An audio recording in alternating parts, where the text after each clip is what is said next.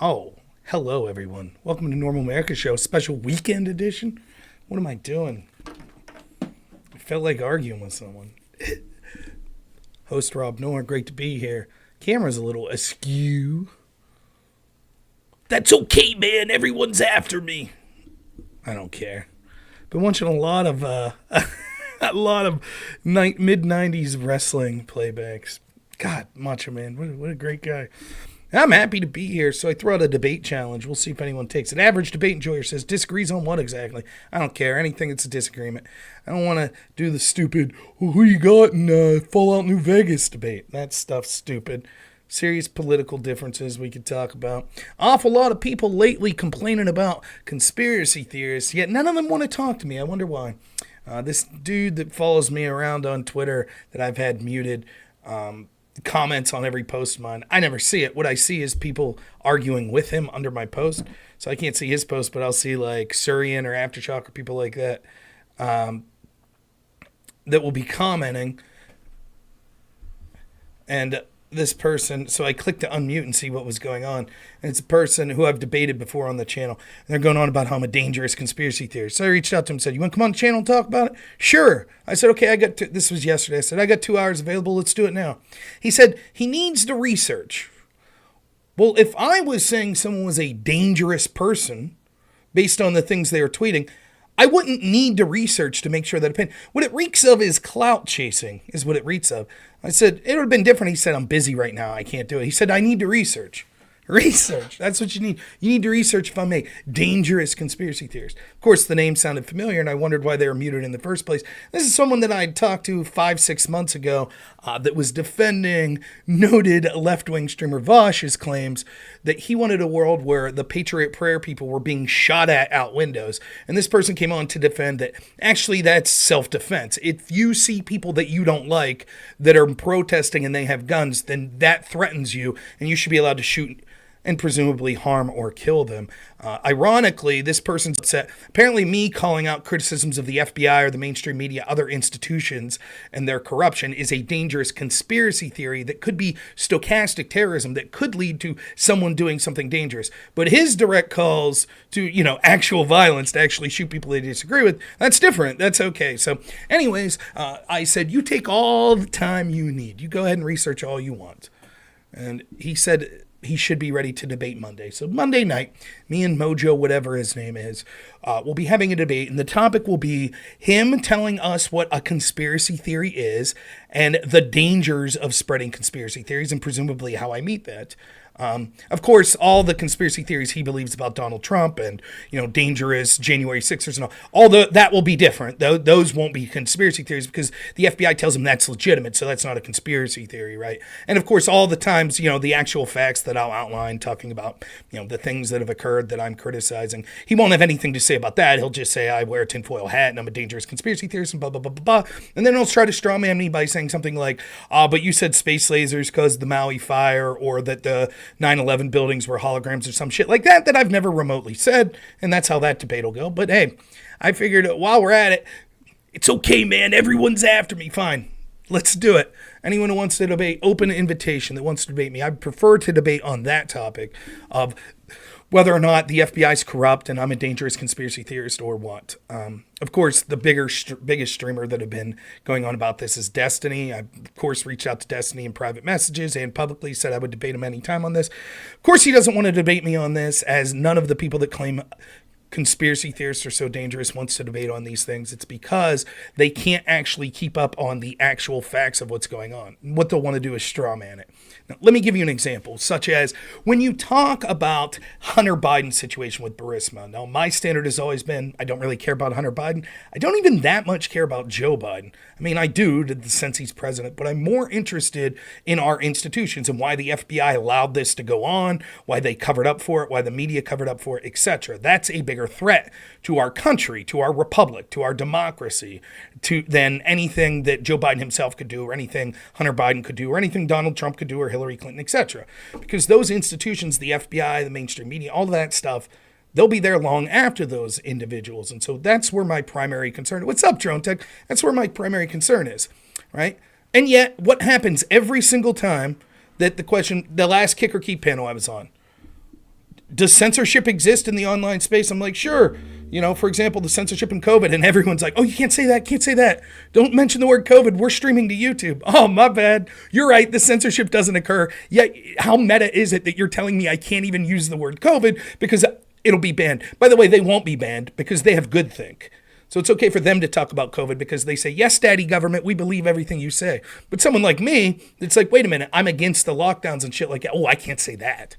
That'll get me community strikes. And it does. And eventually I'll be kicked off YouTube. By the way, that's why you should be following me on Rumble, Twitter, and other places like that. I'll put those links up right now. Also, special link that I would like you all to follow. My good friend Aftershock has made a recommendation to me that I think is a solid recommendation. And that is to start putting more material up on TikTok, which is exactly what I'm going to do. Brief sidebar from the conversation we were just having. I understand people are going to be like, I hate TikTok. It's ran by Chinese people or the Chinese government and shit like that. That's fair. All that's true. But is really Twitch any better? Is YouTube any better? Or the people that are running it, they despise me. They despise 99% of you. So is it any better? The reason that I would be trying to do TikTok is because I think there is a group of people that do live debates on TikTok that I will be able to dominate. And it reaches a younger audience, which I think is populists like me and right-wingers like me, that we need to be trying to reach a younger audience. I think that that's a good place to reach out. And so who knows? Now, I've put basically 4 videos ever up on TikTok. One was a complete joke, trying to get my wife to make me dinner. A couple others were just little videos that I also put to YouTube. The 4th was when Destiny's team edited to make it seem like he crushed me in some trans debate. I actually put more context up, put that 1-minute video up. I got that video removed for community guidelines. Go figure. TikTok. Yay. But anyway, so if you could follow me on TikTok, I need to get 1,000 followers. So if you and some friends could follow me on TikTok, once I get 1,000 followers, then I could live stream there. And so I'll probably, maybe instead of Kick, I'll live stream to TikTok as well. On the China Talk. Yeah, that's right, Crisco. So what I missed some things. When people say they want to defund the FBI or other government agencies, I find that statement's vague and dangerous as people saying they want to end the war on drugs. Should it be changed? Yes, the FBI should be disbanded completely. Not only should the FBI be completely disbanded, its powers. Vivek actually had a good breakdown of this, of how many employees there are at the FBI, how those resources could go to more state investigative agencies and other investigative agencies. The FBI is corrupt beyond saving.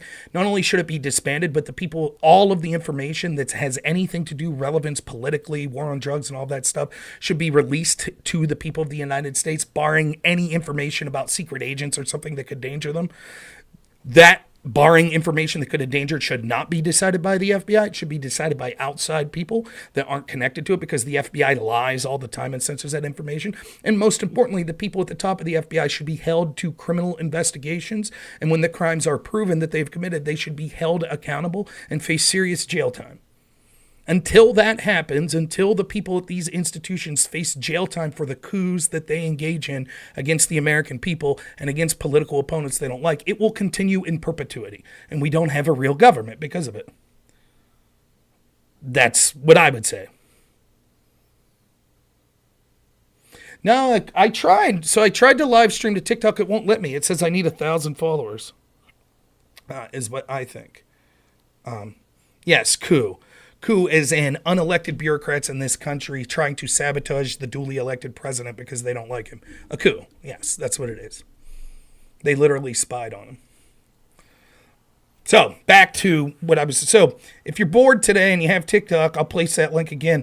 And if someone like Aftershock or someone who's going to be here a while wants to copy that link and post it randomly throughout the day, throughout the stream, I'd really appreciate it, because trying to get to 1,000 viewers, and I'm going to try to start putting short form videos up on TikTok, 2-3 times a week. So you'll be able to find unique content there. What happened to comfy.stream? It's still working out the bugs. They're still working on it.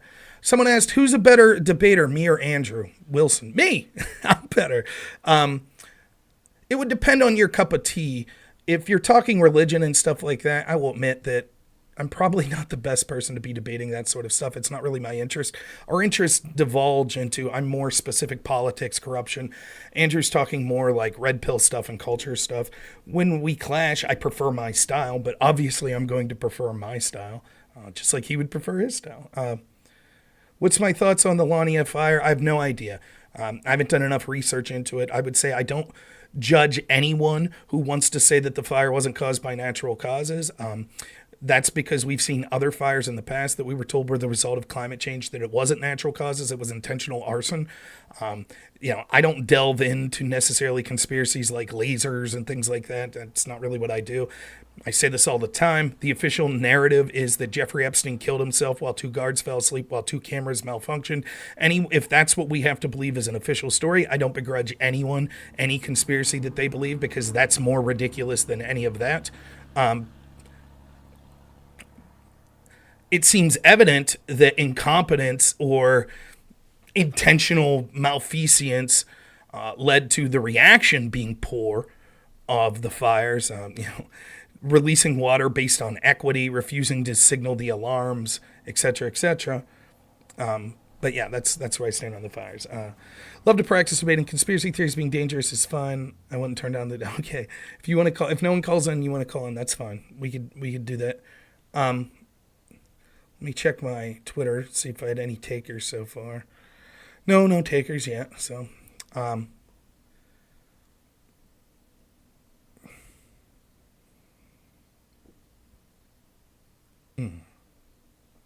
interesting. So Destiny's out there saying, Trump supporters are all stupid and they blah, blah, blah, blah, blah, blah. And the conspiracy theorists, and they're so dumb and blah, blah, blah, and space lasers and blah, blah, blah. And then they call me a conspiracy theorist, right? Thank you, Mick Linebacker. I really appreciate the sub.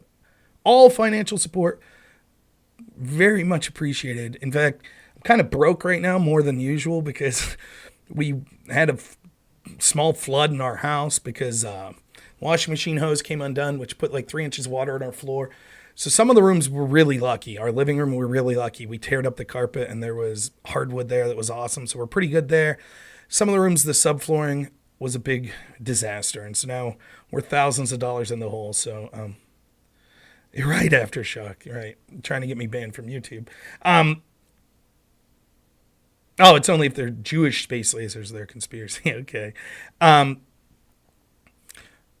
problem is, when they talk about conspiracy theory, and you'll see this Monday, so I won't delve into it too much, though I hope this Mojo guy's watching. You watching Mojo? You prepping hard? Studying 3 days? My prep was, I went to a wedding with my son today, and I had to yell at him because he kept throwing rocks at, the groomsmen. He's too little, little 2.5-year-old. It's like, okay, we're going to do the prayer, and then we're going to do speeches from the best man and the maid of honor. He could be quiet for that. He got no time of day for that. So, if people follow me a lot, they'd see that actually, I'm not going to say there aren't conspiracies I believe in. There are. But most of what I talk about is grounded in actual factual stuff that we could see. Very rarely will you hear me talking about, I know that Dominion voting machines changed votes. I know that a laser caused these forest fires. You don't hear me talk like that. Yet that's the sort of stuff that they'll say, Rob's a conspiracy theorist. He believes blah, blah, blah. My conspiracy that I believe, that I feel is rooted over and over again in truth and evidence that I could show, is the corruption of institutions such as the FBI.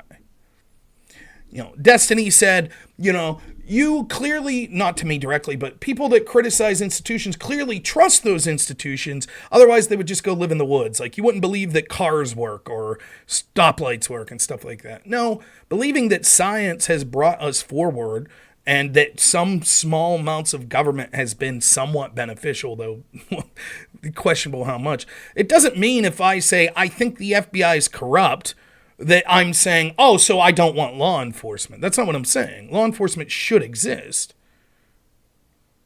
Destiny and equivalent saying, you can't criticize, say, the Iraq War or the Vietnam War unless you want the total dissolution of the United States military.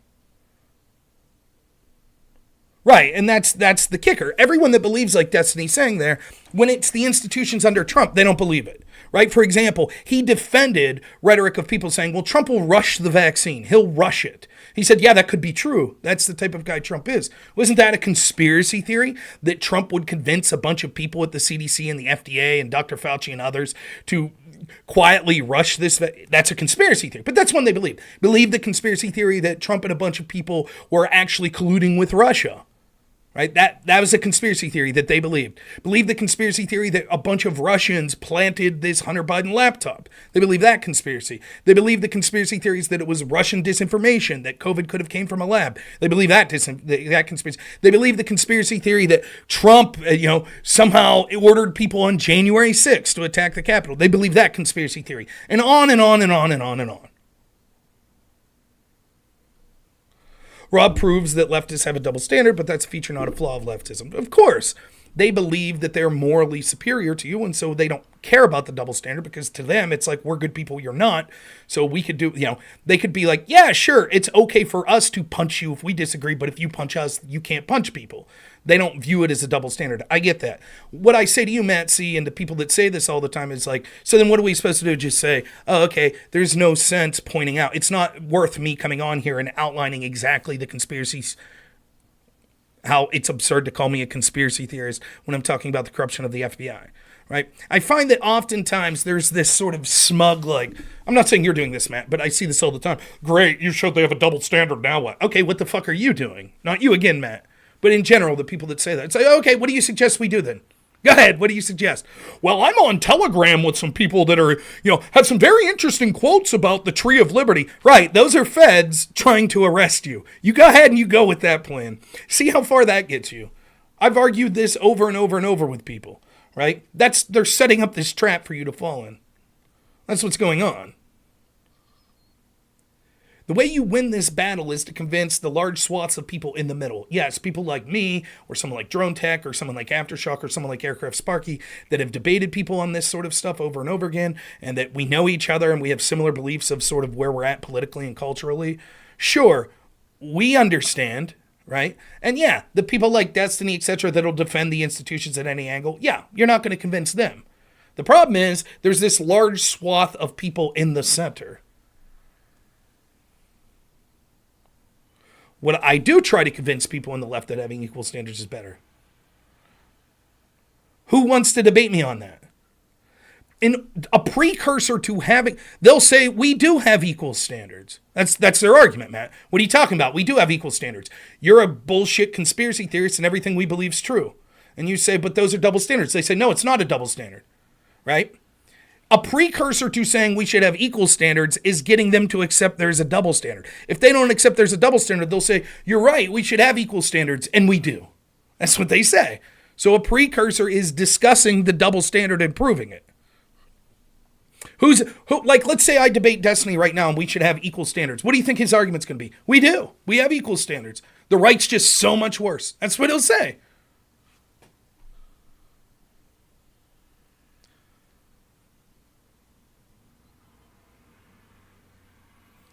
The right have double standards as well. Know your audience when it comes to any debate. Like what? Both sides do it. Here we go. Right. Both sides do it. Yeah. And where's that get us? Both sides do it. You're right.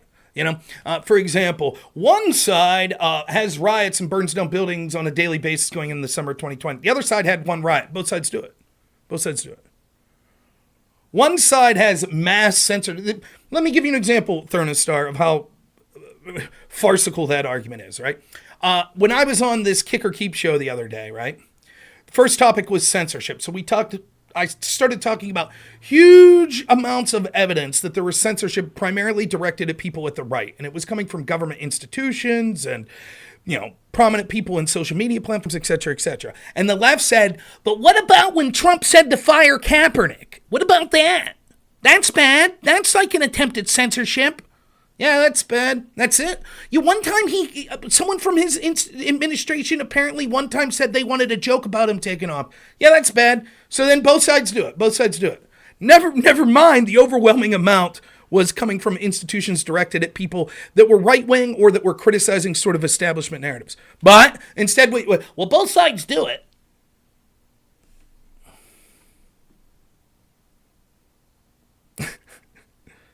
Who wins, Conor McGregor or... I don't know. I don't know enough about... I don't follow MMA enough anymore.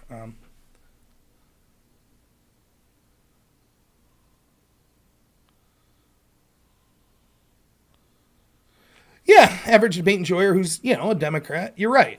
He says, election now. 3 years of Trump had polling said the majority of Dems thought the 2016 election, not only they deny the 2016 election, over 50% of them believed Russia hacked voting machines, something there was never even remote proof of.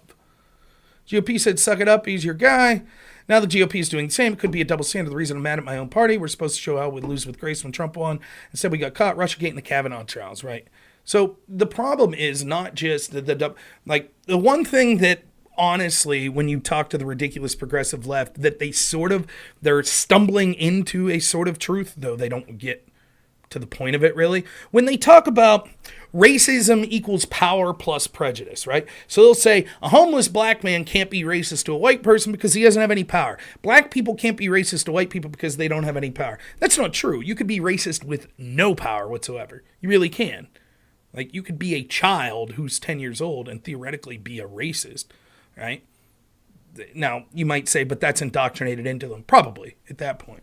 Well, you'd be an 18-year-old that's homeless and be racist, whether you be white or black. But it is true that abuses are worse when they come from people in positions of power. That kernel of truth is in there. That's absolutely true. So, for example, if you had a homeless racist person who's shouting racial slurs, and that's it, that's probably less impactful than having the mayor of your city be a racist, because he has more power to impact people based on that racism. Same would be true when it comes to sort of this idea of double standards. Yeah, you could find right-wing influencers that have a double standard. I'll give you an example. When Ruth Bader Ginsburg died, did you hear me cheering it on? No, not at all. There were people on the right, not a lot, but I saw people on the right cheering it on. I find that to be grotesque. I didn't like Ruth Bader Ginsburg. I called it out. I said, this is absurd. It's grotesque. But factor that to the people in positions of power that intentionally wanted to make life hell for people that didn't want to take a vaccine. What's more impactful? Random streamer with 300 people watching on YouTube? Or senators? Thanks, D. Gulag. Appreciate it.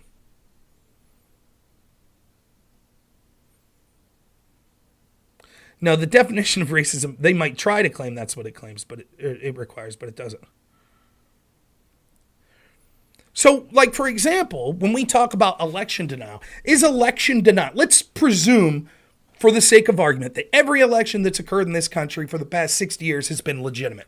And I know everyone's going to say bullshit, but for the sake of argument, let's say that's the case. And then we would say it would be bad for people to deny that because it causes distrust in these institutions.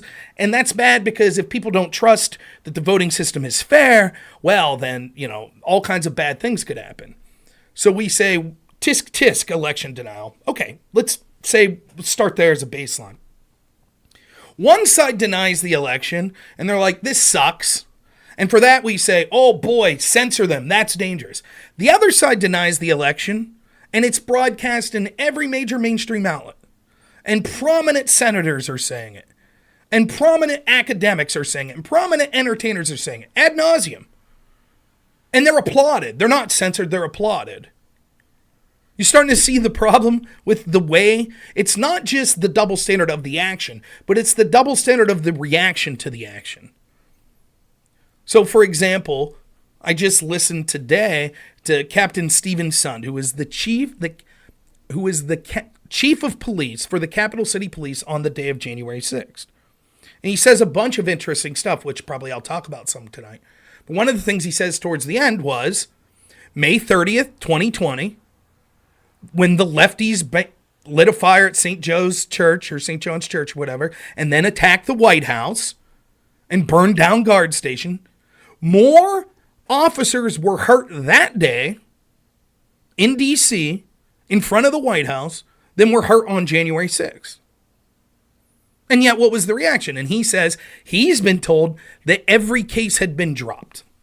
Now, I don't know if that's true, that every case had been dropped, but I know this. The disparity in the reaction to those two events, group of people that tried to break into the White House to remove Donald Trump and used lethal weapons such as Molotov cocktails, versus January 6th, which, let's take the worst case scenario, group of people tried to break in to harm senators or Mike Pence and had zip ties and flags. More people were hurt when the lefties did it, and yet the treatment was let them all go without punishment. And the treatment on the other side was largest manhunt in the history of the FBI. So much so that 3 years later, we're still charging nonviolent people. They're looking at 30 years for the people that weren't even there, like Enrique Tarrio, the leader of the Proud Boys that wasn't even there because suspicious, sedition or whatever. And they're going after Donald Trump over it. Look at the reaction of those two events. Right, Stacey Abrams denies the election. She gets full support from the Democratic Party. What was his name? Les Clinton or whatever. Democratic strategist came up with a plan for alternate electors in 2016. They aren't going subpoenaing his records to see who he contacted. They're not charging him with a crime. Why not? So that's the problem. Yes, it is true that both sides do stuff, but one side is far worse when it comes to the things that I'm discussing, and yet the treatment from the institutions in stopping that bad behavior is the complete opposite. When the left riots over and over, hey, what's up, Jojo? How's it going? When the left riots over and over, it's mostly peaceful, right? How many riots? Think of the political riots that you could think of on the right in the past 5 years. Start listing them. Go ahead. If you want to call in Jesse, you can call in the debate. Think of the political riots. I'll let someone list them. Go ahead. I'm sure there's more than I can come up with, but I can only think of two that were prominent. And if there was more than two, they'd be if there were more prominent ones, the media would have jumped at the opportunity to broadcast them. We got January 6th. We'll count that. Charlottesville, where a bunch of alt-righters and extreme lefties came together to fight. But let's chalk that up to the right wing. Whereas the Summer of Love, well, let's see, in Portland alone, they had 140 days of riots. According to I forget where it was from, Stanford or whatever, did the study that said, actually, there were only 233 locations of violence in the BLM / George Floyd riots. Only 233. That's cities with violence or towns with violence. Now, a place like Portland, when it happened over and over, that only counted as one. They didn't count that over and over again. Thank you so much, Miles, for the super chat. It says, hey, Rob, do you think this era of politics will haunt the Democrats and the left? It depends on what you mean. They could very well get away with it, but it'll haunt the people. The country will be poorer for it. It's no different than what we saw in the Soviet Union. The people that are at the cusp of cheering for government authoritarianism and corruption, I don't see it, I don't know what you're talking about. Eventually it'll bite them in the ass too. And yet, despite the fact that we see those instances of political violence occurring over and over and over again on the left, somehow none of that gets solved. Well, left-wing terrorism, it's not that big of a deal. How do you define domestic terrorism? Well, non-governmental agencies using violence or intimidation to achieve political purposes. Sounds like BLM. Sounds like Antifa. We could point to riots. Sounds like the George Floyd riots. Does that mean everyone that went to those riots was violent? Of course not. Again, I live in a little town, outside a little town called Clarion. Clarion had a George Floyd protest, nonviolent. I assume most little towns like mine that had a George Floyd protest, nonviolent. So there were 233 cities that there was violence. All right, debate enjoyer, if you want to call in, we'll do that. So I was hoping to get someone more antagonistic, but we'll bring you on. So all right, you found your way to the let me check. I got to change my settings on Discord here. Check. All right. All right.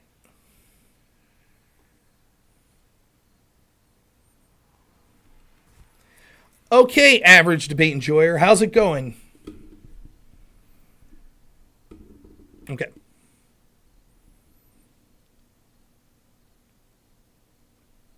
One sec. I got desktop audio muted. There you go. Now you're good. I think I can sell you on this one too. Okay. So we're going to talk about the conspiracy theory of systemic racism and how that resulted in rioting in Kenosha, Wisconsin, based on lies around a gentleman named, what the fuck was his name? Oh, damn Blake. I just had it by Jacob Blake. Jacob Blake. And how the conspiracy theories around systemic racism that hasn't actually been proven resulted in a dangerous riot that left a bunch of people injured and several people dead. Yeah, I mean, it's what you'll find is, for those that don't know, Jacob Blake, there was Kenosha, which is where Kyle Rittenhouse was at, where he ended up shooting and killing a person. There were riots occurring there, and the reason these riots started was it was during the George Floyd riots, right? And it was another situation where a black man supposedly was shot in the back. I forget how many times, like a dozen times or something like that. It might not have been that exact number or that much, but he was shot in the back quite a few times by police, and that was the narrative that people ran for. Oh my God, they shot an unarmed man in the back. When the facts came out, what really happened was the police were called because Jacob Blake went into his baby mama's house, got in bed with her, was trying to assault her while her toddler's child was in the bed. He then proceeded to try to flee and kidnap the children. He had a van where he had the children placed in. When police confronted him, used tasers and stuff like that were ineffective. He then made a dash for the van where he had a knife, which police were able to see as they screamed at him to stop because they feared he would either run away with the kids in the van or would use the knife on the police officers or the children. So because they had exhausted all means, they ended up firing upon him. Which he didn't even die, I don't believe. Despite this, the narrative was already set that this was another unarmed black man. This was a bad shooting by the cops. And the conspiracy theory on this was so impactful that basically the local police stood down because they didn't want this to become, I can't speak to exactly why, but it seems that part of the reasoning would be they didn't want to be the next ones on the national news. You didn't want to be Joe Schmo, street officer in Kenosha, and all of a sudden you see Black Lives Matter rioting and step in and, mace them or something, and the next thing you know, your name's being broadcast. So they just let it go. And I've been saying the entire time during these George Floyd riots that that what was going to happen was because all of these left-wing cities were allowing these riots to occur. It would go like the Rodney King riots where you saw Koreans that said, well, fuck this. We're going to take matters into our own hands. And to me, that's the worst case scenario because now you have Americans using lethal force on other Americans. And I was on here every day. People that follow me saw that I was on here every day talking about that. I was like, I'm not a big fan of sending in the National Guard. I'm not a big fan of huge military presence, but something has to stop this. Because if we just say, well, people are upset, let them burn things out, real people's lives are being ruined. And eventually they'll say enough's enough and they'll try to defend themselves and someone will be killed. And that's exactly what happened in Kenosha.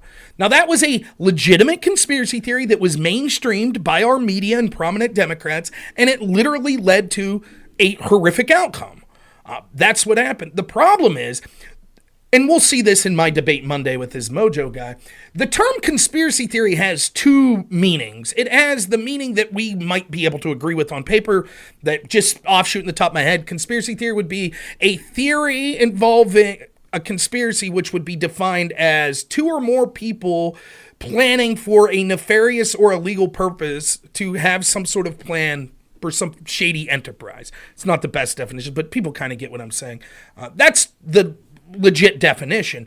But the way it's used by the people that shape our narrative is anything that we disagree with.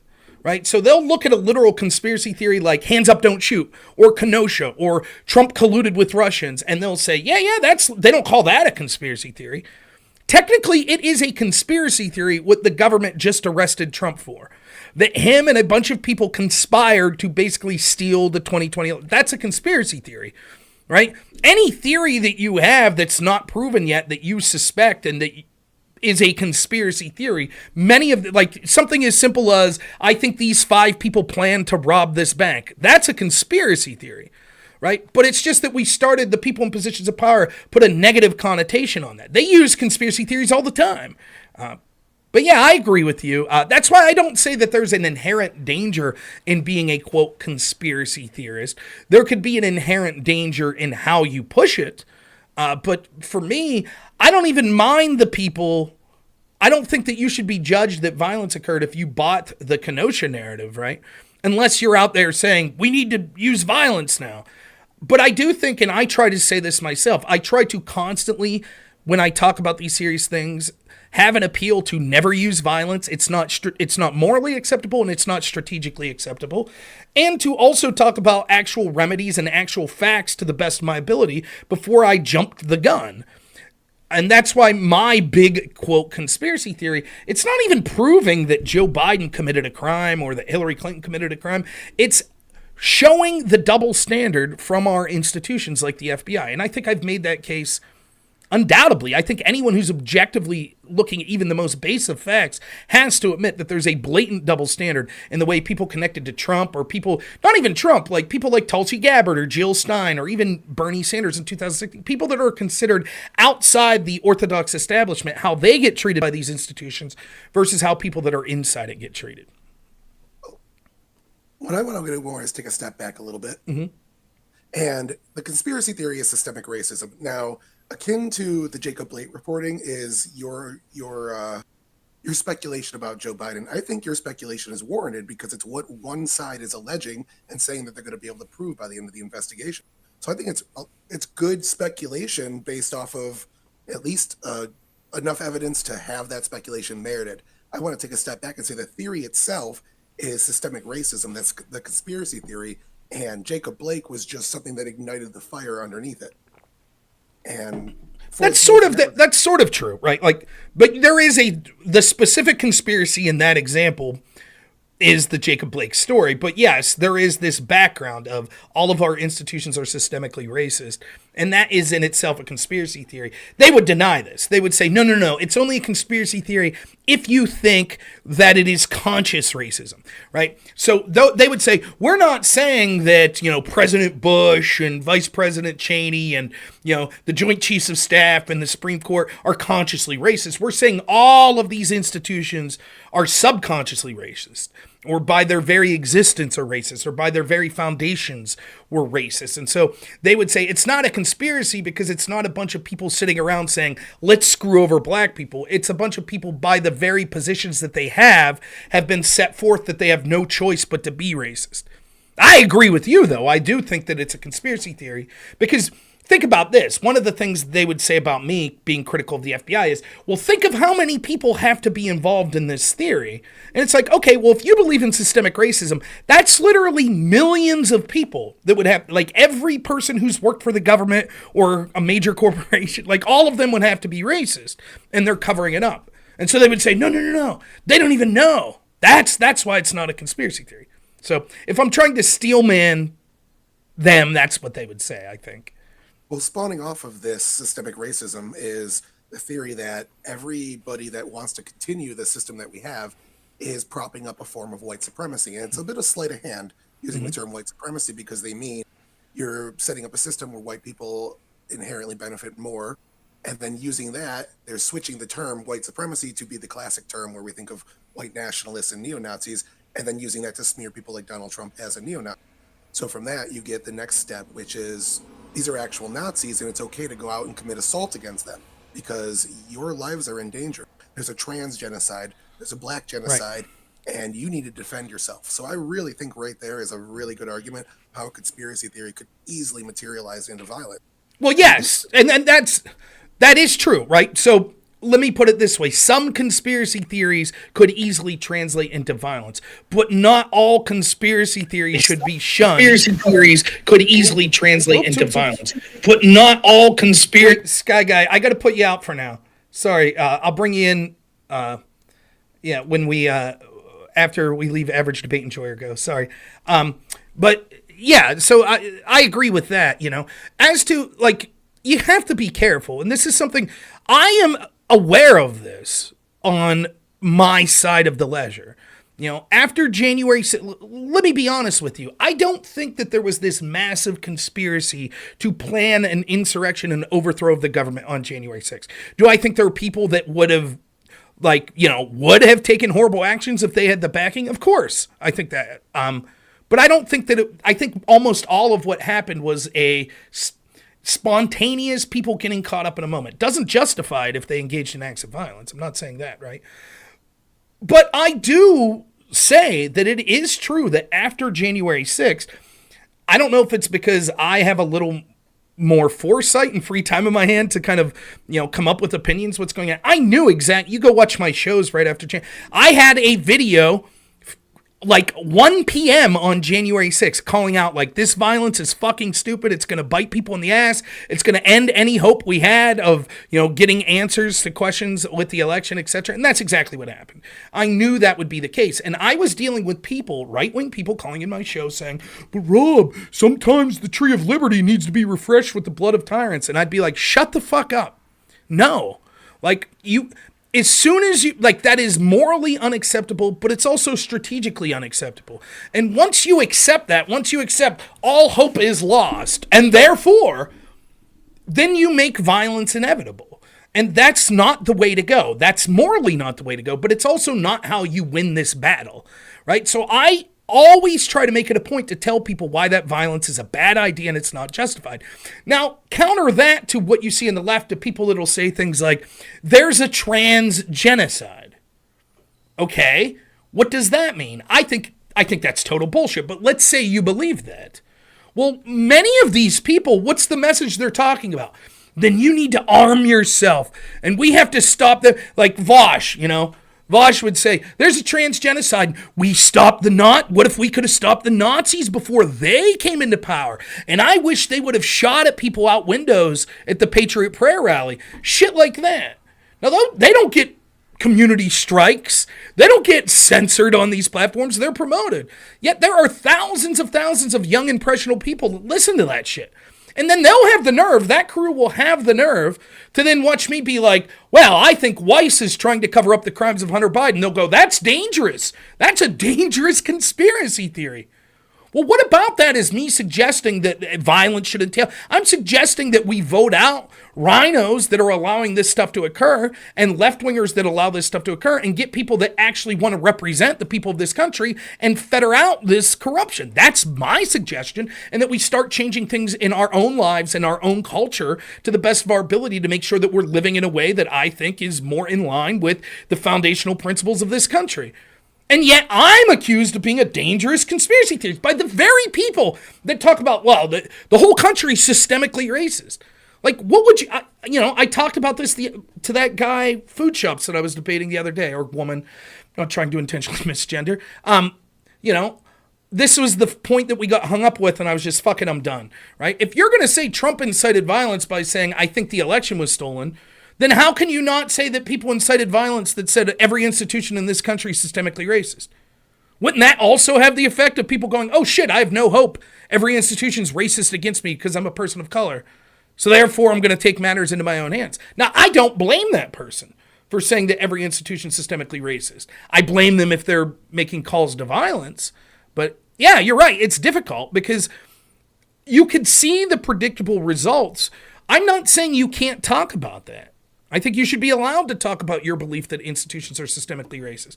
But I think that you should be careful to let people know that that doesn't justify violence and things like that. And you certainly then don't have the right to get on your high horse and demand other people shut up when they're talking about things that you view as untrue conspiracies. But what separates me from that, in addition to me specifically condemning calls to violence, is that I'm also giving specific examples of the specific, quote, conspiracy that I'm talking about, right? So I'm not just making a vague statement like the FBI hates all white people or the FBI hates all Republicans. I'm saying we could see the double standard in the investigations, people connected to outsiders versus people that are considered establishment people. And here's 50 examples.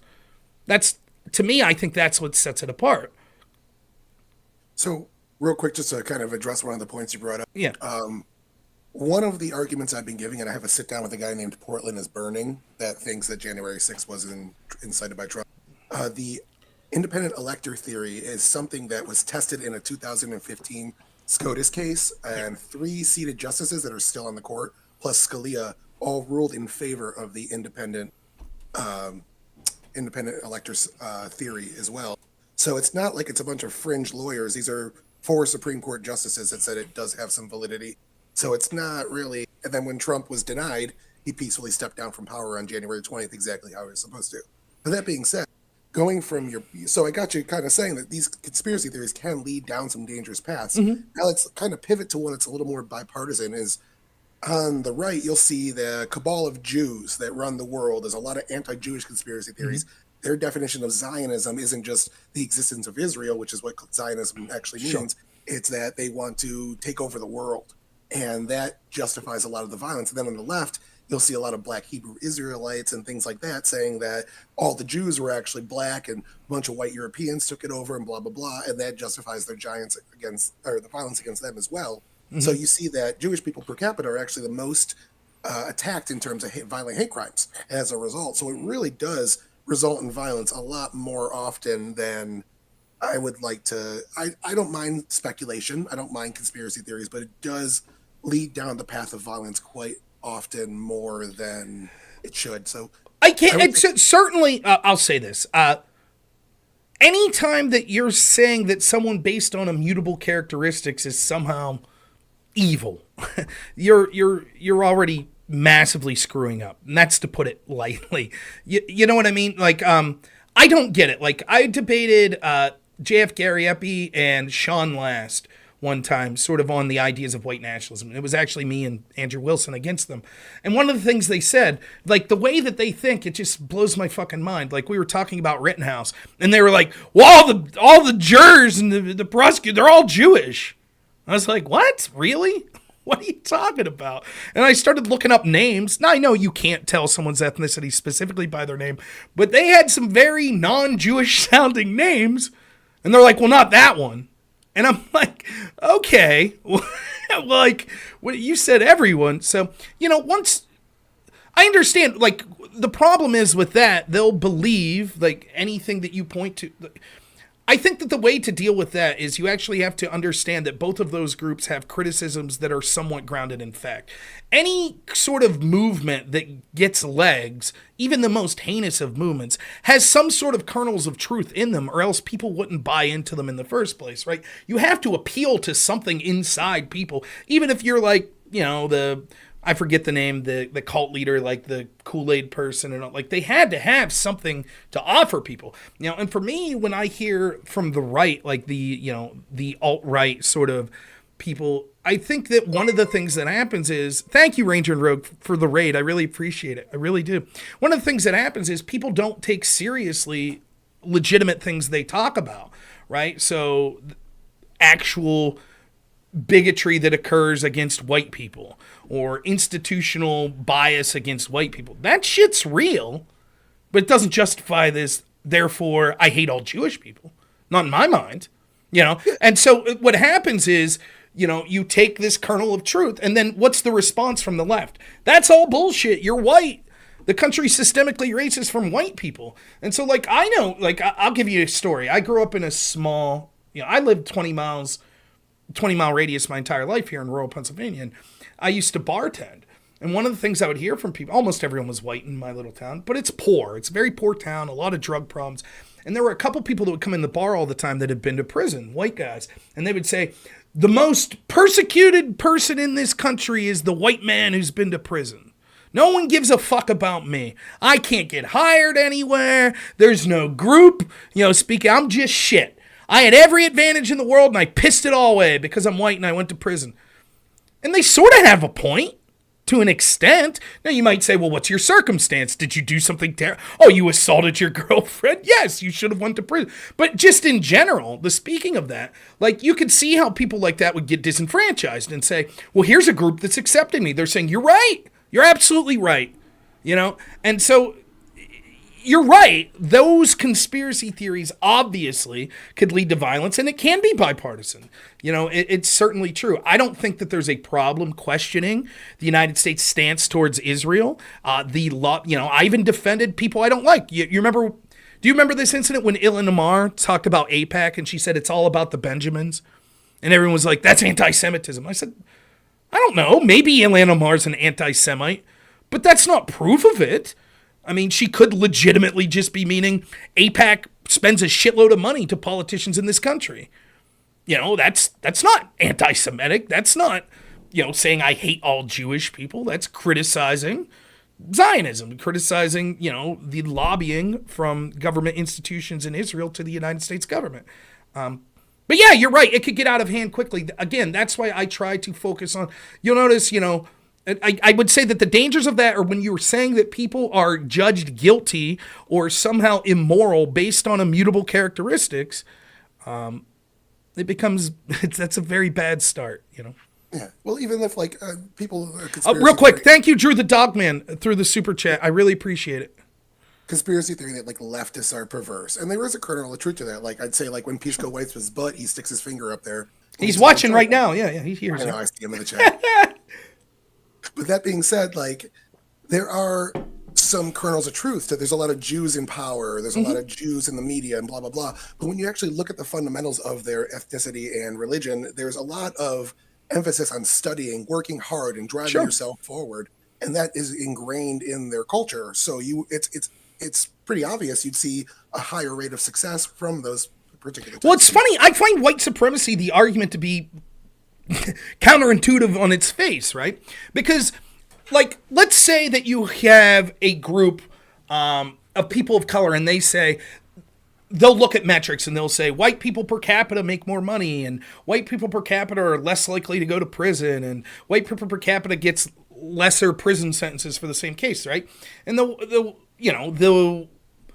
basically the white supremacist type people would answer that by saying that's because white people have a better culture or a better biology or something to that effect, right?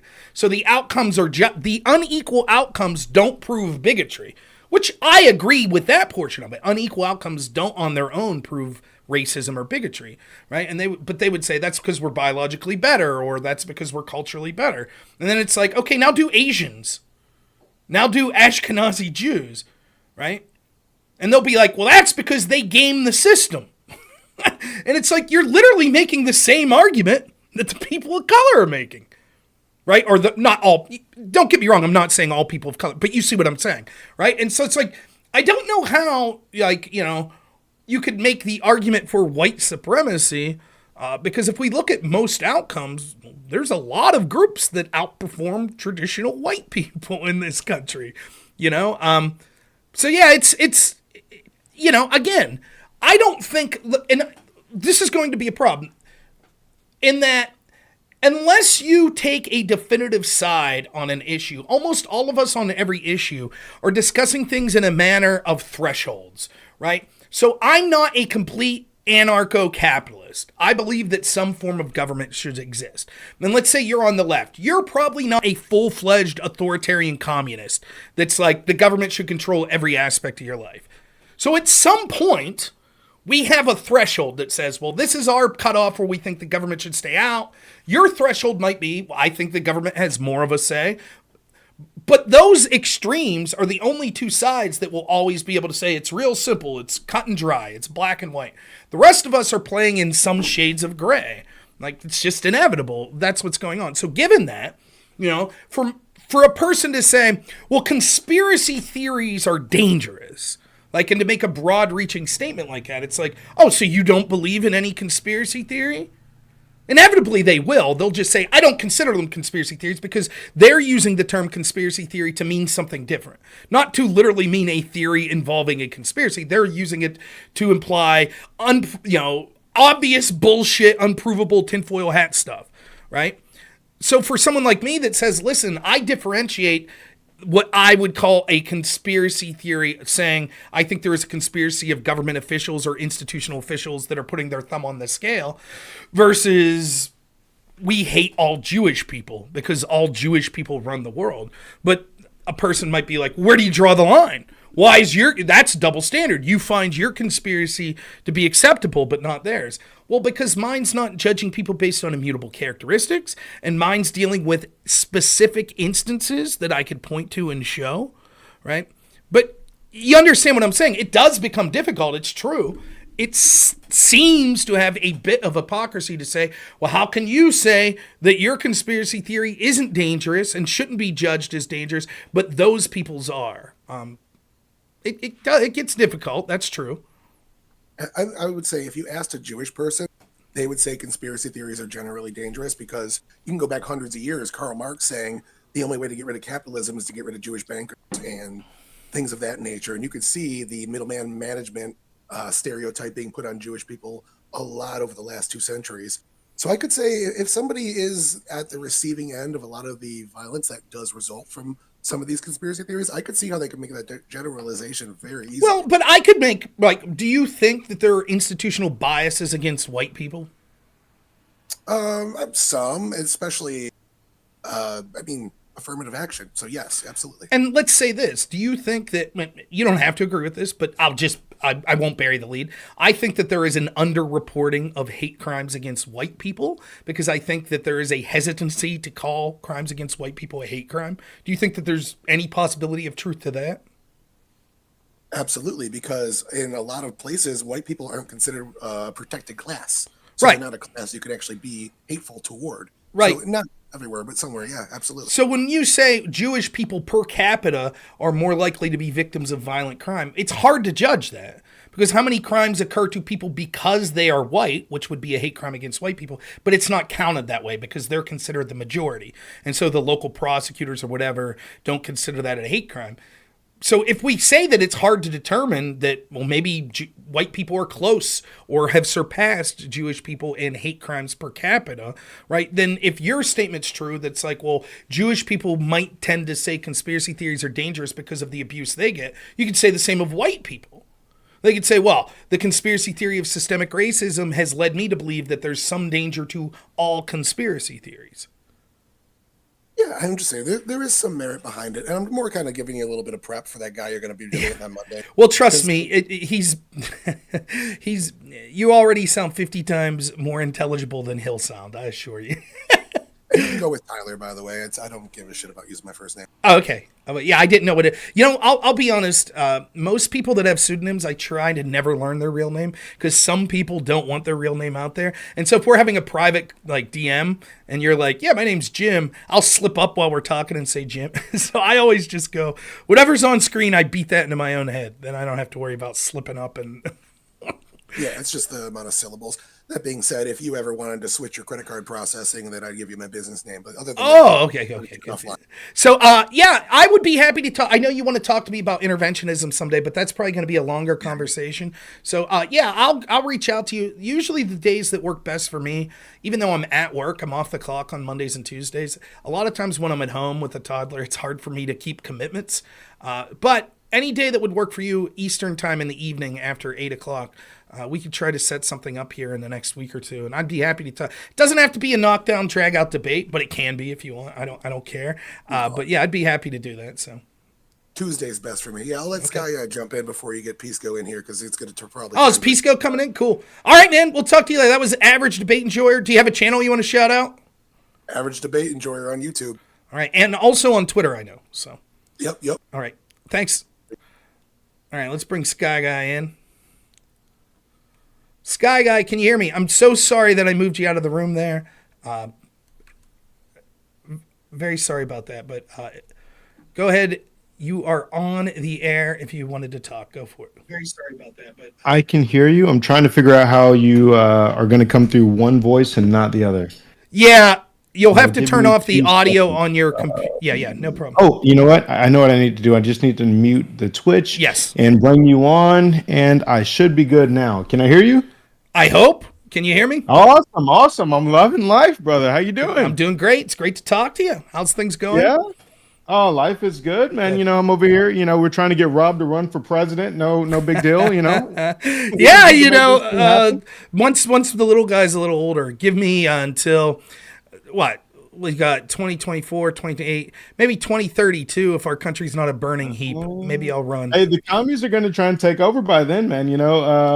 It's unfortunate, but nowadays a lot of people are going to be relying on nothing but our artificial intelligence before then, and that's what they're relying on. They know for a fact that if you get to the point where we're relying on artificial intelligence rather than like a search engine, you're not going to be able to find anything that goes opposed to the mainstream narrative when it comes to climate change or economics or anything. Yeah. It's going to be bad, man. Well, yeah, I mean, AI is something, I'll be honest, in the ways that you're talking about, until a year ago I'd never thought of. Something that I'd been saying for years, though, is when we have AI capable of, imitating people's voices or appearance or something like that, we can look at a document right now and not agree on what it says. So one example I use all the time is the 302 of Mike Flynn, right? When the 302 of Flynn came out, I looked at it and was like, holy shit, this is what they ran this guy through the ringer for? And my left-wing friend calls me like that day. He's like, did you read the 302 of Flynn? And I'm like, yeah. And I'm fully expecting him to be like, yeah, holy shit, there was nothing there. But he saw the exact opposite. He's like, it's damning. This guy committed treason. I was like, what? Yeah. And so imagine how much more divided we'll become. Like, just say this. Say that a video surfaced tomorrow of Donald Trump being like, I know that I lost the election, but I want everyone to steal it from me. And Trump's team came out and said, that's bullshit. That's AI. And and the other side was like, no, that's real. That's really Trump. Yeah. Now, we probably at this point have the tools to really dig in and find whether or not. But how long is that going to be the case?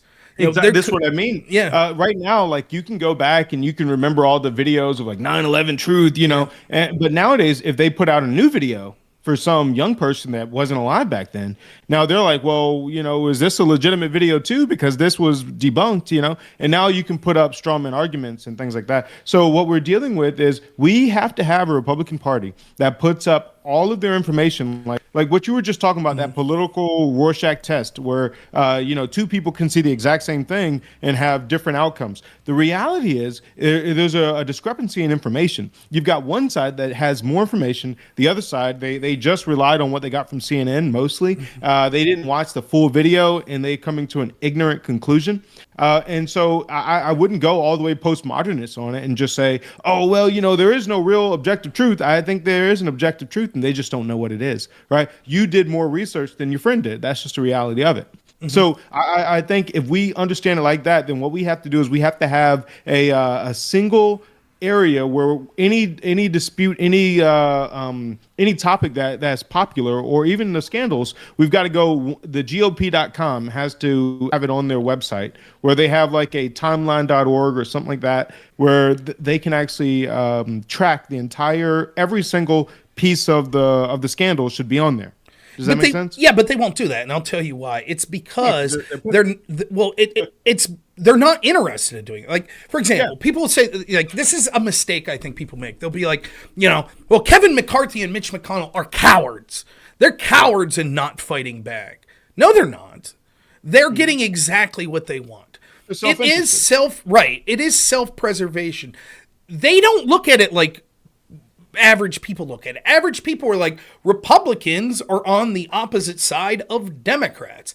That's not how Mitch McConnell's looking at it.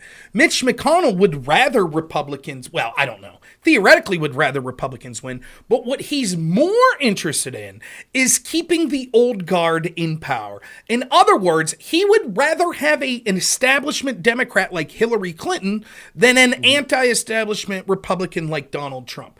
Donald Trump is a bigger threat to Mitch McConnell than Hillary Clinton was, or Nancy Pelosi is, or Chuck Schumer, or Feinstein, because the biggest threat to him is losing power within his own party.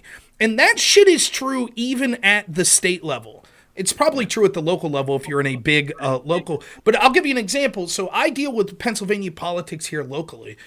At the state level, and I travel around and I talk to certain groups, and I'm liked by a lot of people in the circles that I run in, but I'm also told you got to trust the old guard. And you got to wait your turn. So one of the things that was going on was the gubernatorial candidate for the Republicans in 2020 was a guy by the name of Doug Mastriano. Now, there are things to criticize about Mastriano. There certainly are. However, Mastriano was sort of the MAGA-esque gubernatorial candidate. He was the most, challenging the institutions, et cetera, et cetera. I was getting shit from people because they were telling, these are people that are Republican officials in different counties. And they were like, well, we don't like Mastriano. We don't like him because we had a fundraising dinner and he didn't show up. And so who knows how much support we'll give him going in. And I was like, if that's how you feel, resign. Your job, my job's different. I don't have to defend every Republican. Why? Because I ain't running for Republican seats. I'm not running for a position in the Republican Party. I am an independent commentator who happens to agree with the Republicans more than the Democrats because I think the Democrats are almost 100% involved in protecting the establishment institutions that I find to be so corrupt. And so I'm going to support the Republicans because to me right now, that is a more effective tool than supporting a third party. But that's not who they are. They are people that are, by their very position, are to defend the Republicans that win the primary. They might have an opinion on who they want to win the primary, but once that person wins, them being pissed off because the dude didn't show up to your house, that shit's irrelevant. And I remember arguing forcibly with a lot of people that I respect that are involved in the Republican Party here in Pennsylvania that was telling them, I was like, I like you specific few people, I do, but I would rather you all be gone if that meant getting rid of the rest of the trash that's the Republican Party in Pennsylvania. If I had to choose to keep all of you or get rid of all of you, in a heartbeat, I'm getting rid of all of you. No hard feelings. You failed miserably. Goodbye. That's my take on it. And they hate that shit. They hate it. They have to have a seat at the table. They have to maintain their phony baloney jobs, in the words of Mel Brooks. And, so that's what's going on. And so they don't want an outsider coming in. That's why they were happy with Dr. Oz. Didn't like Mastriano, but oh boy, Dr. Oz, Mr. Reliable TV guy, they liked him. He was good because he wasn't going to rock the boat. He's going to come in and do exactly what they wanted. Who's that? You know who I blame? I blame the Libertarian Party. I know it sounds like way off the wall, but I blame the Libertarian Party because they're the ones that understand what's going on. I don't know if you've ever looked at any of the Libertarian policy sheets or anything like that, but some of the things are, eliminating corporate tax rates. I don't know if you've ever looked at that, for just Walmart, you'd increase the salary of everybody earning under 50,000 by close to almost 17,000 around there. Okay. Healthcare, you would decrease the price of healthcare by 50% or more. 50% is the low end just by getting rid of all the socialist policies out of our government's healthcare system. So a lot of these things are, the libertarians have the right answer, but they're so stuck in just being in their party. Whereas the communists, I don't know if you ever looked into the communist 45-point plan, but they had this playbook where they wanted to take over both parties. So I think if the libertarians were more of a revolutionary party, more so than just trying to get people to come to their stupid party, I feel like we could solve a lot of these issues because a lot of these issues all come from the same exact way of thinking. We understand it as leftism, and it doesn't matter whether you believe they're Fabian socialist or if you believe, the Illuminati is working. I don't know if you've ever heard of the what do they call it? The John Birchers. Have you ever heard of those guys? Yeah, I know what you're talking about. Yeah. And so they believe, and I don't actually know that they're false, but they believe, Karl Marx and he was hired through what was it, the League of the Just, that was a front group for the Bavarian Illuminati, and he actually wrote the Communist Manifesto as hired by them, right? So he wasn't even coming up with the original ideas. He was just repackaging all these bad ideas. And so if you believe that there's people that want to create this basically global fascist state, I think that those people are more serious as far as stopping these rhinos, as we call them, than anybody else. I don't think there's any. Well, yes, but I wouldn't blame the libertarians for the failures of the state level Republicans, right? I don't blame that. I see what you're saying. You're saying if they were a little more flexible, and that's true, right? The purity test is too strong. But think about it. So I think of my friends Casimir and Fabian Scott, from Fabian and Liberty, who I've talked to a lot, and I like both of them. I do.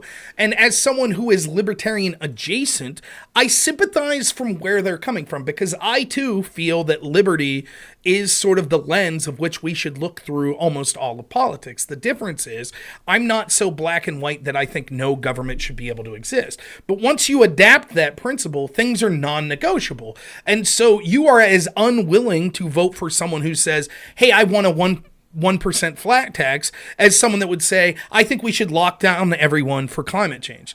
To them, both of those are unjust and a non-starter, because both involve government action and government coercion, right? And so to the average, would have some kind of an internal yes, message. And I have talked to them, and they have said they are at times willing to support people that are less authoritarian, but it's difficult. You could understand why that purity test would exist for them. There are people in the Republican Party that are sort of what you're talking about. That would be Ron Paul, who was my favorite politician. Mm-hmm. Ron Paul was that guy who was basically libertarian, libertarian adjacent, but was willing to say, here are the specific issues I focus on. This is something that I've talked about with people for a long time. I'm not saying you should be a single issue voter, though I primarily am. My issue is corruption. That's basically what I'm voting on. I will vote for the person that I think is most likely, whether it be intentionally or unintentionally, to have the best chance to end the corruption we see in our institutions. That's prima facie. I would vote for a socialist if I thought that they, for whatever reason, had a better chance to end that corruption or to put serious stymieing in it. I remember talking, it seems like a lifetime ago, but there was this gun rally in Virginia, 2019. And I remember I was talking to some conservative streamers that were there, and some of them were telling me things like this. There's this Black Panther group that's here, and they're, screaming about the Second Amendment. I was like, good. And they're like, what do you mean? And I was like, if your big issue is the Second Amendment, you shouldn't give a shit. You should take allies from every corner of the political spectrum. You really should. You should be like, yes, I might disagree with everything these people stand for, except that the right to self-defense is prima facie to every other right. And therefore, I support them on this, right? And you're right that that's something that oftentimes gets lost with the Libertarian Party. There's so many little nuanced infightings that they don't really come together, to say, well, listen, it would make sense to vote against the monolithic Democratic Party at this point because of how corrupt and authoritarian they are, and to vote for what we still consider a bad party in the Republican Party, or a bad party in Donald Trump or MAGA. But many of them won't do that. They would say, well, we'll take our chance with third party, which is their right. I don't blame them as much as I blame the people in the Republican Party, because the Republican Party and what it claims to stand for, it doesn't stand for. They don't give a shit.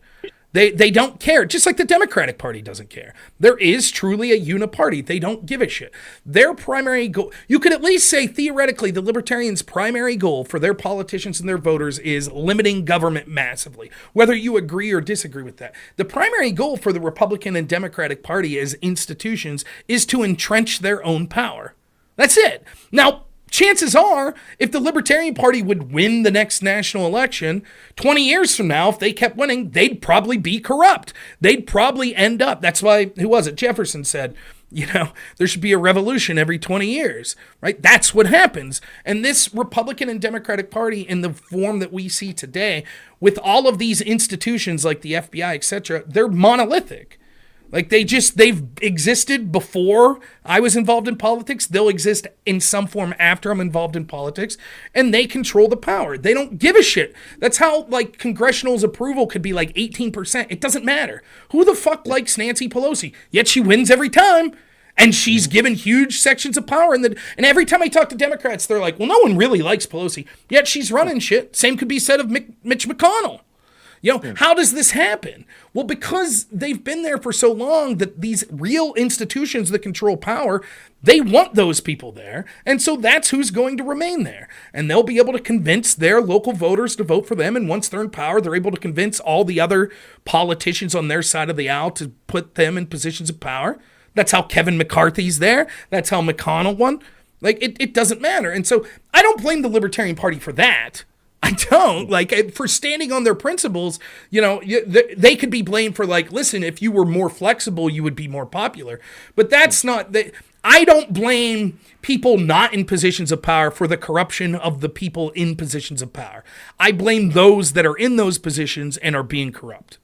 No. I get that. So what I'm saying is that libertarians are objectively correct, right? They are objectively correct. When you're talking about how to fix the price of healthcare, how to increase wages for the working class, how to, get corruption out of government, the Libertarian Party is correct. I don't think there's anybody that really argues with them on that, not without getting blown out of the water.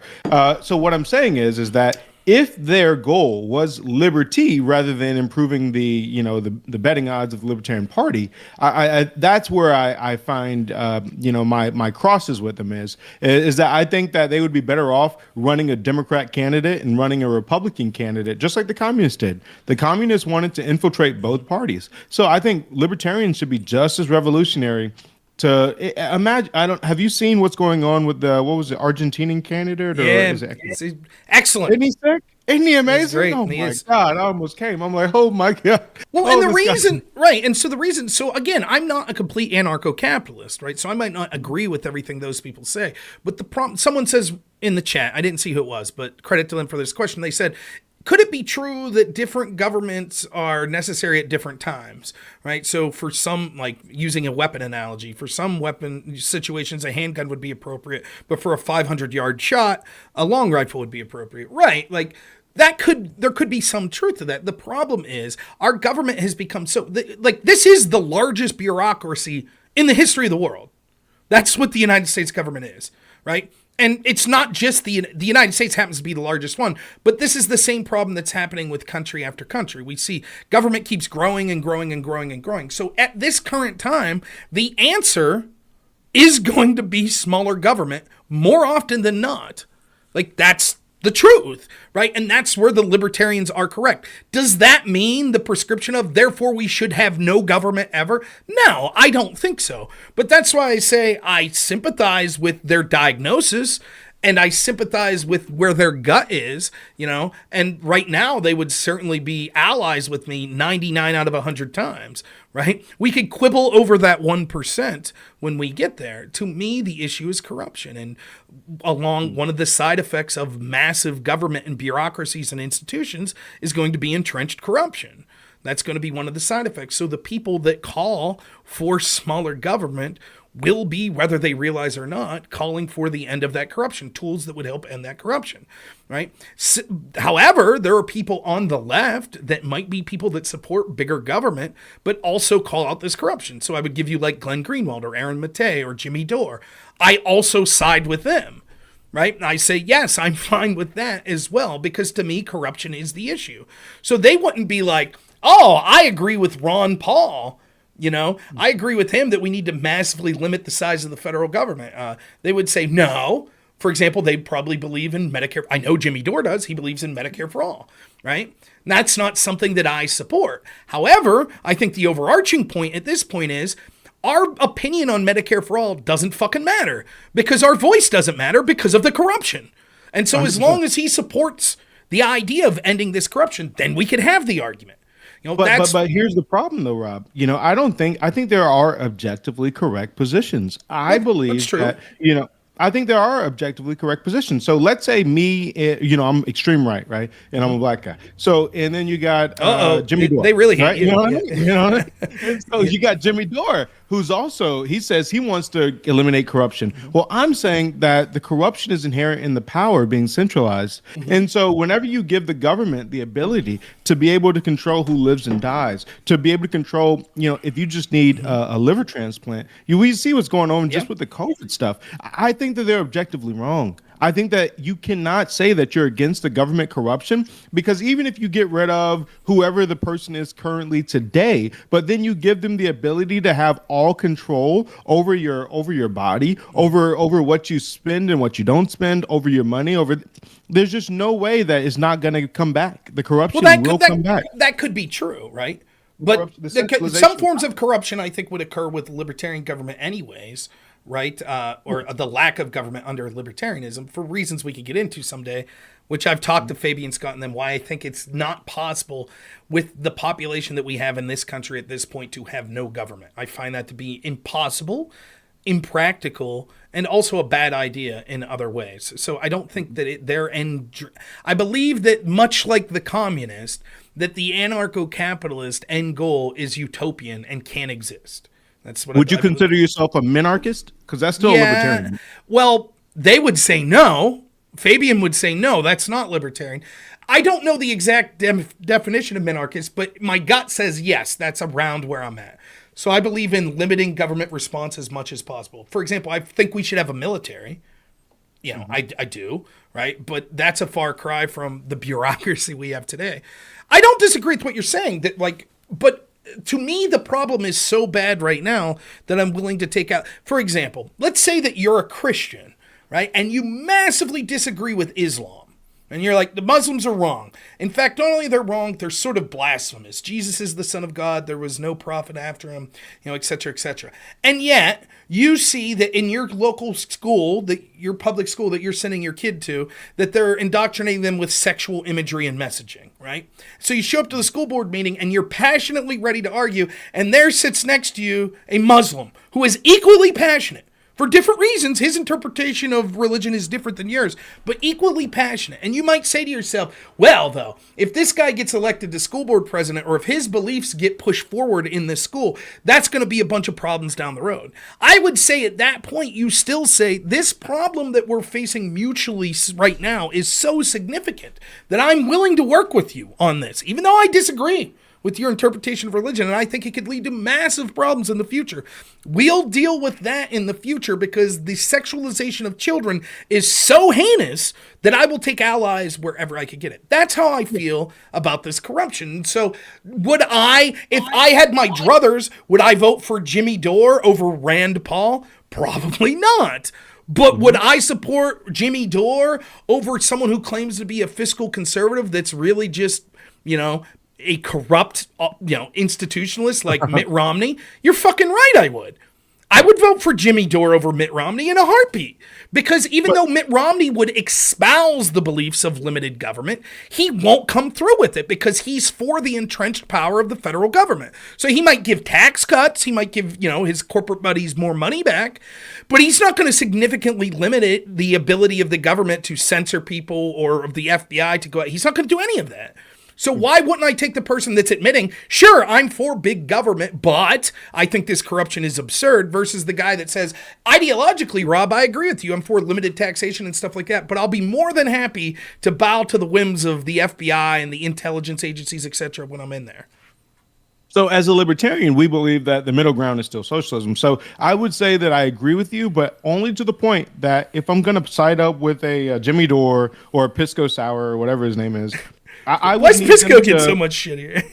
Well, I need them to listen to both sides. The reality is, once you get so far down the rabbit hole, you understand, because I came from the left. I was a Marxist. You understand that it really is, there's objective truth. There is a side that is objectively correct. There's one side that has not listened to both sides. And so if we can force any leftist, because I do this all the time, if I can force a leftist to listen to both sides on the abortion debate, on the healthcare debate, on this or that, they always come to our side. Always.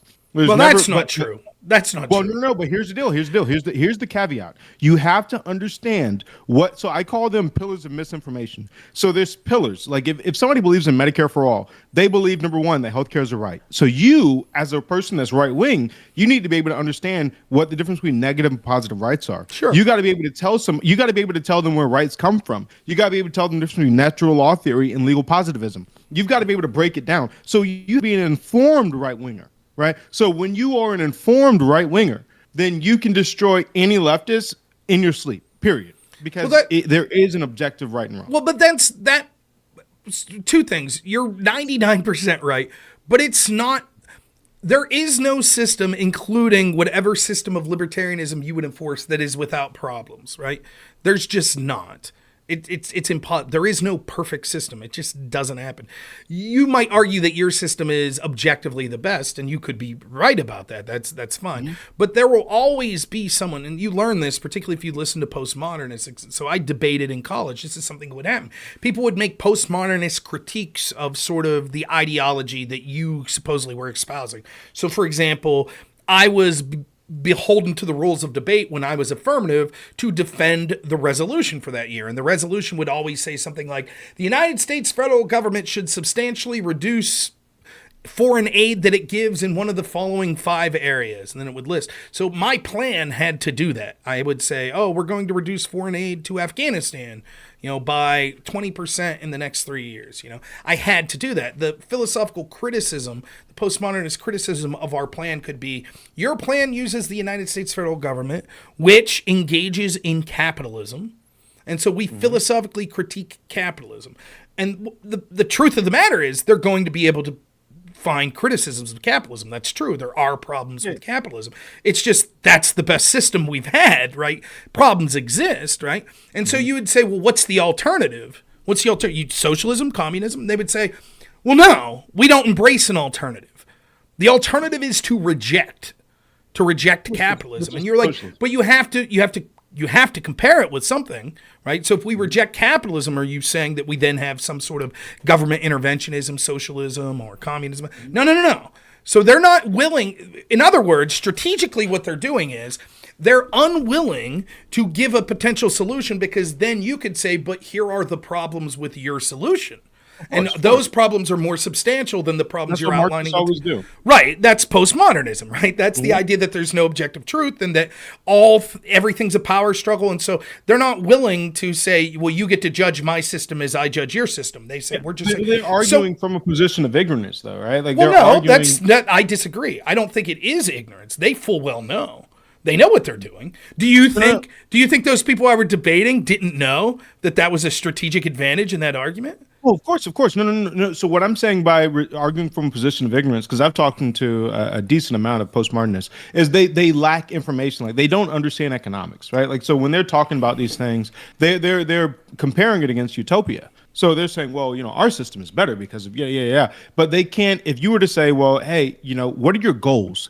I like to pin them down to their goals. What are your goals? Are your goals to help the poor the most possible? Well, if that's the case, then guess what? You got to come back to capitalism. Congratulations. But then they don't even know what capitalism is. You try to explain to them. It's like, well, they're like, well, it's a system of profits, and the rich got to try and get richer, and all. I mean, they just make up all kinds of bullshit. And it's like, I'm sorry if I'm not allowed to cuss. No, that's fine. Okay, but they don't understand what capitalism is. All capitalism is just saying, if free people, whatever they decide, that's capitalism. I don't disagree with you. Some of them do know, though. You have to understand. Some understand fully what capitalism is. Most don't. Well, the Marxists, and they don't. I talk to them all the time. Well, that's because you're not dealing with people that are like the upper echelon. Yeah. Fabian does a good job of like giving 5 tiers of the people that believe this shit. The people at the top know exactly what they're doing. But yeah, you're right. The average person, like, that's on the level of me and you, they're not going to understand it, right? I get that. But the problem is, like, where I would take umbrage with what you say is, like, if you talk to the left, it's always out of ignorance and you could convince them. That's not true. That's not true at all. No, that could be true of people that are swayable. That could be true of people that are swayable, but it's certainly not true of a large swath of people. It's just not. And I know that because I will be able to outline objective things that you could point to in writing, in video, in audio, in books, whatever. You could objectively win the argument substantially to where any objective person would be like, yes, it's not even close. Right. So, like, for example, if I debate someone who's a good debater on the left, right, that we would say is a decent debater on the left, like Destiny, I can understand, even if I think that I did better in that debate, how people that are predisposed to his ideology would say, well, we think Destiny win. But that's not what I'm talking about necessarily. I'm talking about people like that guy I debated the other day, food shops, that anyone could see on every single topic, like, wow, just got wrecked. Absolutely wrecked. And yet it doesn't matter. There are large groups of people on the left that will watch that and say, Rob got destroyed. It doesn't matter that I could show factually, right? Now, the argument is that that's not your audience anyways. I'm not trying to convince that person I'm debating. If I do convince, I'm arguing that I feel would be the best chance to convince them. But if I do convince, Oh, okay, food shops, you can come on in a minute. If I do convince them, great, but that's not what I'm doing. I'm trying to convince people in the middle that haven't made up their mind, or people that slightly lean one way or the other. That's the real audience. I always say this. There's 5 types of people that are listening to you. There are people that are almost always going to agree with you and people that are almost always going to disagree. You're probably not going to change many of those minds. But then there are people that slightly disagree or slightly agree. And then there's people that are indifferent or ignorant. I don't use ignorant as a bad word. I mean, like, they just don't know what you're talking about. They're malleable, right? Because they'll be like, sure, like, for example, if you're in here and you're talking to Alley Cat that's in the chat and you're like, who is the best kickboxer of all time? I don't know shit about kickboxing, so I'm ignorant. I'm listening to both of you and saying, okay, you could convince me because I don't have I have skin in the game. I'm not predisposed to a position here. All humans suffer from this, right? But here's what I'm saying. What I'm saying is there are verifiable pillars that uphold any one of these beliefs, whether it be legal positivism, whether it be that they're, egalitarian, whether it be, and so what I'm saying is there's identifiable structures that hold up each one of these bad beliefs. And so our job is to be able to identify those. And that's the problem that we have by not being unified and not working on larger term strategies or initiatives, is that we all understand, like, for me, like, if I talk to a leftist and I'm talking about Medicare for all, destroy them each time, right? I'm doing a debate here this week with the local Democrat rep or whatever. And just, I'm always going to destroy them because they're all arguing from the wrong side. So they're defending I think that you just said this the other day where, you're defending a losing position. So even if you were a better debater than I am, I mean, the reality is I have truth on my side, so I'm going to destroy you. I agree with that. I agree. So, I do have to let you go, though, because there's some people that want to come on and argue with me. I appreciate you, Rob. We love you. We'll talk some other time. Rob, 2024. It's not whatever happening. we got to do. Thanks. All right, brother. Thank you. All right, man. take it easy. Yep. All right, 1 second here. If you are someone who's listening that wants to come in, like food shops, I don't know if this is still the case. I put the link out to my Discord. You might have to go into like the rules, the welcome channel, and then click the little, I don't know. Is it still that way? You used to have to go into the rules section. I know next to nothing. Pisco, you could hop on in a bit. This person reached out. I saw them before you. I just debated them the other night. We'll try to keep it. I want to be done by 12:30 or 1 at the latest. So if Pisco wants to come on as well, it's about 11. So we'll give this person until 12. And then Pisco, if you're still available, from 12 to 1. I'm not doing any camera for anyone else today. It was fun, Sky. I appreciate it. Yeah. So if you're pissed off that it'll just be your audio, kiss my ass. That's the way. You have to click on the flag to verify the rules. Okay. We'll see. If not, I could just do a call with them. Yeah, that's why I like talking to Pisco, though, because you could actually talk about one topic in depth. That's better than most of the conversations I get.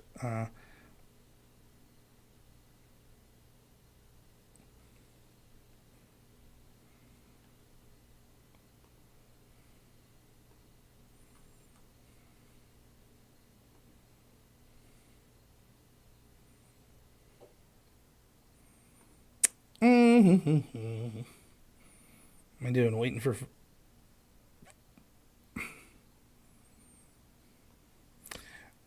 You love when...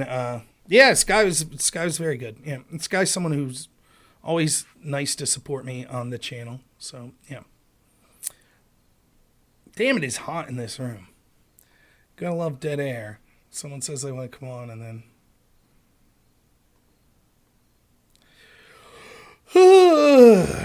So I watched the yeah, Sky is on my Discord. That's absolutely right. Thank you. That goober's calling in again. Not my words, yours. I watched the what's his name, Captain Sun interview.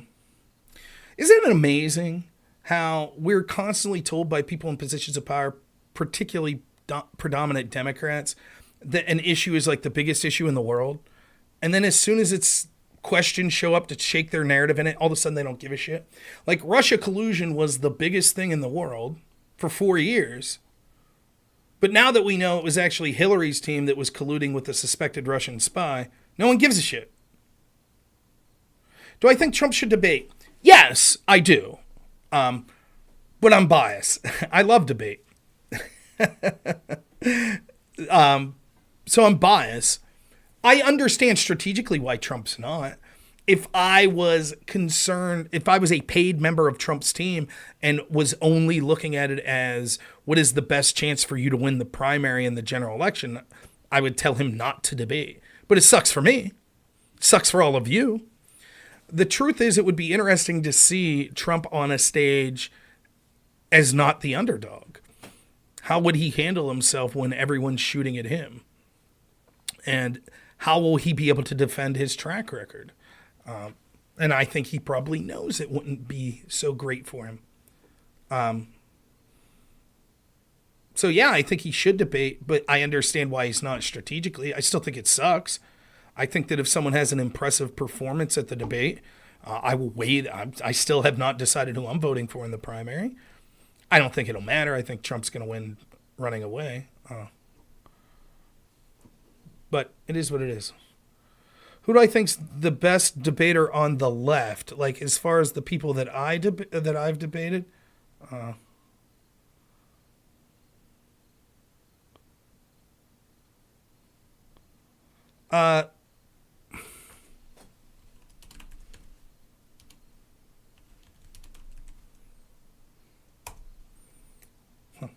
Interesting. All right, food shops, come on. If you could hear me, let's go. I got another person lined up. Yeah, Destiny's a pretty good debater. Pisco's pretty good on certain things. On certain foreign policy things, I think Dylan Burns could be okay.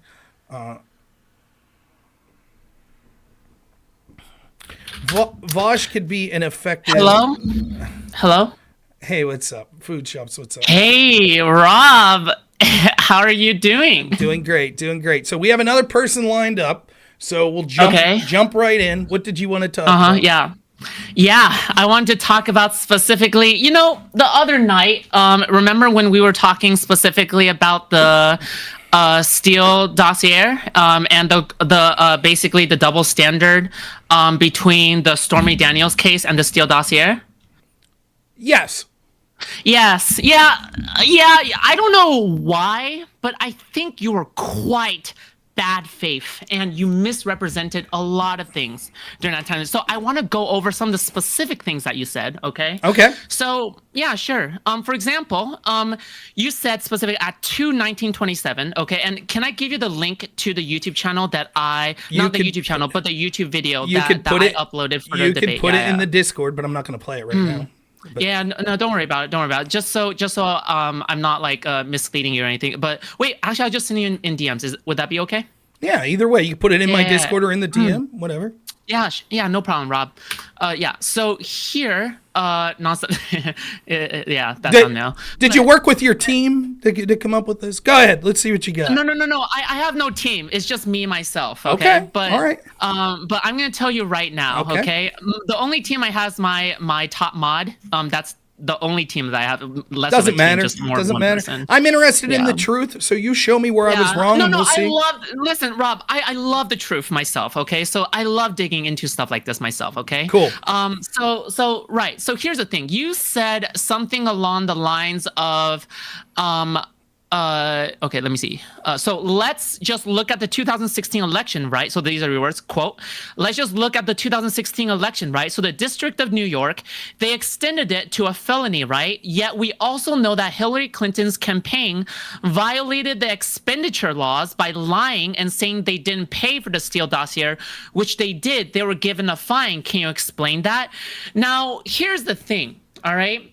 You made me believe during the debate that they violated a law and they broke some kind of federal jurisdiction. But when I looked into it deeper further, okay, what they broke was FEC regulations, not specifically laws, right? Because if you compare it to specifically the Trump indictment, he broke New York Penal Code 175.5, right? That was specifically referring to if you were using a crime to cover up it is specifically the crime of using business records to false business records to cover up a second crime, and with the full intent of doing that, right? Now, if you compare that to the FEC, and that was specifically, let me say the number for the FEC regulations. It's a regulation, not a law. That's your argument. That's going to be your argument. No, hold on. Let me say the FEC thing, right? So the FEC is 52 USC 30104B5A and B6BV and 11 CFR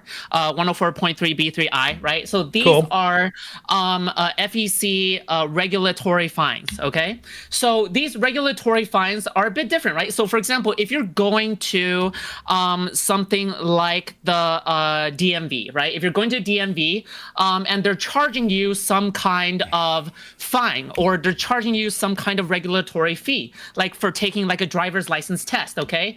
They're not charging you because you are taking, not because you are, for example, if you accidentally did something, they're charging you because you checked some box wrong, or maybe you mispaid something. It's not because you broke a law and that is why you're doing that. You're not going through the justice system, if that makes sense, right? That is a civil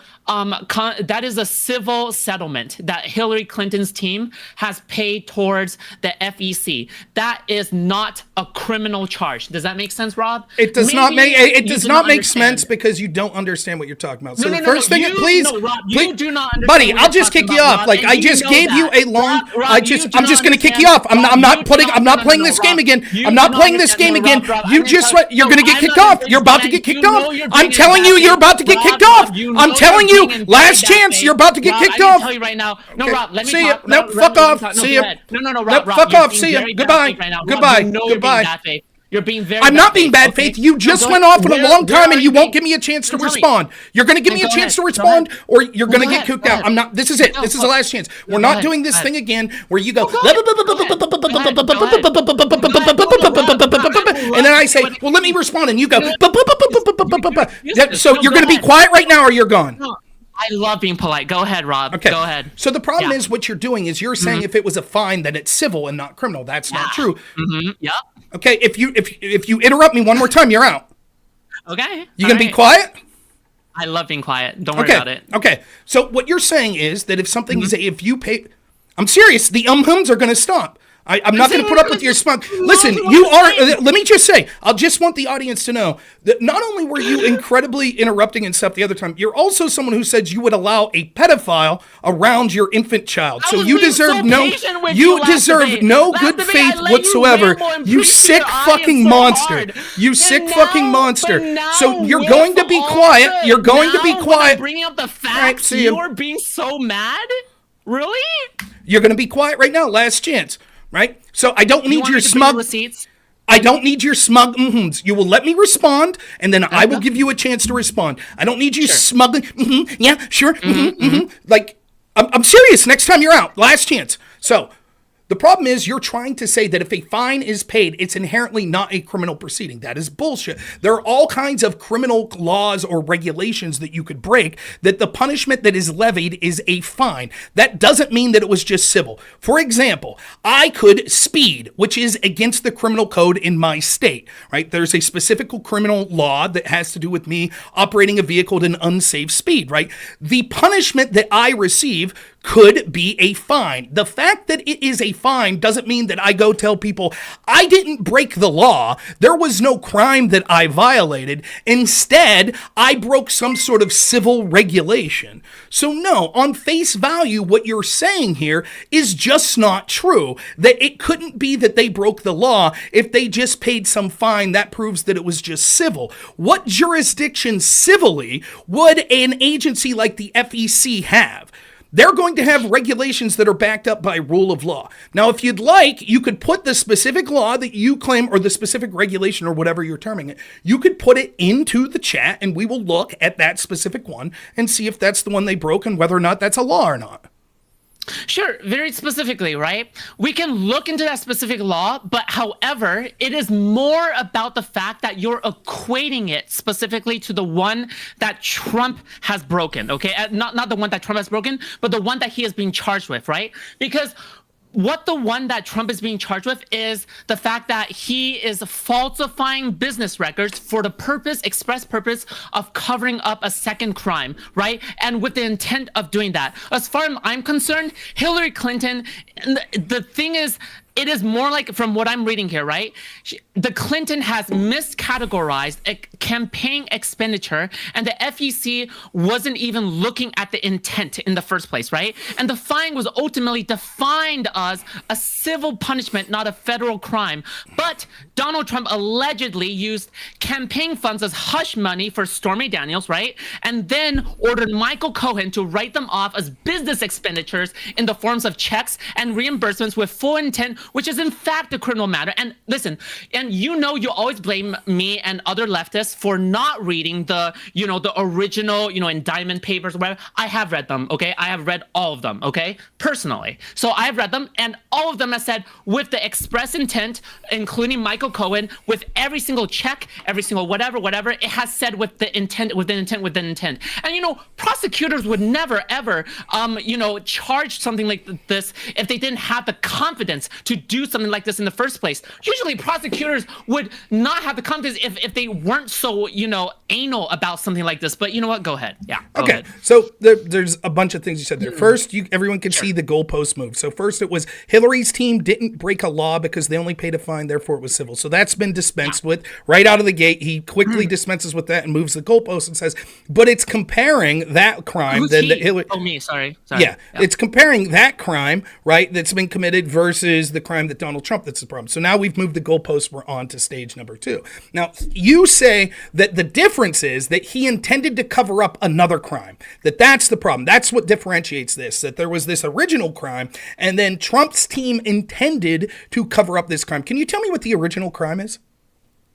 Let's be very clear, okay? The original crime with which one specifically? You're saying you read all the indictments, right? So I shouldn't have to explain this too much. You said that there was an original crime that Trump committed, and that the problem is what he's being charged with is the intent to cover up the original crime. Sure. So the original crime is specifically, right, the one that he's charged with, Penal Code 175.1, right? Falsifying business records in the first degree. A person is guilty of falsifying business records in the first degree when he commits the crime of falsifying business records in the second degree, and when his intent to defraud includes an intent to commit another crime or to aid or conceal the commission thereof. And now let's be very clear here, okay, Rob? Okay, you here is still trying to equate this with what Hillary Clinton has done, okay, which is likely checking off a box wrong, okay, which is likely, okay, oh my God, misused campaign funds or something like that, when there is a really big difference here. And the big difference here is that Trump is specifically using his business as a middleman to use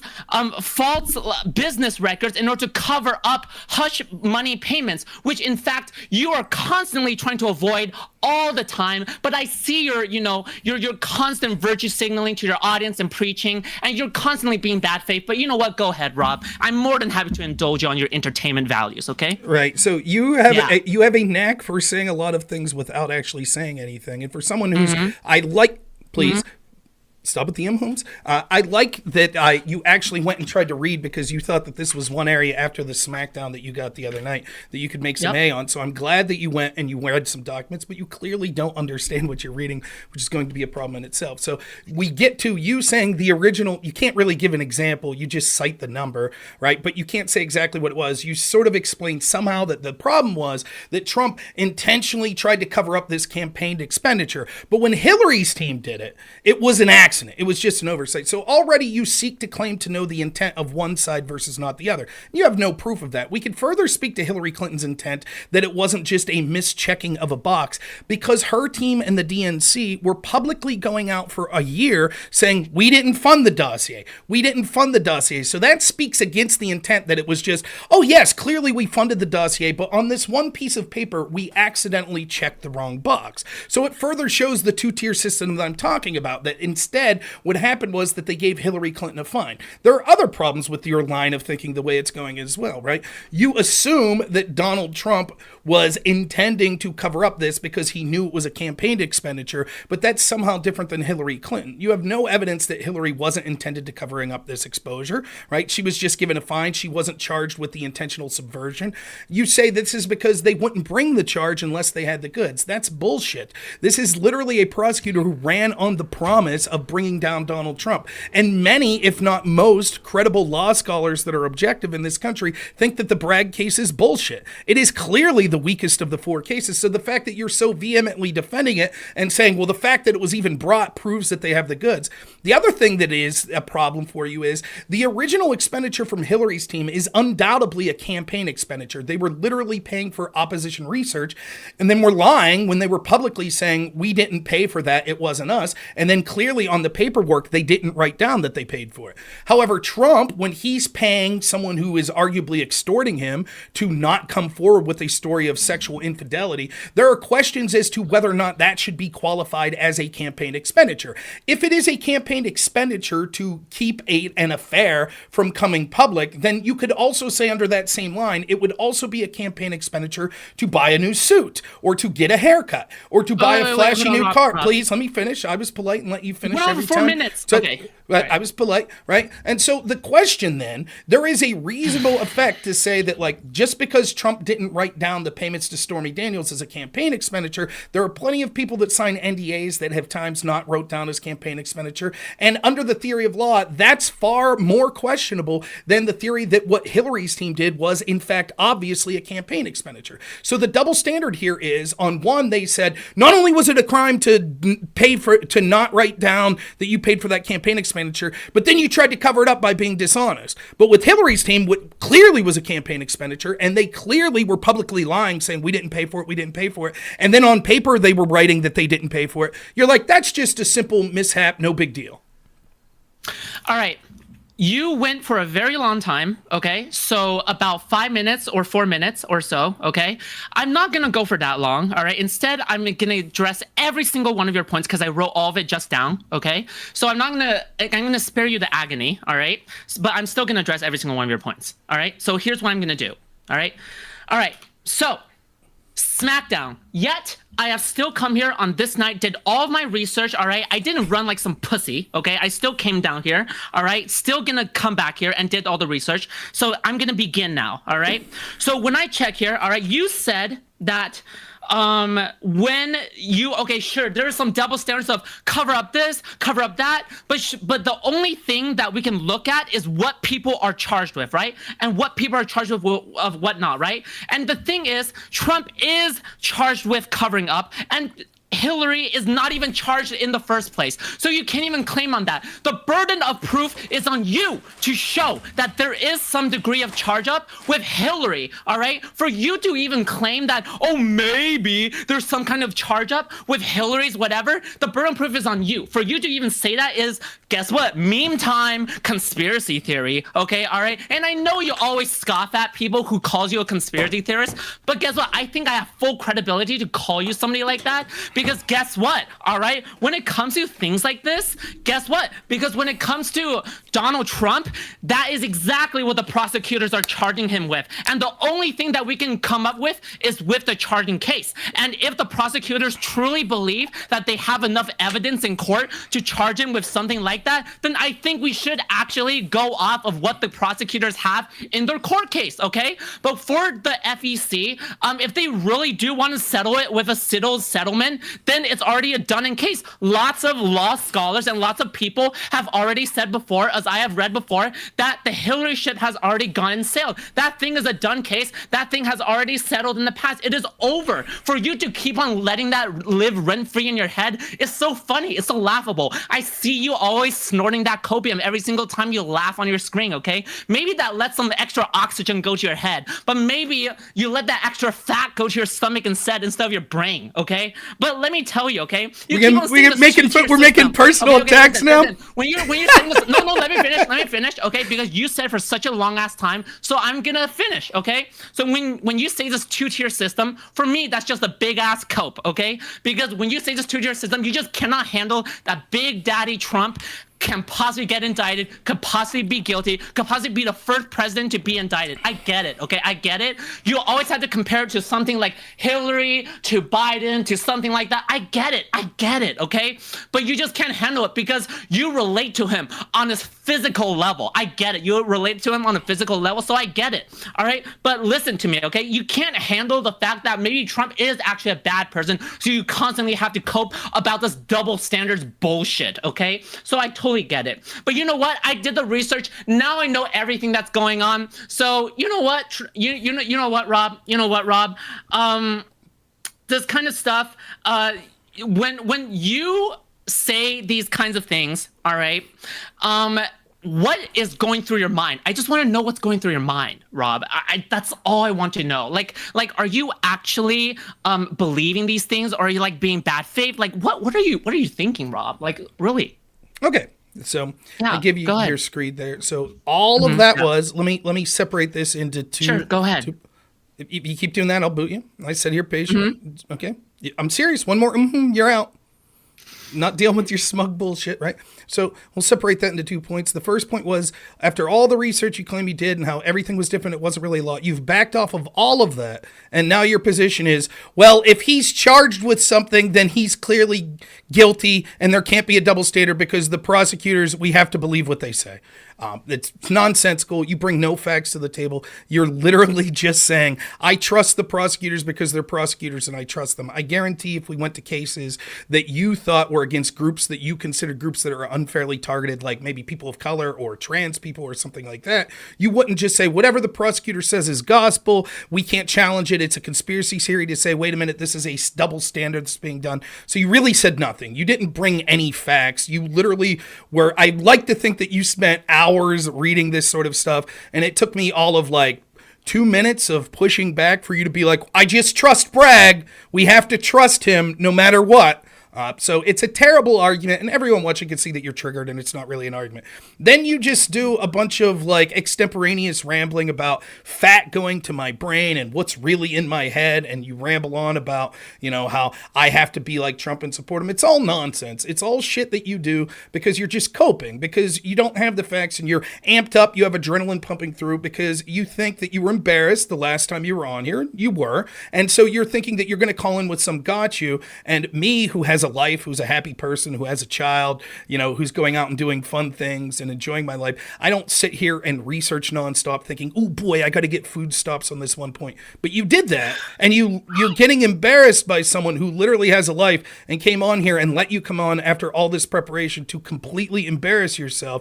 And so you're getting very, very animated, and you're yelling about stuff and trying to approach things smugly. You'll notice that even though I think your position is incredibly heinous for reasons that I think should be obvious, that you said in the past argument that we had, that you would allow someone who told you that they were sexually attracted to your toddler to have access to your toddler if you knew them, which I find to be one of the most disgusting things imaginable. I find that to be almost beyond salvation, beyond coming back. And that's why I said I deeply hope that of all the discussions we had, that you reflect upon that, because it is absolutely disgusting and could be a real danger to real children in this world. This is different than talking about, you know, pride parades and stuff like that. That is as cut and dry as it gets, and I find that to be disgusting. But other than that, I made no comments about your appearance or anything like that. You've resorted to that because you clearly know that you're losing the argument. And as soon as I'm done talking here, you're going to start rambling on and say nothing again. And I'll give you the last word on it, and we'll leave you ramble on for 4 or 5 minutes or whatever you feel the need to do so that the audience can see. I don't need to respond to it, though, because anyone who's watching in my audience and anyone who's objective, even people that are left-wing that traditionally wouldn't agree with me, can see right through the facade that you're putting through here. You're not making any arguments. You have one argument at this point, and that's just, I trust Bragg. The fact that he brought this charge means that it's credible. If the charge ends up getting dropped, if Bragg doesn't take it to court, or if a jury finds Trump not guilty, what will you say? What would your argument be? So I'll give you the last word on this, and I'm going to let you go, and hopefully I can talk to someone who makes sense and isn't as a despicable person as you. So go ahead. Sure thing. Yeah, go ahead. So since you really, really want to talk about the facts, I can actually talk about the facts, okay? In fact, I'm going to give you nothing but facts, okay? Get ready, okay? Cyrus Vance was the district attorney, okay? Indictment was written up by Alvin L. Bragg Jr., who graduated from the Trinity School before attending Harvard College, okay? All right, so on February 23rd, 2022, Kerry Ardoon and Mark Pomerantz, the lead prosecutors in the investigation, resigned abruptly after Bragg indicated to them that he had doubts about moving forward with a case against Mr. Trump.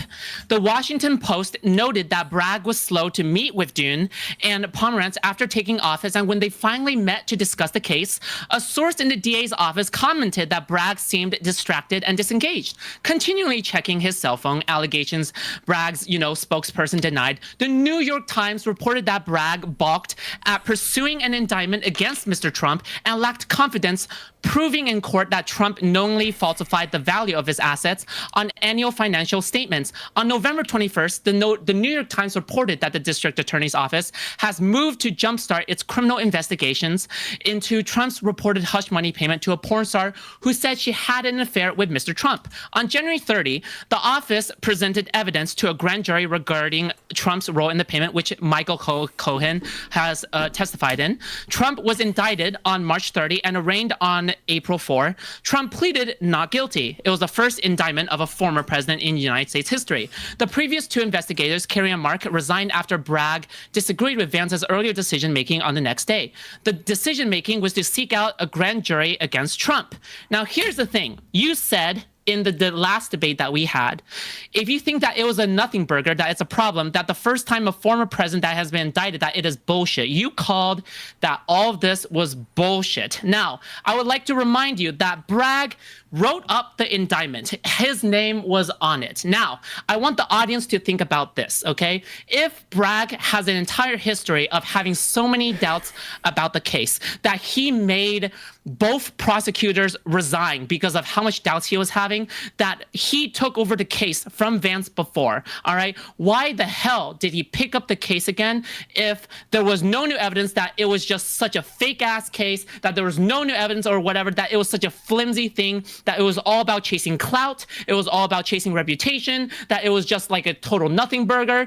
But you know what? I think robnoerr is afraid of what the results of this trial might be. And even if it was like, a total nothing burger, whatever, I think we should still question like why Republicans are so afraid of why this trial might come to justice. And you know what? The only reason I brought up robnoerr's weight and why he was fat and stuff was because Rob was the first one to bring up the fact of my pedophile point from last debate, okay? So let's just put it on equal ground, that it was actually a really equal ground, all right? All's fair. Equal rights mean equal fights, okay? All right, ladies and gentlemen. And I'm going to tell you another point, okay? I specifically brought up the fact that non-offending pedophiles should actually have a fair say in today's society. But obviously, robnoerr cannot have any kind of emotional disposition, okay? He cannot handle himself emotionally, okay? Obviously, but we already know he cannot handle himself emotionally, because especially when it comes to the Trump indictments, obviously when it comes to all of this kind of stuff. And with that, I close out. Thank you so much, robnoerr, for this excellent opportunity. Good. Stay away from kids. Yeah, I don't have to respond. Average lefty, right?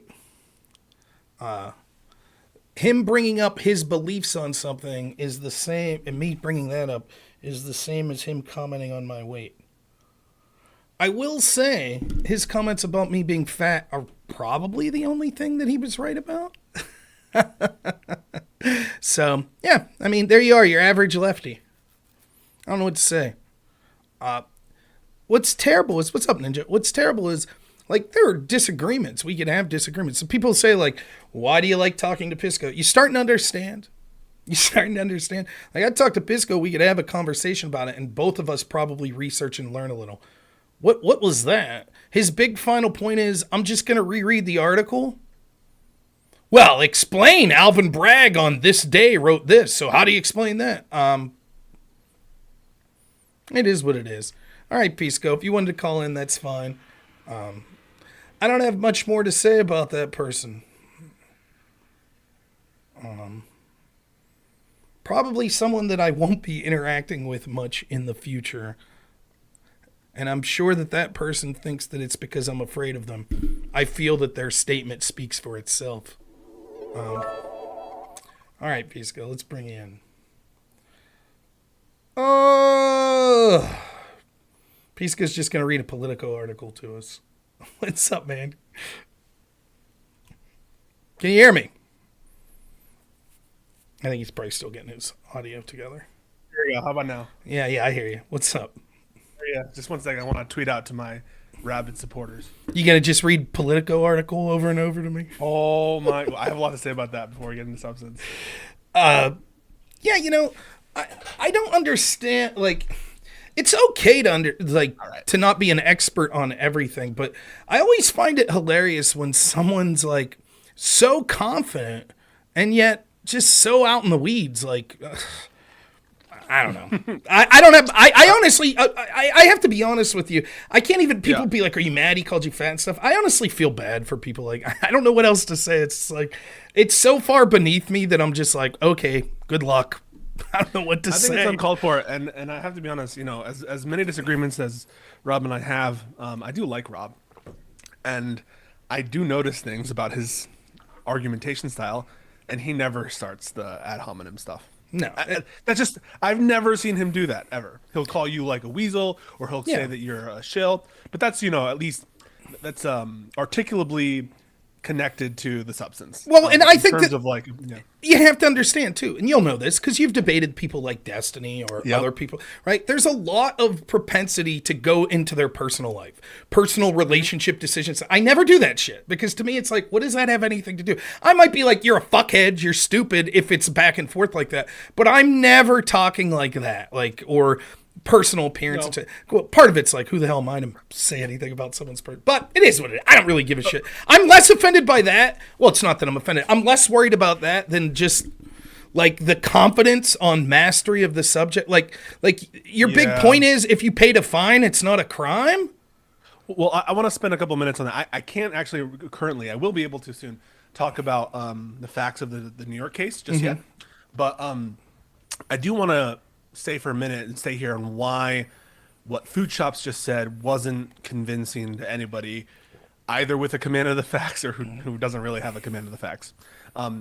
One, I think, you know, the ultimate point that we grounded down into, or the points as far as I see them, are that regulations don't implicate criminal laws, or for some reason, you know, regulatory offenses should never be analyzed with scrutiny, or, you know, ultimately ground down into what the investigators decided to do with the set of facts. But if Rob is challenging you that the investigators should have taken certain steps with the facts, then you grounding down into, well, they didn't, is just repeating the question, right? Right. It's just repeating what you're here to debate. And so it's not really convincing to say, well, are there any criminal complaints against Clinton? Are there any indictments against these people? Did they find such and such things that were, you know, chargeable as a criminal matter? Because you're just kind of like reiterating the right. My criticism is there's a two-tiered system. My criticism's like, well, there's a two-tiered system, and the answer is, but look, they charged one and not the other, so that proves that they should have. And that could be true. I could be wrong, right? Not that person, but you might be able to be like, in the future when you could talk about this, like, but look, if you really hammer down, here's the difference, right? But it wouldn't be sufficient for you to just say, nah, I trust Bragg. Like, that's not, and the secondary point that is sort of this idea that if something's regulatory, it's not a crime. That's just fundamentally not true. It could be the case, right? It could be the case that something that you get a civil fine for something that's not a criminal action. That could be the case, but certainly it's not dispositive because the punishment was a fine that a crime didn't occur.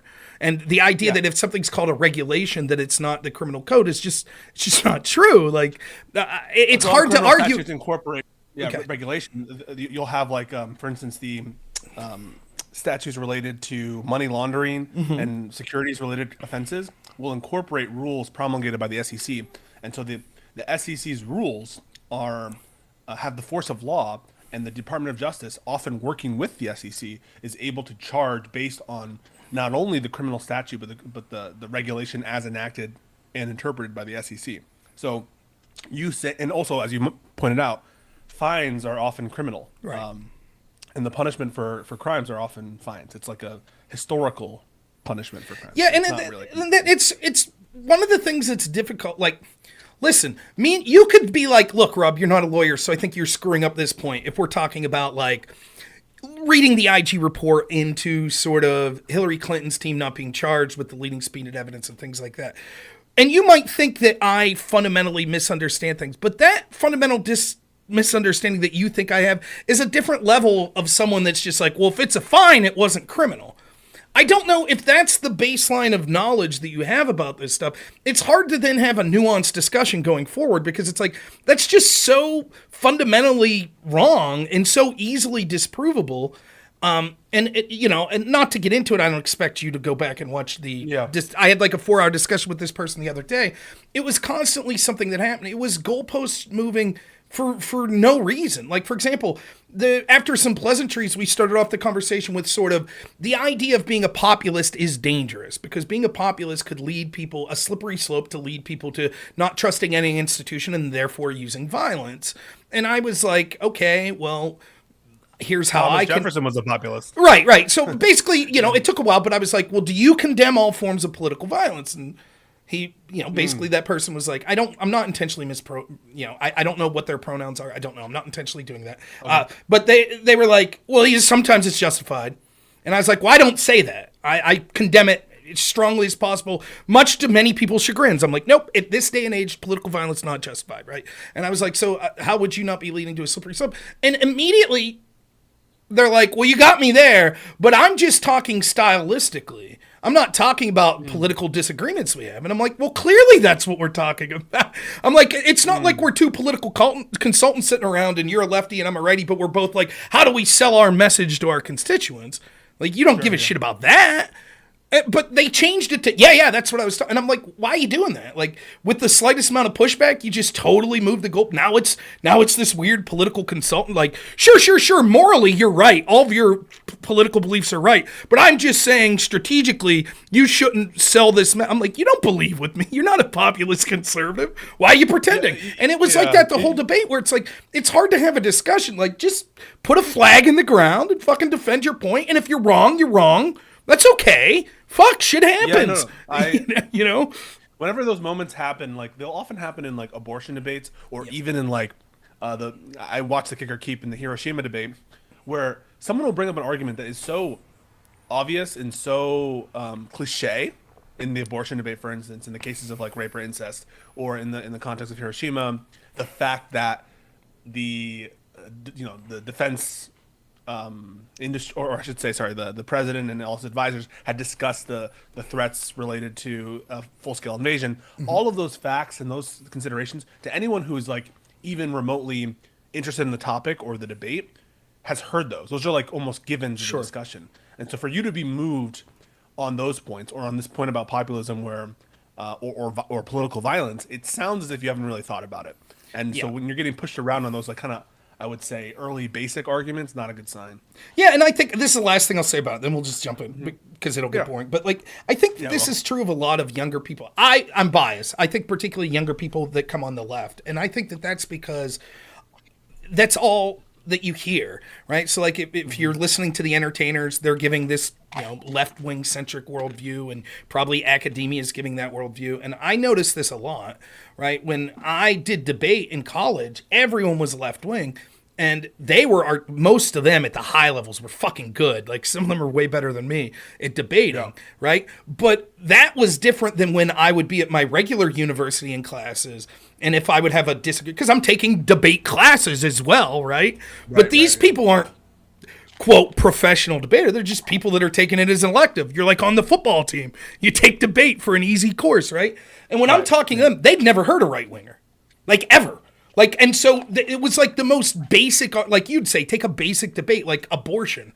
Like, and you would say something, and they were just like, they had no idea how to respond, because it's like, they literally, and I think that that's a lot of what's going through with that person, where it's like, they've never heard anyone push back. And so it's like, I don't know what your goal is for this debate. For me, one of the reasons I like talking to you is, I think I'm right. I think you're a hack. You're too partisan and all that shit. You probably think I'm fucking insane. That's okay. But one thing other than the entertainment value I get is oftentimes when I'm done talking to you, you're one of the only people that I'm like, well, fuck, I got to go read like that indictment, or I got to go read. And I like that because I've read so much in response to stuff that you've said. Yeah. Even if I'm wrong, or even if you're wrong, the benefit of that is I get more knowledgeable on the specifics, which is what I like. And I think with someone like that, I'm happy that they went and they read that case, but it's like you just read a Politico article and you're not really comprehending. You're just like, aha, this article says you're wrong. And it's like, well, not really. It's not addressing my point. It's just making a statement. You have to articulate why that statement shows that how that, and by the way, and this is going to get real boring. I'll say this real quick. This happened at the low levels of policy debate in college. You'd have these files. People would read a million miles an hour and they'd come out and they'd be able to talk about things as fast as you could believe. So you'd have these novices that would come in and talk like that. And they'd read files that their team put together for them. And then when you'd get into the rebuttal speeches, they didn't know how to say that evidence interacted with your argument. They'd just reread it. They'd just reread it real fast. And the judge would be like, but look, that's not an argument. You're reading a statement. And the other side's like, but I have questions about this, or here's some points against that statement. Okay. But last boring point, and then we'll really get into it. I know people are waiting for it. But the last sort of opener in response to that, I've been watching this play, and I've watched it multiple times because my girlfriend's putting it on. Okay. And it is impressive. These are young actors, and they know the words extremely well, and they know their lines very well. But like any play, occasionally people will forget lines or will do their timing wrong, right? And what you've learned about these actors is they're so good, they can recognize which lines are vital to the story. Sure, yeah. And which are not, right? And so because they don't just know their lines, they understand the play. If an actor has forgotten a line that's important, or if a cup needs to be moved somewhere, they'll find a way to either ad lib or, it's not ideal, right? Or they'll incorporate their line in such a way to make sure that the vital stuff is included, in front of dozens and dozens and dozens of people, and to make sure the play can continue successfully, because it's not just rote memorization. They understand their lines and how those lines interact with their other actors. Yeah, it's amazing. It'll make me sound like a nerd. I don't watch it anymore, but I've been watching old wrestling, like old WWF and WCW, right? It's similar to that, right? Like you have an idea, you're supposed to do this move, then I do this move, but something fucks up. You still know where the match is going, right? So you know, okay, we screwed that up, but we still need to get there so we can improvise. Or even if you're doing a promo, the basic, you have it all memorized, but you screw up, but you know where you have to get. So yeah, and it's like, you could tell when someone just memorized something versus when someone memorized something, but also understands what it's saying. And so if something goes, and that's, and honestly, we do have to get into it. I'll just say, like, when it comes to talking points, like when I ran for Congress, it was something that blew my mind. Like I expected, I'm in this room with all these career politicians. I thought that they, they're going to blow me out of the water. And it would be amazing, the shit they would say. They'd be like, well, I'm pro-life. And I'd be like, well, what's that mean? What do you mean, what's that mean? I'm like, okay, you're running for Congress. You're pro-life, so what sort of legislation are you putting forward? Well, I'm like, because right now it's up to the Supreme Court, right? And then if they reverse it, it goes to the states, which means the state legislators and the governor would have a say in it. But what's your say in it? Are you going to pass a federal amendment? Like, what law are you saying? They don't fucking know. They just know I'm supposed to say I'm pro-life. That's it. That's all I know. I'm pro-Second Amendment. Okay, you're pro-Second Amendment. Bump stocks and stuff. I haven't really thought about that. What do you mean? Like, you're just saying boilerplate phrases, but you don't, like, what does that mean? I'm pro-free speech. Okay, well, what about this nuanced situations? What if pornography? That's free speech, right? Well, that's different. Okay, well, and you know that. It's like, it gets frustrating when people, I find that, like, if you have a grounded view, you've thought about sort of your philosophy or your political stance, you're able to talk about things that you might not know the specifics better. Extemporaneously, Yeah, because you're like, well, this is how the filter I view this is my beliefs on the world, and so I could give an answer. Now, I might be wrong about the details and find out more later, but in general, I could give an answer. And I think that a lot of people that you see in the debate sphere and elsewhere, they just know what they're supposed to say. They know what this is my side and I'm supposed to say this. That's what I think you do, defending the FBI. Oh, okay. Well, let's get into it then. I called him because I always love talking to you. But what's grinding your gears this week? We can run down Hunter Biden. We can run down. Russia. So the last time I talked to you was on your channel, so my audience missed it, and I was on the phone. Yeah. So here's something that I would like to get. Yeah. I'm going to start with something, and then we'll probably argue for hours on just the opening. But I want to say, if given, I will give you room for this and give the audience room for this, that it could be that Devin Archer is a liar. It could be that he misheard things, right? Sure. We accept all that. But given his testimony, I don't understand how you get away from the following four things being true. Devin Archer says that we know that him and what we know from after that. One, we know that Zlochevsky, this corrupt Burisma oligarch or alleged corrupt Burisma oligarch, he told Hunter Biden, I'm under Ukrainian government pressure. Call your dad to help deal with it. Second, Hunter called his dad. Third, his dad then within a week goes to Ukraine, issues a quid pro quo to get rid of the prosecutor, who then a month or so later is fired. And fourth, the pressure stops. Your defense seemed to be, but when he's saying Ukrainian government pressure, that's not necessarily what he means. He means pressure coming from the West and pressure coming from the IMF and pressure coming from the U.S. Correct? That's what you're saying.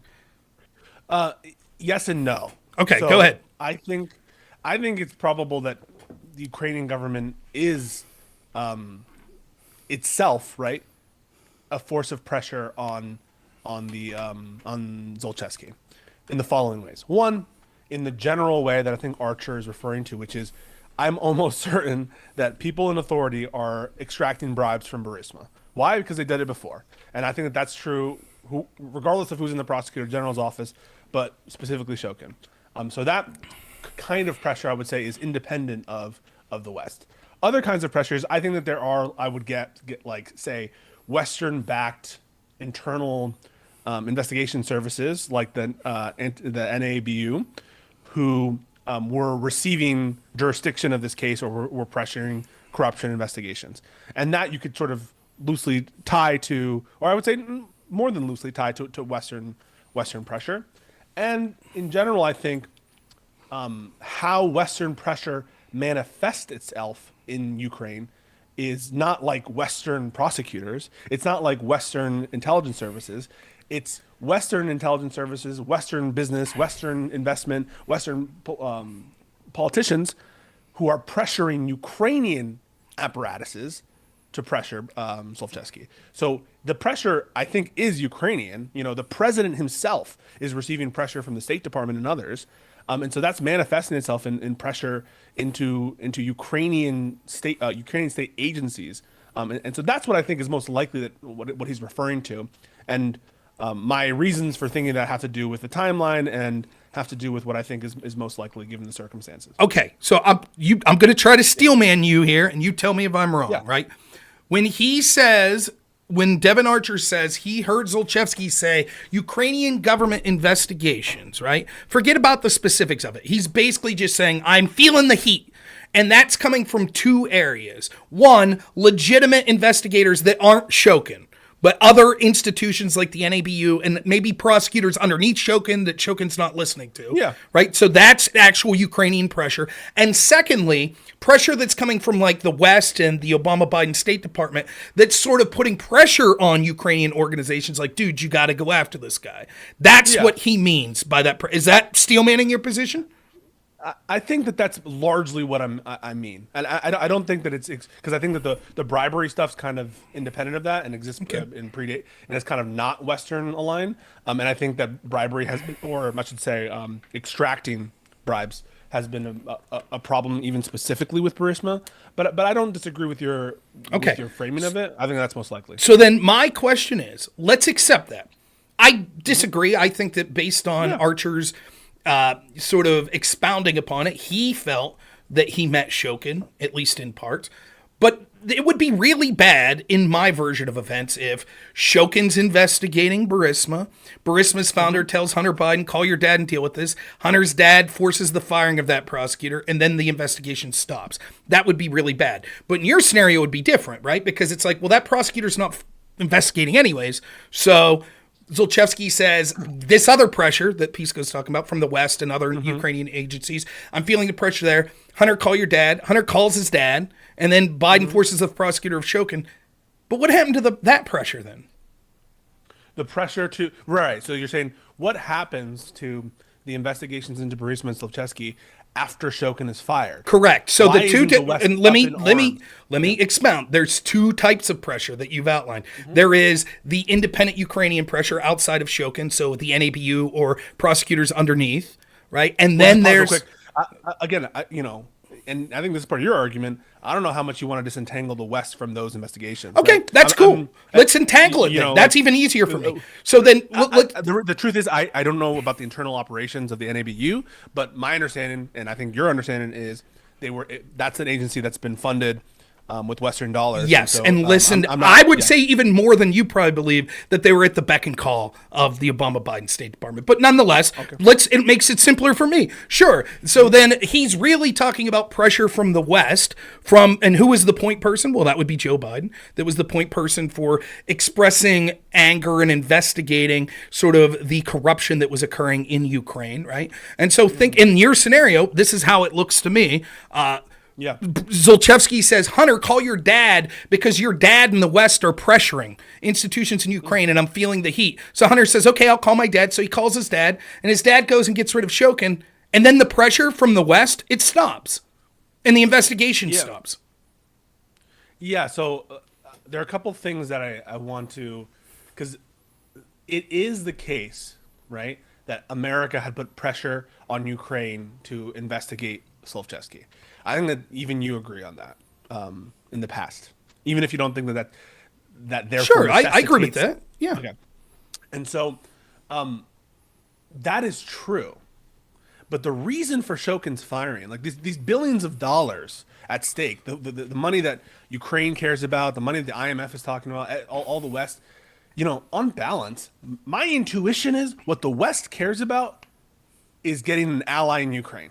They want a strategic ally against Russia. They want Ukraine to be West aligned. That is what they care about, and they want a place to invest. They want a place to send their money. They want a place to to send their defense industry, their weapons to. That's what they want, right? That globally, that's what they want. And so the focus on Shokin isn't for any one particular investigation, any more than like you're concerned with the DOJ, right? You're very concerned with the DOJ. But on balance, on any specific investigation, right, you want the DOJ cleared of corruption, and your concerns are more than just the investigation into Trump or the investigation into Hunter Biden, right? Yeah. And that has to do with the structure of the investigatory agency and what it's doing and what its aims are. And I think that when they're making the call, when the State Department is going after Shokin and pressuring Ukraine, in their front of mind isn't any particular one investigation. It's the global. I would say, when I say global, I mean the overall tenor of his administration, which was to not go after corruption in Ukraine. And so I think you're blowing out of proportion the rationale behind the firing, which is not just about one investigation. But I'll more specifically answer that. But I want to give you a chance to respond. Okay, about Burisma. The problem is, if your scenario is correct, the firing of Shokin's irrelevant. It doesn't matter. For me, it's the quo. For me, it's obvious. It is an admitted quo. That's what makes this story more damning than anything about Hunter Biden or than about Donald Trump, because we actually have an admission to the quo. Like, there was an ask and then there was an answer. It was given. We know that. The question is, was the quo in response to the quid? That's the question. I know this sounds stupid, but that's what's going on. No. I want to go into that because that's really interesting. Like, you do this or we won't do that, right? Correct. Or, again, I'm not sure in the definition of quid pro quo whether or not I don't speak Latin. Withholding from doing something versus doing something, whether we really care about that. But for the sake of it, like, it's you do this or this will happen. Mm-hmm. That arrangement is not an arrangement that's bad by definition, right? It demands why Well, you're that's doing it, right? right. That's why I said it matters if it was the quid, right? So let me just put it in ways. An admitted quid pro quo. No. I said it, the quo we know. We know it is beyond a shadow of a doubt that he forced the firing of Shokin.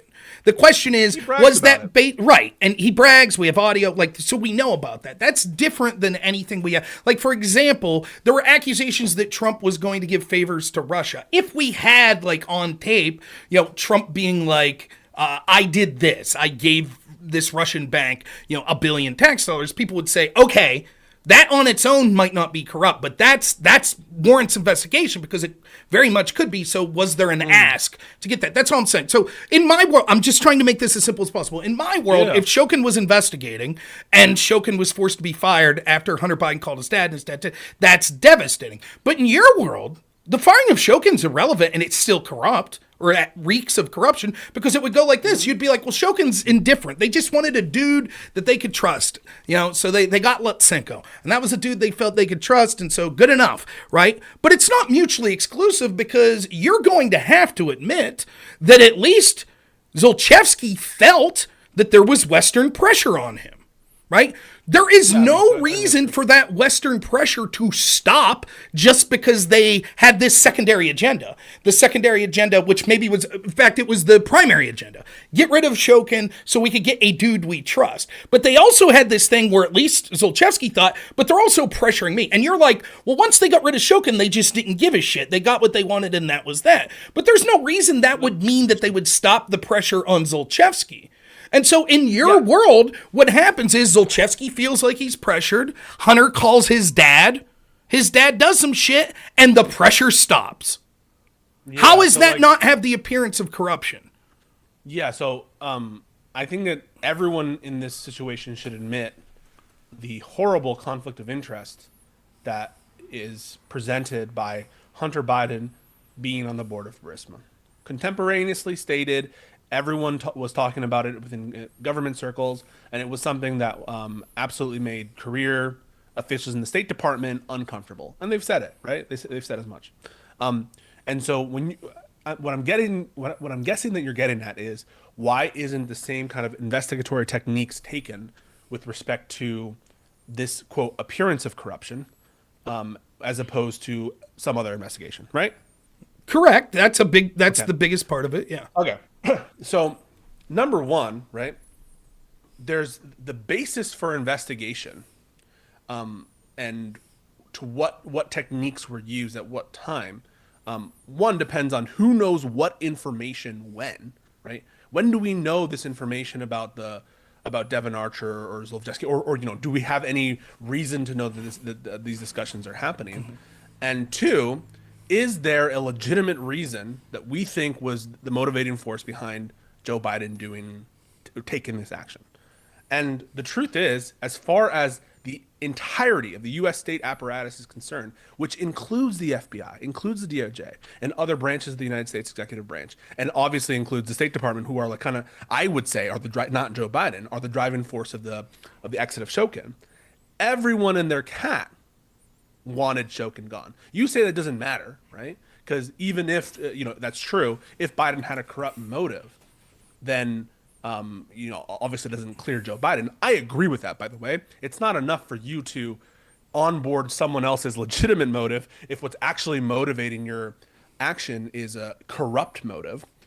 But it makes the kind of accusations to Joe Biden's corrupt motive, I think, more implausible, and why the DOJ probably isn't as concerned about this when they themselves are saying, we're not even going to work with Shokin anymore. We're going to focus all our efforts on the NABU.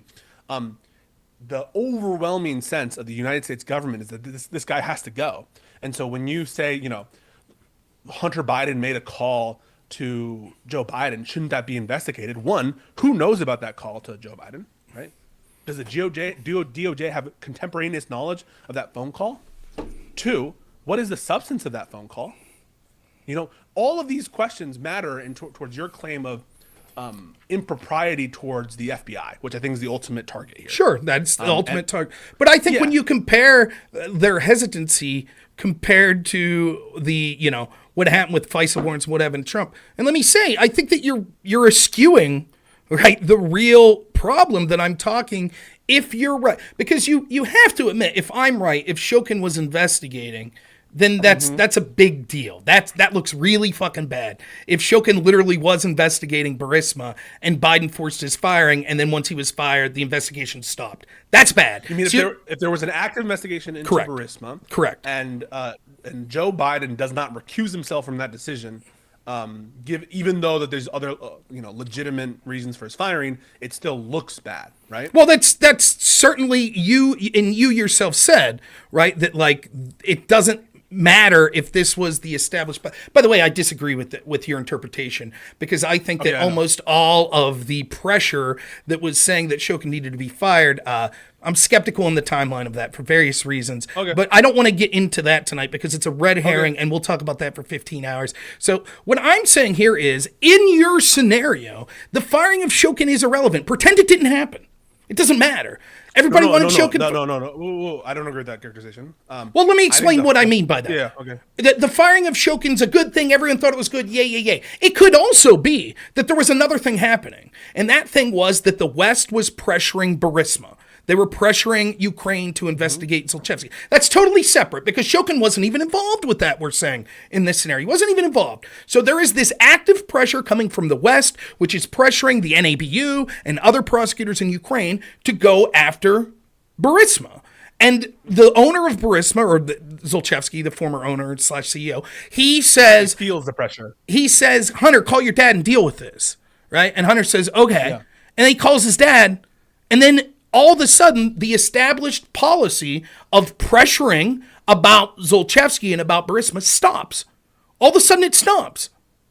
It could be that everyone's... it stops. I mean that they no longer are publicly saying, we think that Zlochevsky's corrupt. They're no longer pressuring the Ukraine to investigate Zlochevsky. They are happy and praising the institutions that within 9 months of the firing of Shokin let Zlochevsky off the hook, right? And so the question becomes, what your defense seems to be is, yeah, but everybody wanted Shokin fired. Let's say that's true. Fine. Mm-hmm. That doesn't mean that Biden couldn't have taken a secondary step, which was, okay, let's stop pressuring Ukraine to investigate Zlochevsky now. And let's start praising the prosecutors that we know are letting him off the hook, as they're doing a great job. That would still be inappropriate. That would still be corruption. And what you can't give is a reason why the established foreign policy up until that point, which was pressuring about Zlochevsky and Burisma, right at the moment when Hunter Biden was told by Zlochevsky, call your dad and deal with this pressure, suddenly it got dealt with and the policy changed. Yeah, no, I don't think the policy ever changed from the perspective of, even if you take my line, which is that there wasn't an active investigation by the Ukrainian Prosecutor General's office, that's my series of events. And so if you follow that line towards, a few months later where, admittedly, according to anti-corruption people in Ukraine, there's a slap on the wrist against Burisma and, a slowing, or I wouldn't say slowing, but a ceasing of investigations into Zlochevsky, that the status quo in that sense hasn't changed, right? Even under my version of events. No, it sure it has, because I don't mean to cut you off, but this is important. Yeah. Sure it has, because your argument is Zlochevsky is talking about that very pressure.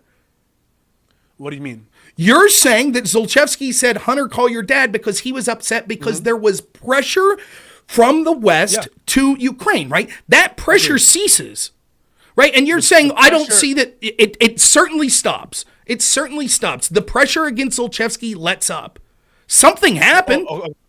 I see what you're saying. My perspective is that there is no the stance of the Prosecutor General's office at no point in the next 2 years becomes very, very hard against Zlochevsky and Burisma. That's my position in terms of having changed. If you're saying the pressure has lessened, indeed, the pressure has lessened because Shokin has been fired, and the concerns of the West don't sort of pertain exclusively or predominantly to one investigation. They have to do with. But that's not going to right. The firing of Shokin was bad for Burisma in your version, right? Because Shokin was taking bribes from them, right? Well, and so Zlochevsky. It was bad for Burisma, in my opinion. Correct. Because there was no active investigation. Right. Exactly, because potentially he was taking bribes or something like that. Right. He was under their thumb, basically, under Burisma's thumb, right? And so Hunter said, or he says, Hunter, call your dad. There's all this pressure coming from the West, right? Shokin's irrelevant. That's not the pressure we're talking about. We're talking about the pressure of the United States pressuring groups to go after, and then it stops. Whoa, no. The United States pressuring Ukraine to get the prosecutor general's office out of Shokin's hands, or at least to change the direction and actually go after corruption. That's what they're doing, right? How they're operating.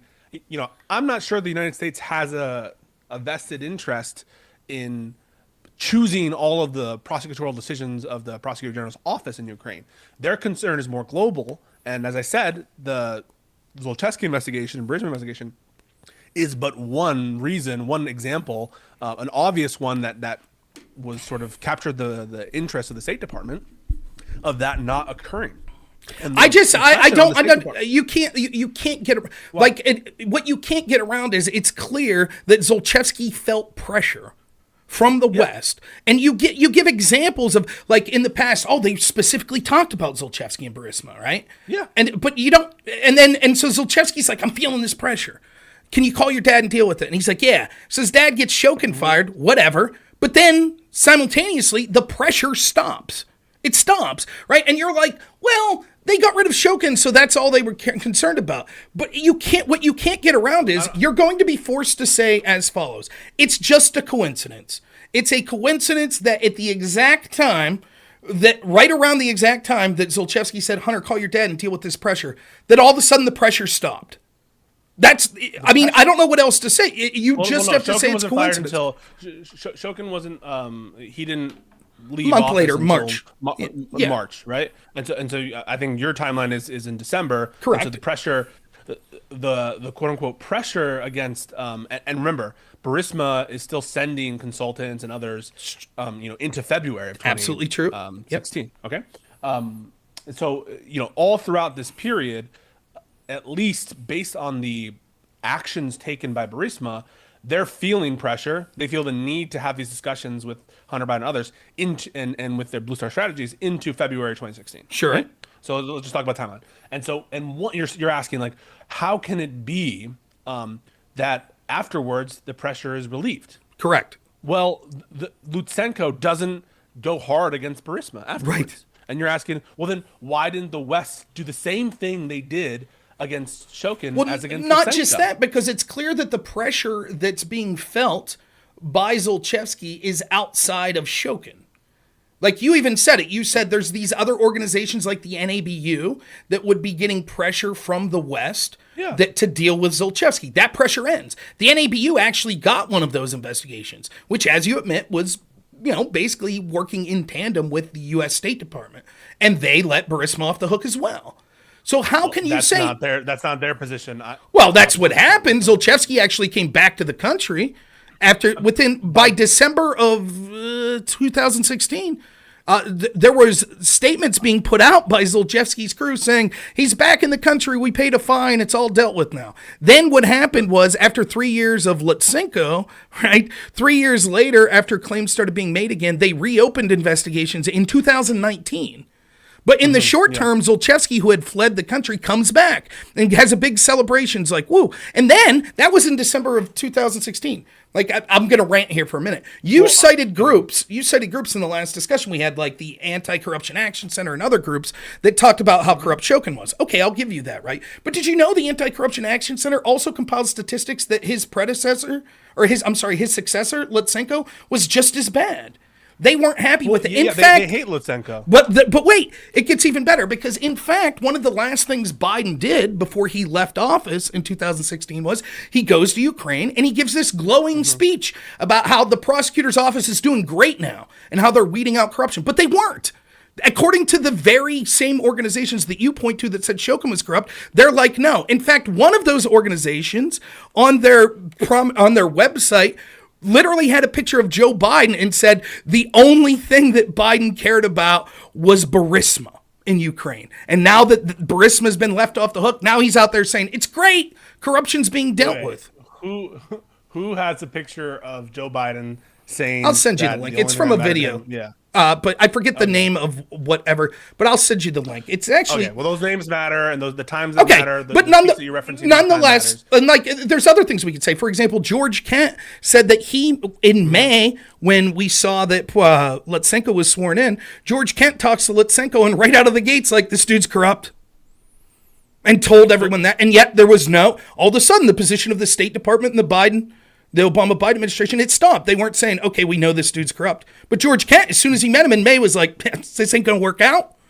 And yet Biden's praising it. Like, George Kent has, well, the timeline of those things matter. And so May of 2000. Yeah, I'm interested in what speech you're referencing, It was what is actually said. Yeah. It was his testimony in the Ukrainian impeachment. Is where he George said Kent. that. Yeah, no. I'm aware of George Kent's testimony in the impeachment. I've read the pertinent parts of that testimony as well as hearing it contemporaneously when it was happening. George Kent has testified that Lutsenko is someone that the State Department thought they were going to be able to work with initially, but he proved to be a huge disappointment. I don't think Lutsenko is a good person. Lutsenko was willing to hear Trump and Giuliani on their whole scheme in Ukraine, in my opinion. Again, we can get into that. As related by Lev Parnas, there was a lot of pressure from the Trump administration on Lutsenko as well. And so Lutsenko, to me, is not a good guy. Lutsenko is constantly fighting with NABU and other organizations in Ukraine. So, like I said... But that's if it's true that in May of 2016, Kent is expressing dissatisfaction with Lutsenko already, wouldn't it be odd if all of a sudden his State Department stopped criticizing it? Because the whole point, according to you, the whole point is the reason they could stop talking about Zlochevsky, the reason they could stop talking about Burisma is they finally got the bad apple out of there. And all they wanted was a good apple. So they get Shokin out. But if it's true by May of 2016, they're like, well, this guy's no different. Same old, right? Wouldn't their position... So again, the premise of what you're saying, that there is no difference between Shokin and Lutsenko, I don't think that's ever the position of the Obama State Department. I think the position is that Shokin was the worst, and Shokin was absolutely not going after anybody. Okay, so explain to me how these State Department officials. Okay, so explain to me how these State Department officials like Kent, that was still there into the Trump administration, right? Explain to me how supposedly there isn't really specifics given as to why Shokin was bad, other than he wasn't investigating corrupt oligarchs. Hang on. You tell me if I'm wrong. You tell me if I'm wrong. Real quick, let me say what I've got from you and other people. There seems to be two specifics about Shokin. One, he was stalling and he wasn't investigating corrupt oligarchs. Second, some people underneath him, including a driver, got caught with some diamonds, and there were allegations that Shokin was connected to it. That was a huge scandal. Okay, other than those two examples, can you give me anything else? Yes. So what you're saying is, what I'm saying is the following. There was evidence from stakeholders from all the different, different sources that you can point to, saying that Shokin was corrupt and not moving on oligarchs. You say that, well, that's just one source of information. What's your second source of information? Well, what is the evidence for his inactivity, right? The fact that no big prosecutions of corrupt actors, which I've looked for, I've Googled. I'm not just trying to take sources.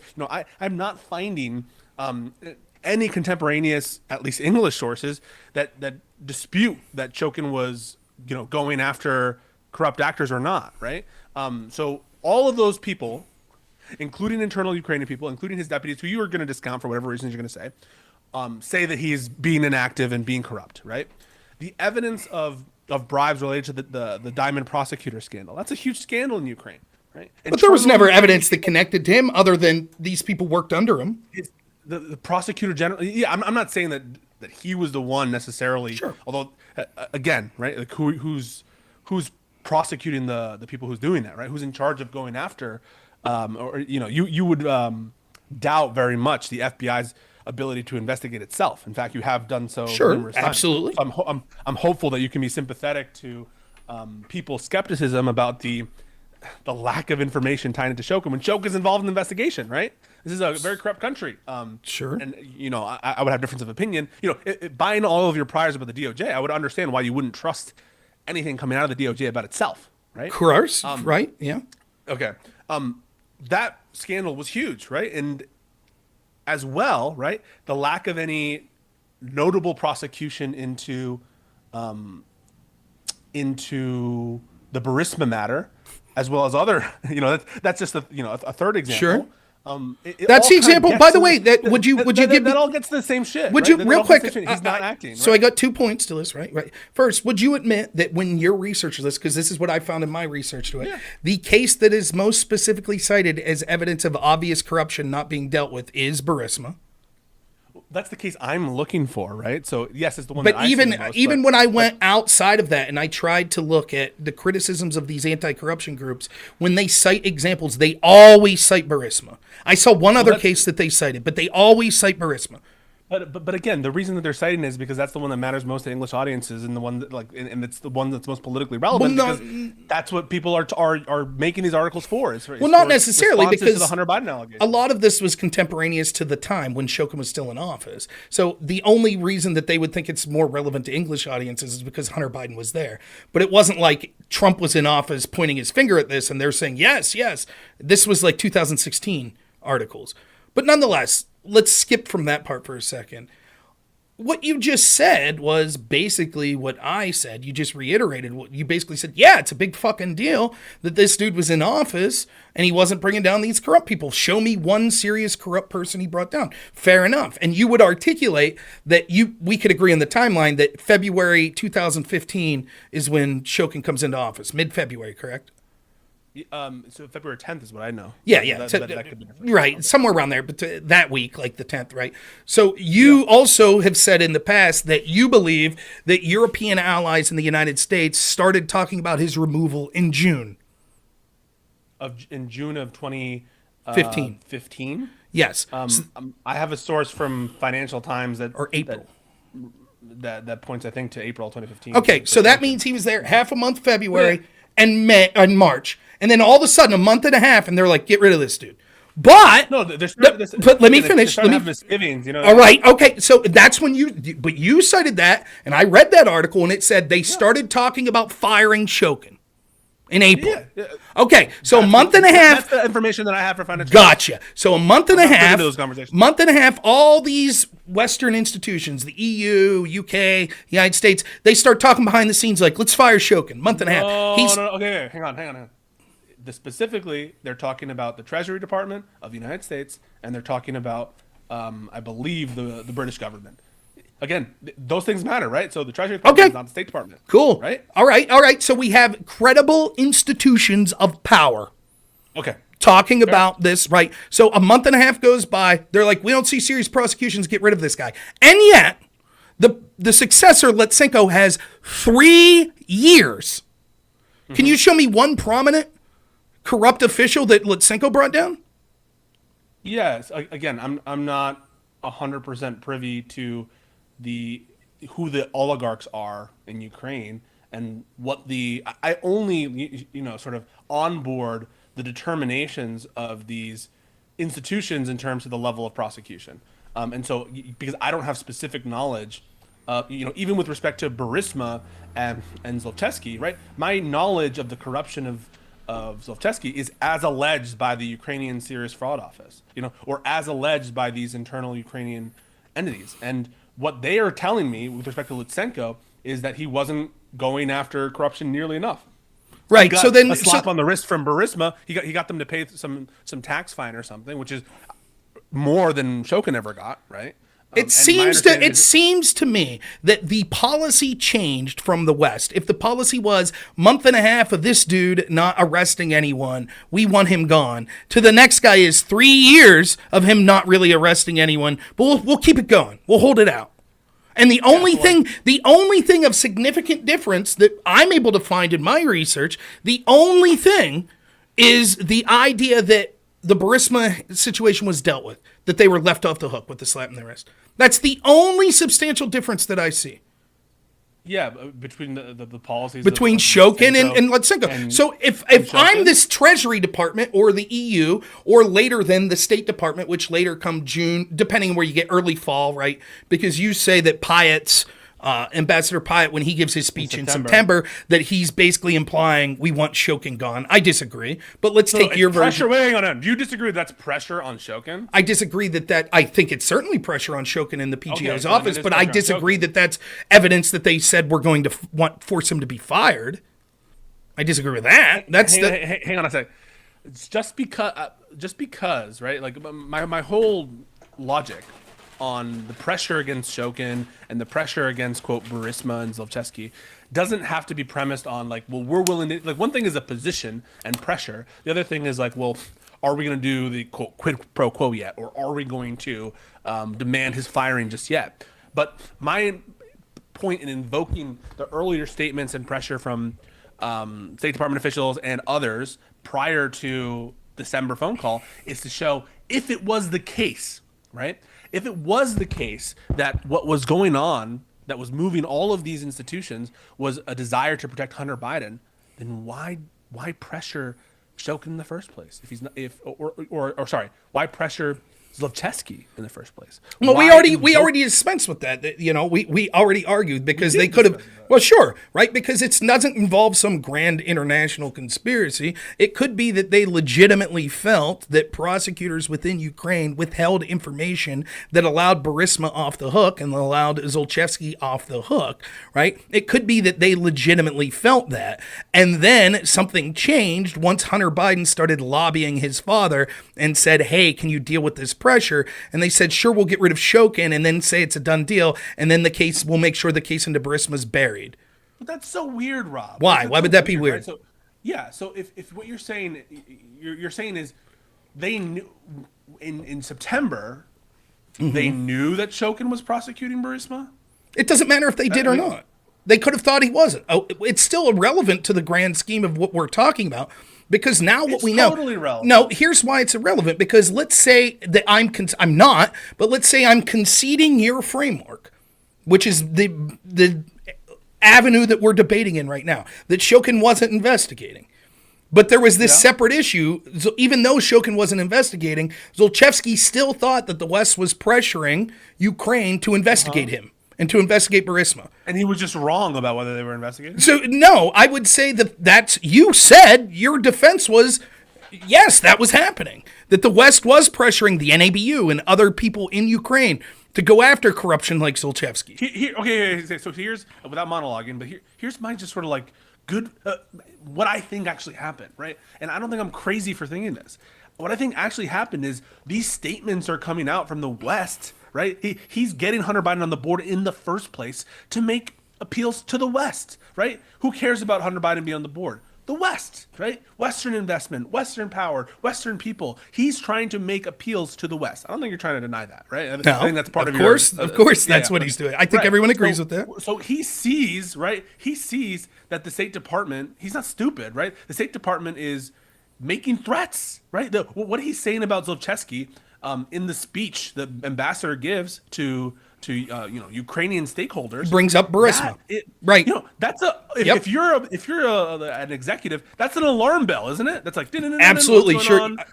We are in concession of the following two facts so far. Yes, he clearly wanted Hunter to try to help influence the West, and second, he clearly saw signals that he himself was being targeted, such as Ambassador Pyatt's September speech, where he specifically cites the Zlochevsky case. Okay, yeah. So my interpretation is like, oh God, something's happening. The West are putting up guardrails. Ukrainian government cares about their funding from the West. They care about these billion whatever fucking dollars. They're coming from the IMF and the structural loans, all that stuff, and that's pressure, bro.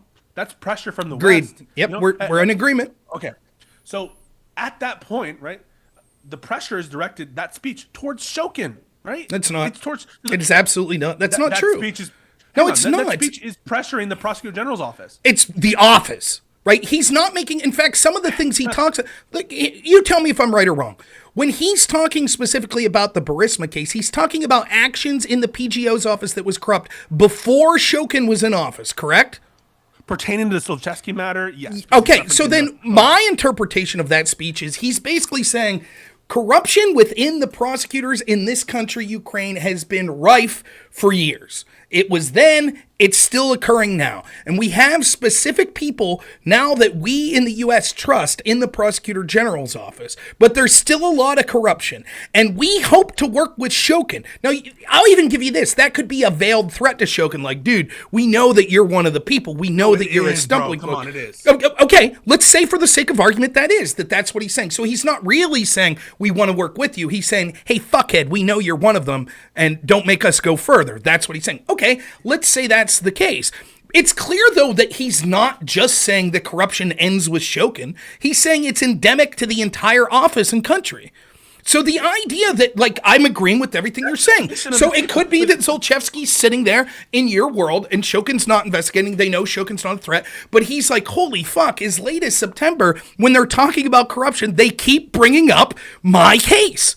That's what the ambassador is talking about. That's what's happening. The West is specifically, repeatedly talking about corruption in Ukraine and this Burisma company and its owner Zlochevsky. And we're so tired of the people in the prosecutor's office letting this dude off the hook and, you know, taking bribes and stuff like that. And then he says, Hunter, call your dad. And Hunter calls his dad. And the pressure from the West stops. You can't get around that. That's what happened. Listen to me. The pressure from the West is for Ukraine to fix their fucking institution in the prosecutor's office. And the perception of the West, as stated and repeatedly in these testimonies, is that they thought that Lutsenko wasn't as bad as Shokin. And what's more, that they were disappointed as time went on, and as is clear by later testimonies during the impeachment trial, they also thought Lutsenko was a bad guy. Yeah, it's intractable. Corruption in Ukraine is not as simple as personnel decisions, and the State Department and the West is naive as well, right? It's not, this is a culture. It happens in Peru as well, which is a country I know, that people come in and they make promises about corruption and they don't work out because the pressure of corruption, when it's endemic in your society, is really fucking hard to get rid of. And so you're citing Lutsenko and the fact that, America's not taking the same steps towards him as they are with Shokin. Well, one of it has to do with they don't feel as strongly about Lutsenko as they do about Shokin, and I guess you're questioning that. But another one is because it's not, it's a hard problem to deal with, and so you're citing that as inconceivable given the position of the West with Shokin. But I think it's totally fits. It fits what's happening in that country. It does not. It doesn't fit. And Pisco, come on, it's starting to look really bad now for you because here's the issue: you've acknowledged that within a month and a half of Shokin not prosecuting anyone big, that people started stepping in being like, oh boy, we have to have talks about getting rid of this guy. And then as the months go on, more and more agencies pile on. That's your position. And yet somehow with Lutsenko, 3 years? 3 years without getting... And not only that, the only substantive change was that he gives Burisma the very case that was most cited by the West to point to the corruption in Ukraine. That very case, he happens to let them off with a slap on the wrist. That happens to coincide exactly with what Zlochevsky wanted when Zlochevsky told Hunter, call your dad and deal with this. And we're supposed to believe it's just a coincidence. Well, just because Lutsenko, we find out in the end he was corrupt and he wasn't prosecuting any of these oligarchs. And with the previous guy, within 2 months, they were like, uh-oh, we got to start talking about letting him go. For some reason, they were like, well, this guy must be better, even though he's not prosecuting oligarchs. Oh, and the big case we talked about, he just gave them a slap on the wrist. And, the anti-corruption people in Ukraine are still saying this guy's shit. He's shit, but we're going to stop listening to them now and instead praise them and say, Lutsenko, you're doing great. And then in 2019, we'll be like, oh, he's shit because he was talking to Donald Trump. And now we'll accuse him of corruption. But for 3 years, we said nothing, even though his record doesn't show any prominent officials being attacked. It's just what you're telling us to believe is it was just a coincidence. You cannot deny this. I don't think you could deny this. If it's true that our institutions, such as the Treasury Department, within 2 months and then within 5 or 6 months, the State Department started to say, we don't like Shokin, we think we should move on for him. You would agree that's what you're saying, correct? Wait. That after a few months, certain actors thought that they were having conversations about whether Shokin is serious about corruption. Yes. Yes. Right. Okay. It seems then, given that those actors then did not speak up to force any sort of position from the State Department, right? When it came to speak up, these are internal communications. That okay. Right. Because there's hang on. So people are scrutinizing this time period because that is what Trump is offering and Rudy Giuliani are offering as evidence of corruption. And so we have access to a lot of these internal conversations because of the scrutiny that has been unearthed by Giuliani and others. Okay. That's why we, these are, it's not like big announcements, right? The big announcements are related to, in February, the UK, releasing the funds. And what other public-facing thing is happening? The public-facing speech by ambassador. Everything else that we're talking about is, are largely internal. Let's take that one. It doesn't matter, right? Okay, there's background, but the problem is the background conversations, according to you, led to the policy change, which was Pyatt's speech in 100%. September, right? And then was the ultimate quid pro quo by Joe Biden, correct? Mm-hmm. So if we take Pyatt's speech, that's September. I'm not very good at math. I believe September is the 9th month, right? And Shokin comes in halfway through the 2nd month. So that means what? 5.5 months? I'm sorry. No, that's terrible. It's terrible. It looked like a shithead. Like 7.5 months. From February to September. Yes, 7.5 months. Sure. 7 months, we'll say roughly 7 months. So within 7 months, whatever the timeline is of the discussions in the background, within 7 months, they're like, we fucking had it with this guy. Yeah. Okay, but with Lutsenko, whose only major difference was he also wasn't prosecuting prominent people, right? But the only major difference was he helped bury the Burisma case. That was it. And they chose to not speak up. They chose to not change their policies. How much do you know about Lutsenko's? Okay, I'm going to be honest with you. I will go into Lutsenko's prosecutorial record in more detail after this conversation. There's another example of these conversations that we have. I will go into. I'm just looking right now on his prosecutorial record, and it looks like he's conducting investigations into Konstantin Kalimnik.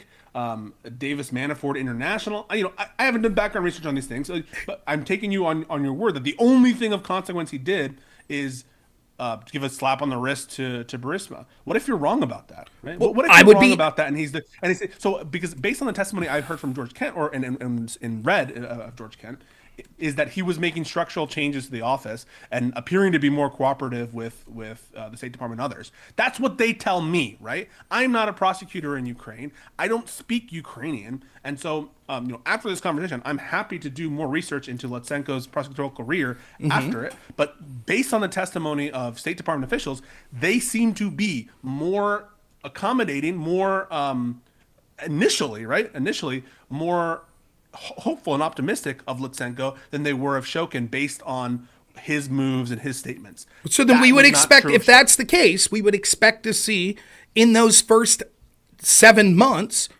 actual corrupt actors being investigated and charged, correct? Because that's how much time they gave Shokin. So investigations take months and years, and the accusation as against Shokin was that he was not even doing investigating. He wasn't taking investigatory steps. He wasn't interviewing people. He wasn't conducting. And you've pointed to the freezing of assets, right? As something initially that occurred in February prior to the appointment of Shokin, as an example of an investigatory move. Those are the kind of moves that I think the West wasn't seeing from Shokin, but they are starting to see. We know, for example, Shokin actually investigated and named and I believe charged or at least started an investigation into the alleged person in the prosecutor's office that tipped off Burisma for the whole unfreezing of the assets in the UK. We know he did that. Like, there are all sorts of steps, and Shokin did that. You have that video. I don't know what is it purporting to state. It's purporting to state that they investigated and found the people in the PGO prior to Shokin that tipped off Burisma. Right? And this is at the end of the day, what this is going, like, your defense of it is this, right? It's like, well, with investigations take a lot of time and things like that. But with Shokin, within a month and a half, they were like, that's it.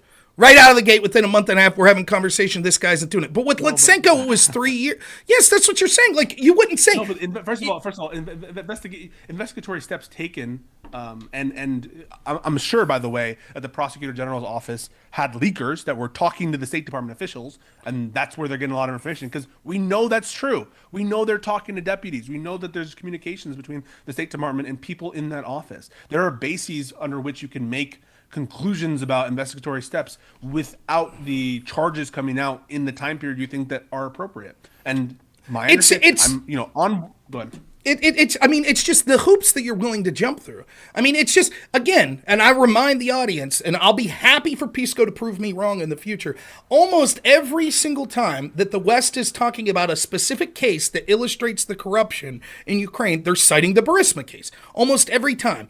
And what we know is, come the end of the day, a bunch of anti-corruption groups in Ukraine say Lutsenko was shit. The West ends up saying Lutsenko was shit. We don't have a stellar record of him bringing down corrupt people.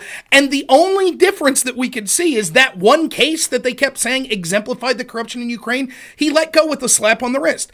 Coincidentally, that happens to be the one case that the vice president's son was told by the head of that company, hey, call your dad and relieve this pressure on me.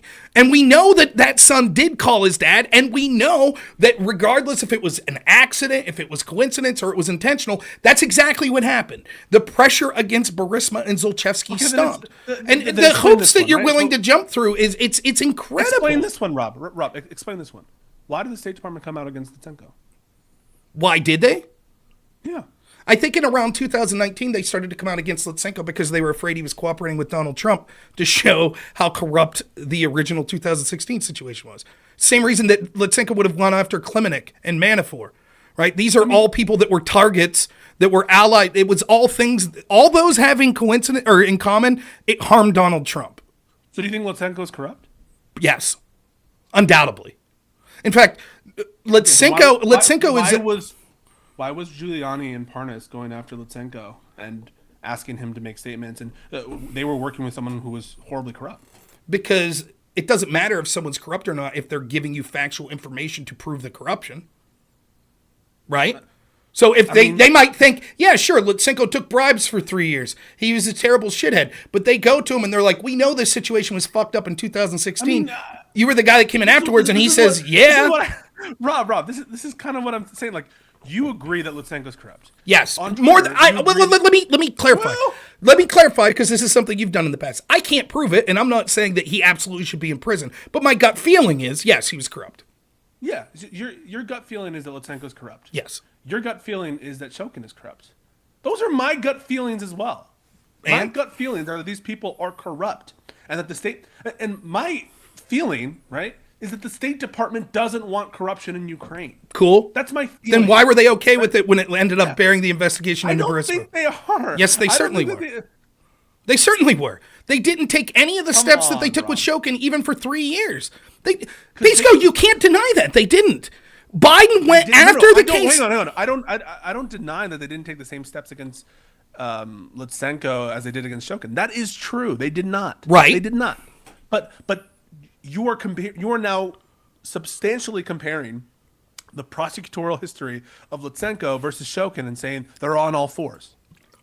Right? This is what I'm doing. Let me make it real simple for you. I think that Yerema, the guy that was before Shokin, probably corrupt. Shokin probably to some degree corrupt. Lutsenko, I have more confidence that he was corrupt, or probably on par with Yerema, because he gave speeches about how, Zlochevsky did nothing wrong. They paid a fine and now they're innocent, and that's the way that's horseshit. Given what we know about Burisma and Zlochevsky, they let them off the hook. So it seems to suggest to me that he's corrupt.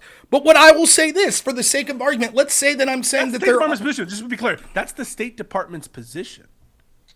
Wait, what? The State Department's position, at least as time goes on in 2018, 2019, the State Department's position is that Shokin was corrupt, and Lutsenko was corrupt, and that Shokin's predecessor were corrupt. That's right. Let me go on then. Right. So what I'm saying is, it seems awfully interesting that the only one of all of those that the State Department didn't speak up and say, we're pissed about this, blah, blah, blah. The only one was the one that happened to leave Joe Biden's son's company off the hook. That's the only one they chose not to speak up about. Now, they're all corrupt, but all of a sudden, Pyatt's giving speeches, and people keep saying, Burisma was left off the hook in 2014, and that shows the corruption here. But in 2016, when the guy that they helped pick comes in and does exactly that, lets Burisma off the hook finally, all of a sudden they're like, well, we're not talking about corruption much anymore.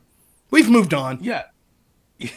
Like, first of all, what do you mean they helped pick, right? So, like, these people, right, are appointed by Ukrainian insiders, right? You don't think is your argument really going to be that when there were conversations that Poroshenko was having with Biden, that they weren't checking with them. They literally just said, we're going to I turn don't know down that, a bill. Rob. Well, I will say this. We have Robert Peters was receiving emails that he was attaching Hunter Biden to, that they were talking to Poroshenko around the time of this prosecutor being appointed. This was clearly... They've been talking to him the whole time. Well, who's Robert Peters? Do you know? No. I'm sorry. The State Department was. Right, but my question is... He's making allegations that the State Department is having conversations with Poroshenko. I said no shit. Right, so Robert Peters, right, was CCing Hunter Biden on official State Department documents saying we're talking to Poroshenko in the time when Poroshenko was picking the successor. Do you think it may have came up, seeing as how we know the central issue of Ukraine getting this $1 billion was this prosecutor? Do you think that it may have came up that they ran by the prosecutor from the U.S. State Department before they chose him? It may have come up. What are you asking me? I'm saying that it beggars belief. Right. It beggars belief that the U.S. wasn't giving the thumbs up on this. Okay, so you say it beggars belief that Lutsenko wasn't handpicked by the State Department. Well, that they weren't at least aware and gave the thumbs up on the appointment. I mean, that's very different than handpicking someone. Oh, well, okay, fair enough. Okay. By the way, who is Robert Peters? Do you know? I have no fucking clue. Oh, that's the alias that Joe Biden used. Oh, the one... the pseudonym that right, to talk about the weather, right? Because we all have aliases to talk about the weather. Can you explain? Let's say that's true. I know you can say there's no proof. Okay, let's say that's breaking story, Rob. That's a breaking story, Rob. Fine. That we should not comment on. No. We should comment. We should comment on this, assuming that it's true. You could say we don't know it's true. That's fair. But assuming it's true, what's true? Assuming that Joe Biden is Robert Peters and that he was sending his son, attaching him. Information about meetings that he was about to have with Poroshenko right around the time that Shokin was fired and now they're picking a new prosecutor. Do you see that as problematic? I think it depends on what the email says, right? It's the email. We can see the email. The email says you have a meeting with Poroshenko, blah, blah, blah, blah, blah, blah. Yeah, what does it say? It says that you have a meeting with Poroshenko to discuss the situation. I could look up. Do you want? I'll look up this. I'll look it up. I'll look it up. That's all right. If that's what you need, I'll look it up. Let me give you what you want. I think it would probably be inappropriate for the Vice President of the United States to be disclosing to Hunter Biden the fact that he's having meetings with Poroshenko, and if it's true that those meetings aren't public information. So if he's disclosing some kind of some meeting that doesn't exist or that people aren't aware of generally, I think that's on balance probably inappropriate. But if it's just him sort of disclosing things that's known to the people that well, it's not. Vice presidents haven't. It depends, right? So it depends. Let's say even if it was, it's not. But let's say it's not. But let's say even if it was, why would he be attaching his son? Attaching his son to what? Like to an email disclosing the meeting. For example, let's say that I'm president of a university, and tomorrow I'm going to meet you about possible fundraising options, right? And that's public information, but I'm attaching my son to it.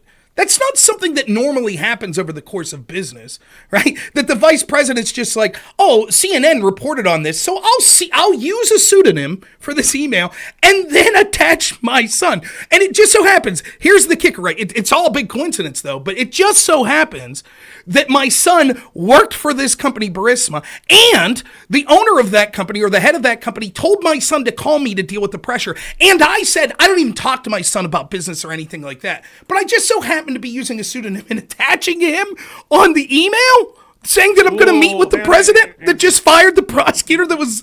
My understanding of the story is that Joe Biden, even the pseudonym alleged to be Joe Biden, wasn't the one sending emails. Right. He was receiving the email. Yeah. Okay. Okay. All right. Fair enough. So then why... My understanding is that those emails were sent in the middle of spring and early summer of 2016, right? Yes. Right. Okay. It was, I believe it was, I'll find the specific email. Just give me a minute. Yeah. What I have is May 27, 2016 and June 15, 2016. And the information I have about when Lutsenko was appointed was on 12 May 2016. Okay. So 2 weeks after Lutsenko's appointment, that sounds reasonable. 2 weeks after Lutsenko's appointment. Rob. What do you mean you don't know? No, what are you trying to say with this? What dude, is the allegation here? Okay, the allegation would be this. Do you think the guy who worked for Burisma, Hunter Biden, who was told, call your dad and deal with this pressure, Do you think he would have a vested interest to tell his employers, hey, Dad's meeting with the president, he's going to talk about the new prosecutor? Do you think he has a vested interest Yes. in knowing that investigation? Yes. And if he's talking about the prosecutor, probably does, yeah. What do you think they were talking about 2 weeks after they appointed this new I have prosecutor? no idea. This is an email not alleged to be from Biden. It's alleged to be from an aide who is alleged to have CC'd Okay, Hunter Biden. so why would he And they CC Hunter Biden? Why would he do that? I have no earthly Why idea. would Joe Biden have a pseudonym? Come on. You know why. Why? The same reason that Hillary Clinton has pseudonyms, the same reason that No. You said You said the reason Hillary changed her email address was because privacy. Exactly. That's why you might change an email is for privacy related concerns. I mean, Pisco, it's starting. I'm just saying. Whoa! What is your allegation? Is that Hunter Biden received some improper information in May 27, 2016, and June 15, 2016? What are you alleging? Okay, I'll tell you exactly what I'm alleging. In my scenario, Shokin was investigating. Zlochevsky said, call your dad and deal with the Ukrainian government investigation. His dad then issued a quid pro quo that got Shokin fired, and magically, it just so happened the investigation of Burisma was dropped. So that's clear quid pro quo and corruption. The FBI chose to not do anything, despite the fact that this evidence was readily available to them.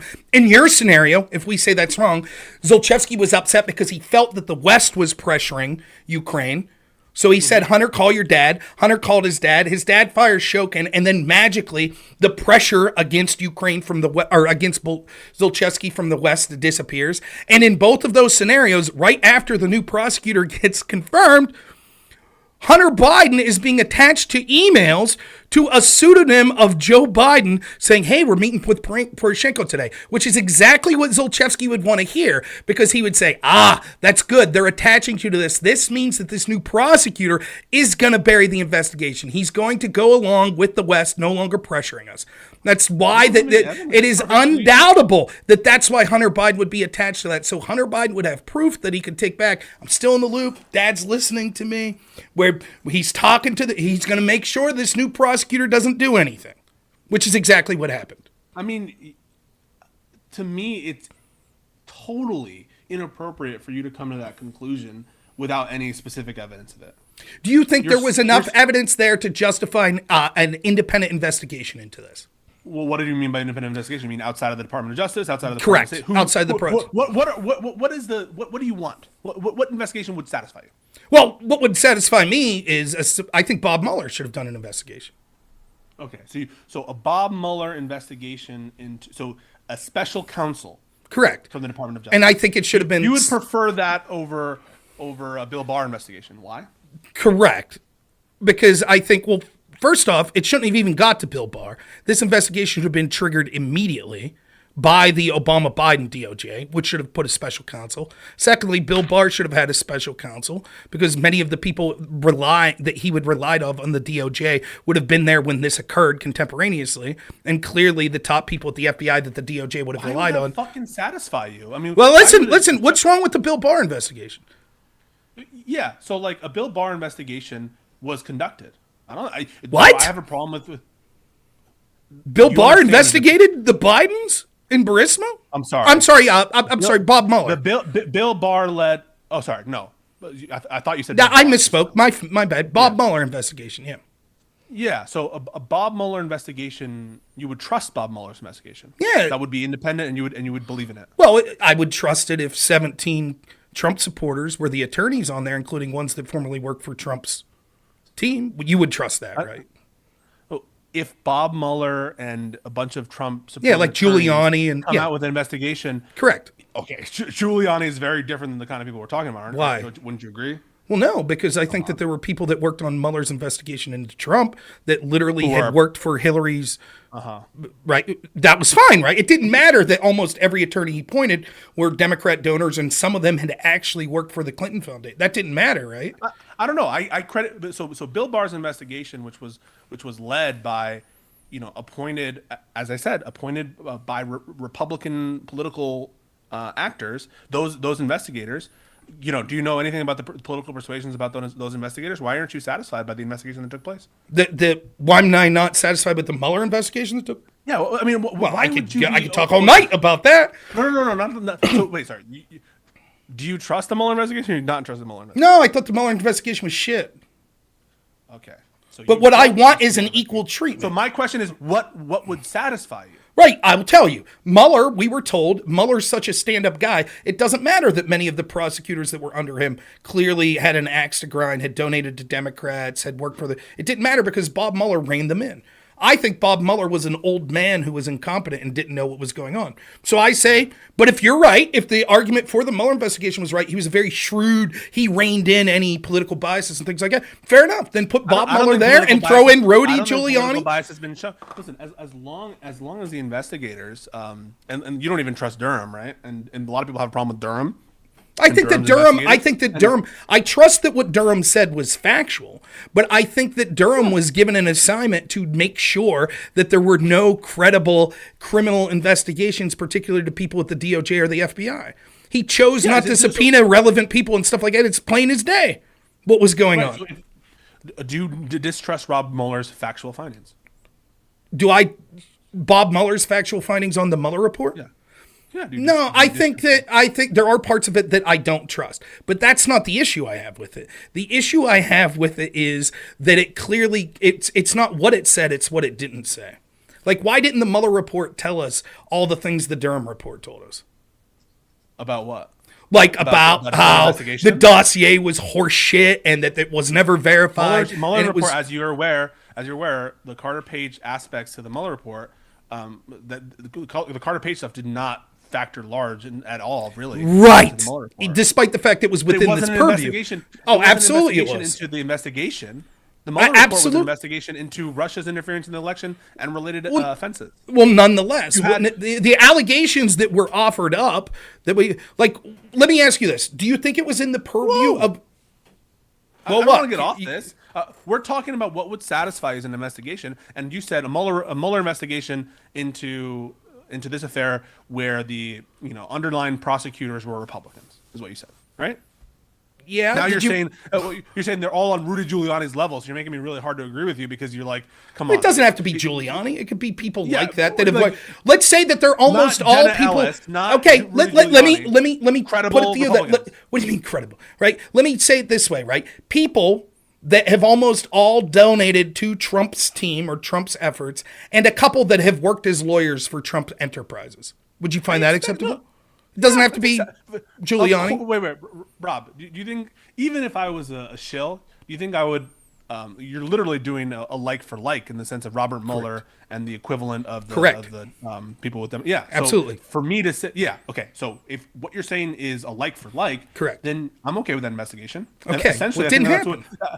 Essentially, I think that you have Republican donors and people who are Republican doing the investigations into Biden anyway. Yeah, well, the question is the double standard of the FBI. That's so one. Okay, so like, listen. Two things. Wait. I just want to say something, and I'll let you say two things. So I think that what you're trying to do when I ask you the question of what would satisfy you is you are trying to elicit from me some statements that you think will show me to be a hack and to be in favor of a double standard, but you wouldn't actually be satisfied by a Mueller investigation.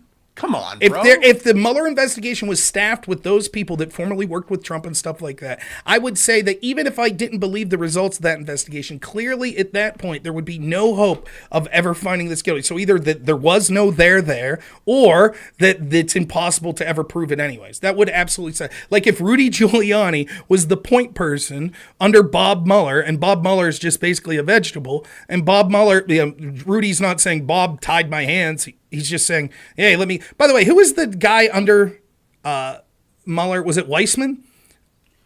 He's one of the prosecutors. Yeah, he was like the head prosecutor under... Right. Under Bob Mueller. There are multiple prosecutors. There are... Right, but the guy that was running the show was, I believe, Weissman. He is one of the head prosecutors. Yeah. Yes. No, so nonetheless, the point I'm trying to make. So the point I'm trying to make here is this: you're asking me this. What would have satisfied you? What I'm telling you is when you compare that, because again, I don't really give a shit about Joe Biden as much as people might say I do. I don't really give a shit about Donald Trump. I certainly don't give a shit about Hunter Biden. What I give a shit about is a two-tier system from institutions that we know don't like one group and they like the other group. And it is clear that the way they've handled investigations has been completely opposite. So, for example, Trump was the target of an investigation where his team, as a campaign and as a president, were spied on using FISA warrants by unverified opposition research. And the FBI knew it. They fucking knew it, right? Meanwhile, when we see all of this shit, right? All of the imagine for a minute if this was Trump that did with the Bidens here. If Don Jr. is being investigated by like India, a company he has in India, and his dad's out there saying the guy that owns this company is corrupt, and Don Jr. starts working for them, and then a prosecutor says, "Yeah, we're going to look into it," and the West is complaining. They're like, "This company's corrupt. It's corrupt. It's corrupt." And then we know Don Jr. calls his dad and says, "Dad." We know the owner of that company says, "Call your dad and deal with this pressure." And Don calls his dad, and then Trump comes out and is like, "Yeah, we're firing that prosecutor." And then magically the pressure stops. You fucking know that Democrats and the FBI, they would be all over this shit. They would be like, my God, they wanted his tax returns to see if he ever had business in Russia. They would have went fucking livid over this. And yet, for some reason, with all of this shit, and this is just one part of it, Burisma. Like, why wasn't the FBI beating down the door to talk to Tony Bobulinski? Why weren't they beating down the door to talk to Devin Archer in 2000? It is clear that it's an obvious double standard. Maybe we need an IG report on the Bill Barr appointed, or I don't know, the Trump DOJ investigation into Hunter Biden. Would that satisfy you? No, Barr sucks. It needs to be completely in fact, the best case scenario at this point is because it's been showed to be such a double standard at such a high level. The best case scenario is that there's a congressional investigation led by people in the Freedom Caucus. Well, there was a Senate investigation into these.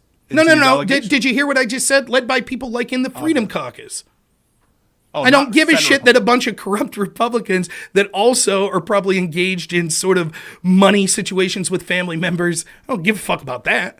I mean, it's obvious what happened. Like, again, let me say, I continue to point out these double standards. You you either have to say it's coincidence or it's prosecutorial discretion. That's always what your argument's going to be on these differences. Always. That's what it'll come down to. We've proven it over and over again. It is stark how much more evidence and again, I don't give a shit about Joe Biden. I didn't give a shit about Hillary's server. I think this is a investigation totally lacking in evidence of corruption. It's stark. Did you support? Go ahead. Did you support the FBI investigation Crossfire Hurricane? Yes, I do. What was the evidence of corruption that you saw that you thought warranted? Whoa! Evidence of corruption? Yes. Why would there need to be evidence of corruption to support Crossfire Hurricane? I would like you to answer that question because you just said when it came to the FBI launching a similar investigation into the Bidens that you don't see evidence of corruption. I don't know what you mean by corruption generally. You use the term. No, hang on. So with respect to Crossfire Hurricane, the predicate for that investigation wasn't some general accusation of corruption. It was accusations related, or I should say intelligence related to the hacking of the DNC server and statements made to an Australian legislator but by George Papadopoulos. Okay. Other information, contemporaneous hacking investigation by the FBI into the DNC servers, among other things. And the knowledge the FBI had at the time of interference in the 2016. All that was it was a national security counterintelligence predicate for an investigation into Russian interference as related to 4 individuals. Okay, so let's assume that this is true. I don't believe them, by the way, about the hack. I think you don't believe the IG report. No, I do not believe that the FBI credibly investigated this Russia hack. I think that it's bullshit. They never got access to the server. It's just a horseshit. They've never substantially proven it, and I no longer trust the FBI on face value. I do not. They've lied so many times. But it's irrelevant to the point of this conversation. Wait a second. Wait, I just want to be clear. You don't trust that the FBI thought that Russia hacked the server? No, they might have thought it. That's fair. I don't think they've proven it. Okay, well, nonetheless, let me go on. Then they it's thought irrelevant. I just want to get here. So, do you think, on balance, that the FBI genuinely thought that Russia hacked the DNC server? I don't know. They thought they may have, but they wouldn't have gave a shit if they Does thought it matter whether or not they did or not? No, it doesn't, and I'll tell you why. Okay. It would if I could prove that they were like, we know this is bullshit and they did it. Obviously, that's Yeah, it worse. would matter if But it was I bad- don't. it was bad I for could me, but it doesn't assume. matter if it's good. I could assume that they all were the most angelic people in the world, and legitimately they were going to bed at night like, my fucking god, they did it.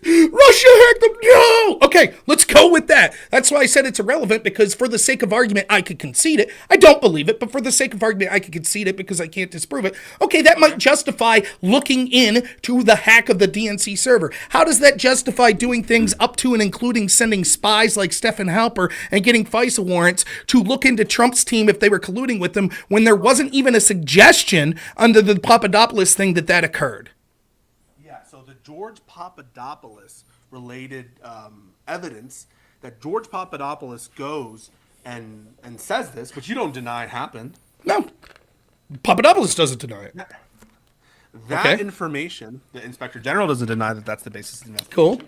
That investigation, you know, the burden for starting an investigation is not super high. It's not high, and it shouldn't be high to start an investigation. Why didn't they do it with the Bidens? They did start an investigation into the Bidens. They send spies? They give FISA warrants? Yeah, They raid lawyers? They do any of that? You're taking issue with particular investigatory techniques, but every investigatory technique is different. And so your question about FISA warrants, there's a particular evidentiary standard for obtaining a FISA warrant. And what did the IG report say? What did the Durham report say about that standard? Was it met? Which standard? The FISA warrant standard, or the full investigation? What's the standard? IG, or what's the Durham report conclude? It said, although there was evidence to have sort of a preliminary investigation, the tools that were used were not legitimate. Yeah, that's not what the IG report came to a conclusion of. What was their conclusion? You tell me. What standard are you referencing? The standard for opening the investigation, or the standard for the FISA warrants? Both. They're different standards. So which one are you referencing? Well, what I'm saying is, it's one thing. For example, if I'm the FBI and I hear an allegation, like I see something bad happen, like a power plant blows up, right? And there's an allegation like, well, this diplomat said he overheard someone saying that Russia was going to bomb that. Do I think that justifies opening an investigation to see if Russia bombed that plant? Sure. Does that justify them spying on a political party? No. Okay.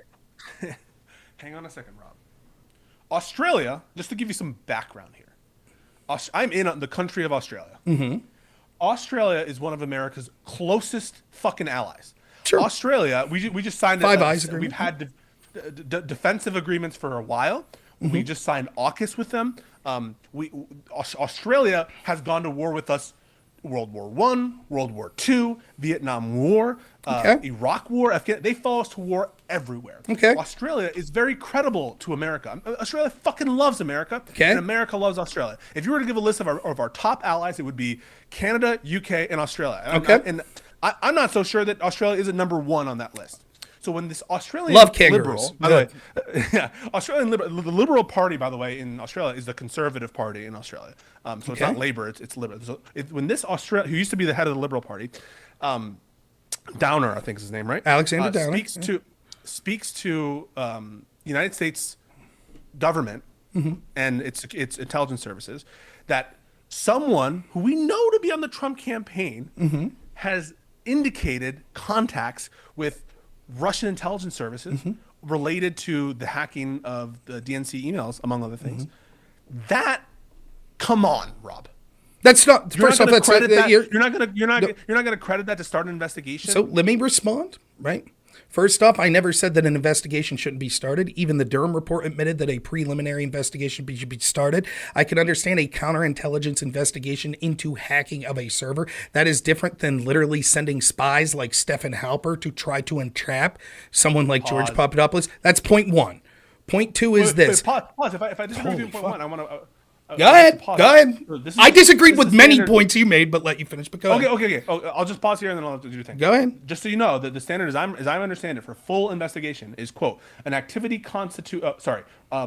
you have to have an articulable factual basis that reasonably indicates, one, an activity constituting a federal crime or a threat to the national security has or may have occurred, is or may be occurring, or will or may occur, and the investigation may obtain information relating to that activity or an involvement or role of an individual, group, or organization in such activity.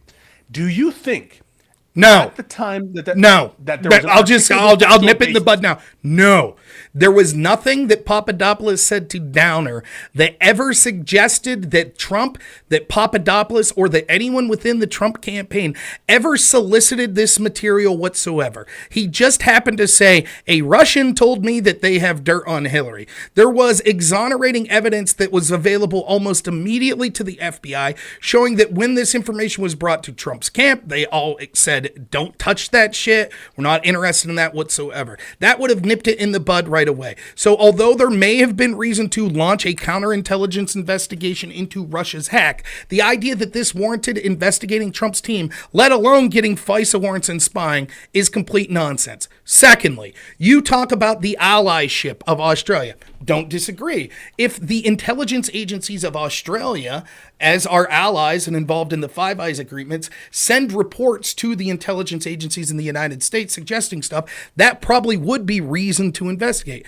Strangely enough, the intelligence agencies of Australia didn't do that. It was one diplomat. A diplomat, by the way, who even in Australia, I could be wrong about this, but I believe was criticized in Australia for giving Australian tax dollars to the Clinton Foundation in the past. Alexander Downer was a known associate and friend of the Clinton Foundation. So based on that one guy's word, not the friendly super ally Australian government, it didn't come through the Five Eyes agreement. It didn't come through Australian intelligence. It came from one guy. Downer.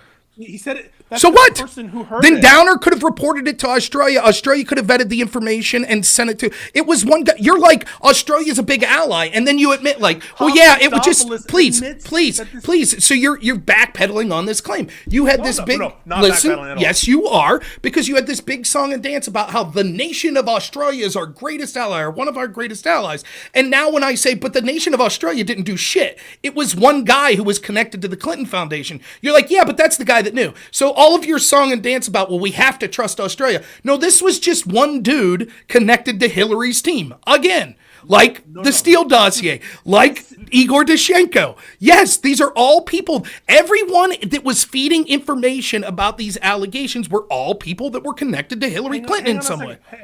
Hang on a second. This was the opposition leader in Australia. He was the Minister for Foreign Affairs. Everything I have to say about Australia's allyship with America is totally credible. It's not the foreign minister for, like, I don't fucking know, Russia, or the foreign minister for some country that, like, you know, Peru or Venezuela or something. This is the foreign minister and opposition leader of a Western power that we're friends with, and ones that, you know, yes, of some source of a conversation, it's going to come from a person, because it's people who hear things, not countries. Countries are just It doesn't. ideas No, and that's institutions. not how it works. So, like, for example, if Nigel Farage, the head of UKIP, sent information saying, I heard that someone in Biden's team said something, you would say that's reason enough. He's head of UKIP. Oh, no, but it's something. If a government official from a friendly nation, a nation that we are allied with, you're going to lend that more credence, a trusted nation, than a country that Okay, you're no at one wars disagrees with with that. a lot Had of this been a corruption. Russian, That's all I'm saying. Okay, well, had this been a Russian official, it would have been different than an Australian official. Nonetheless, it didn't come from the Australian government. It came from one individual who was accused of impropriety in working with the Clinton Foundation in the past. So that's argument two. The third point on this is it doesn't matter, because none of it I may have said this at point one. It doesn't suggest any impropriety from Trump's team. And when you say that this would justify an investigation, it's the same argument I had with, believe it or not, that person that was on before you, right? When I talked to them the other day. The document oh no, it was someone else I had this. The Durham report says, yeah, there was enough here to investigate. But the question is, are the tools that were used in the course of that investigation legitimate? And are the targets of that investigation legitimate? And they're not. Like, if the I'm gonna go reverse... step by step. What's that? So I want to go step by step Okay. and see if you really don't think the full investigation was justified. Again, the standard here is articulable factual basis Okay. that reasonably indicates Okay. that a threat to the national securities has or may have occurred. Okay. Right? And that the investigation that's proposed may obtain information related to the activity or the involvement or role of an individual, group, or organization. The individuals here are Papadopoulos himself and I think 3 others. Okay. And you don't think that there's an articulable factual basis that reasonably indicates more information may be obtained? One, I don't.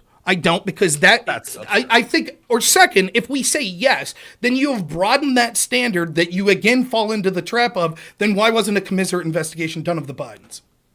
There was an investigation. No, there wasn't. into Not Hunter like Biden. this at all. Are you trying to No, tell but- me that there was a similar investigation into the Bidens as the Crossfire Hurricane? No, You're but going to we're with a straight face tell me that? Hang on a second. We're analyzing step by step. In the fact of there being a full investigation, as defined by the DOJ, there's parity 1-to-1.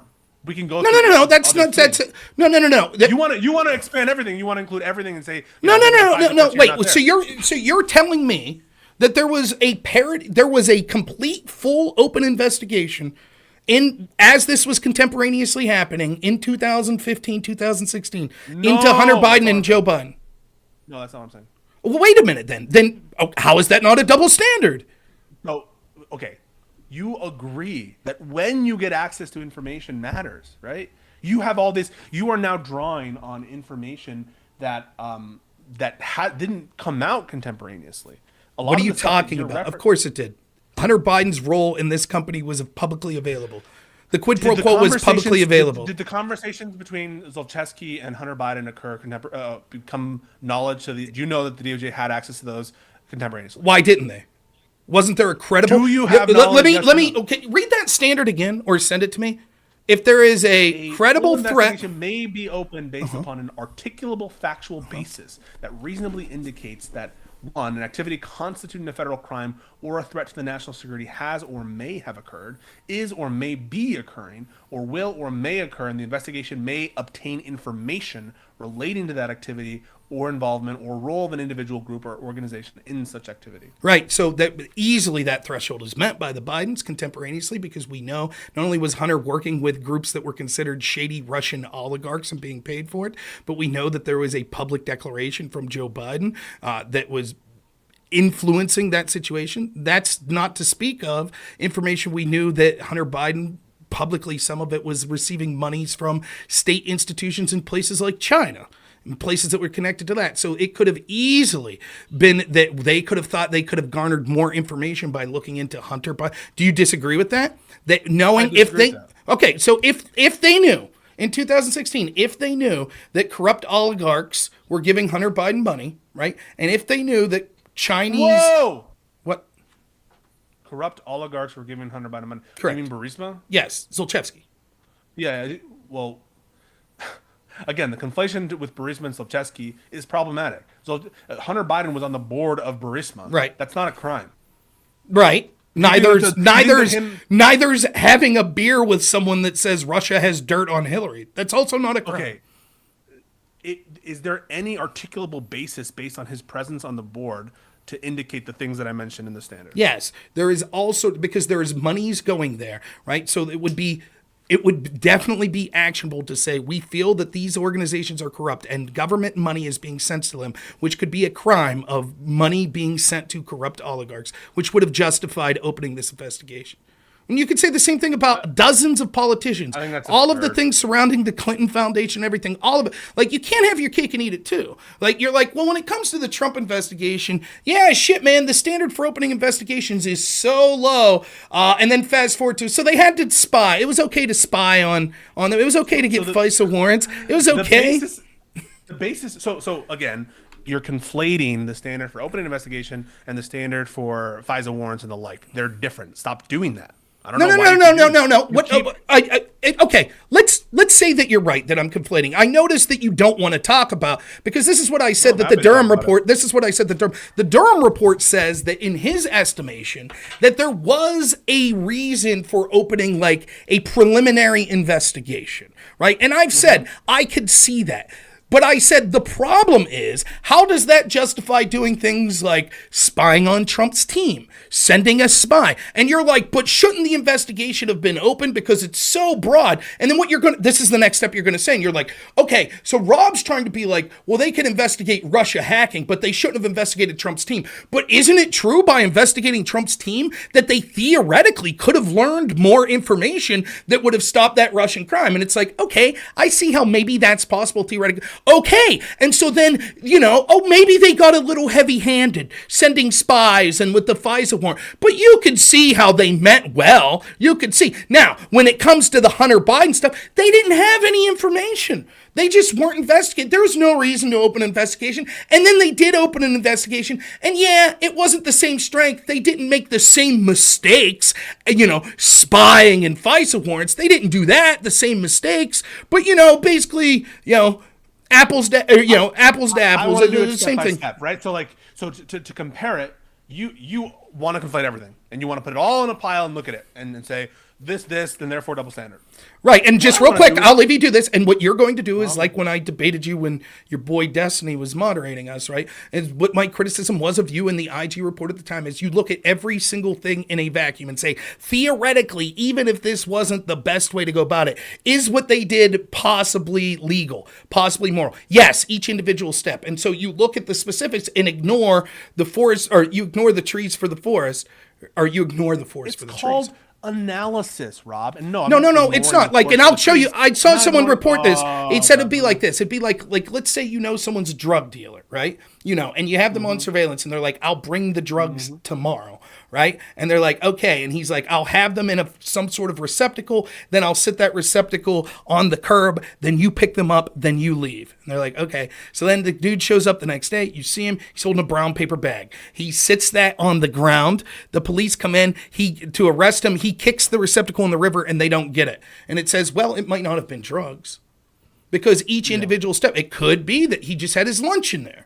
It could be. That's not what I'm doing. That is exactly what you're doing. So you're going to parse it out. Okay, then let's hear what you're going to do. Go. I bet you do exactly what I said you were going to do, but go ahead. The chunks of analysis that I'm doing make sense to analyze on their own. You have to start somewhere. Okay. Right? So we got to they were allowed to open Okay. We will concede. Well, I'm not conceding, but we've got your stance. You think they were justified in opening an investigation, and that included investigating Trump's team. For Crossfire Hurricane? Absolutely. Okay, now, next, spying, FISA warrants, go ahead. Whoa. I'm painting you a picture of why the structure of the analysis that I'm doing is totally proper and makes sense. Mm-hmm. It makes sense for you to analyze things step by step. Doesn't mean that you miss the forest for the trees. It's very important to consider the forest. But the forest is made up of trees, right? And so I don't... Get to the point, Pisco, come on. Whoa, spying. Why are you... What? Because it's 1 a.m. and I assume we both have a life, and you're talking about the dude. They spied on Trump. It was improper. I've said that the Durham report said that some sort of preliminary investigation may have been legit, but the things they did were inappropriate. Now you're going step by step. We got it. Now you're just talking. This is why it's important to go step by. You'll talk about why it's important to go step by step for 20 minutes. Let's get to the investigative tools that they use. Let's get to it. I'll leave it to a minute.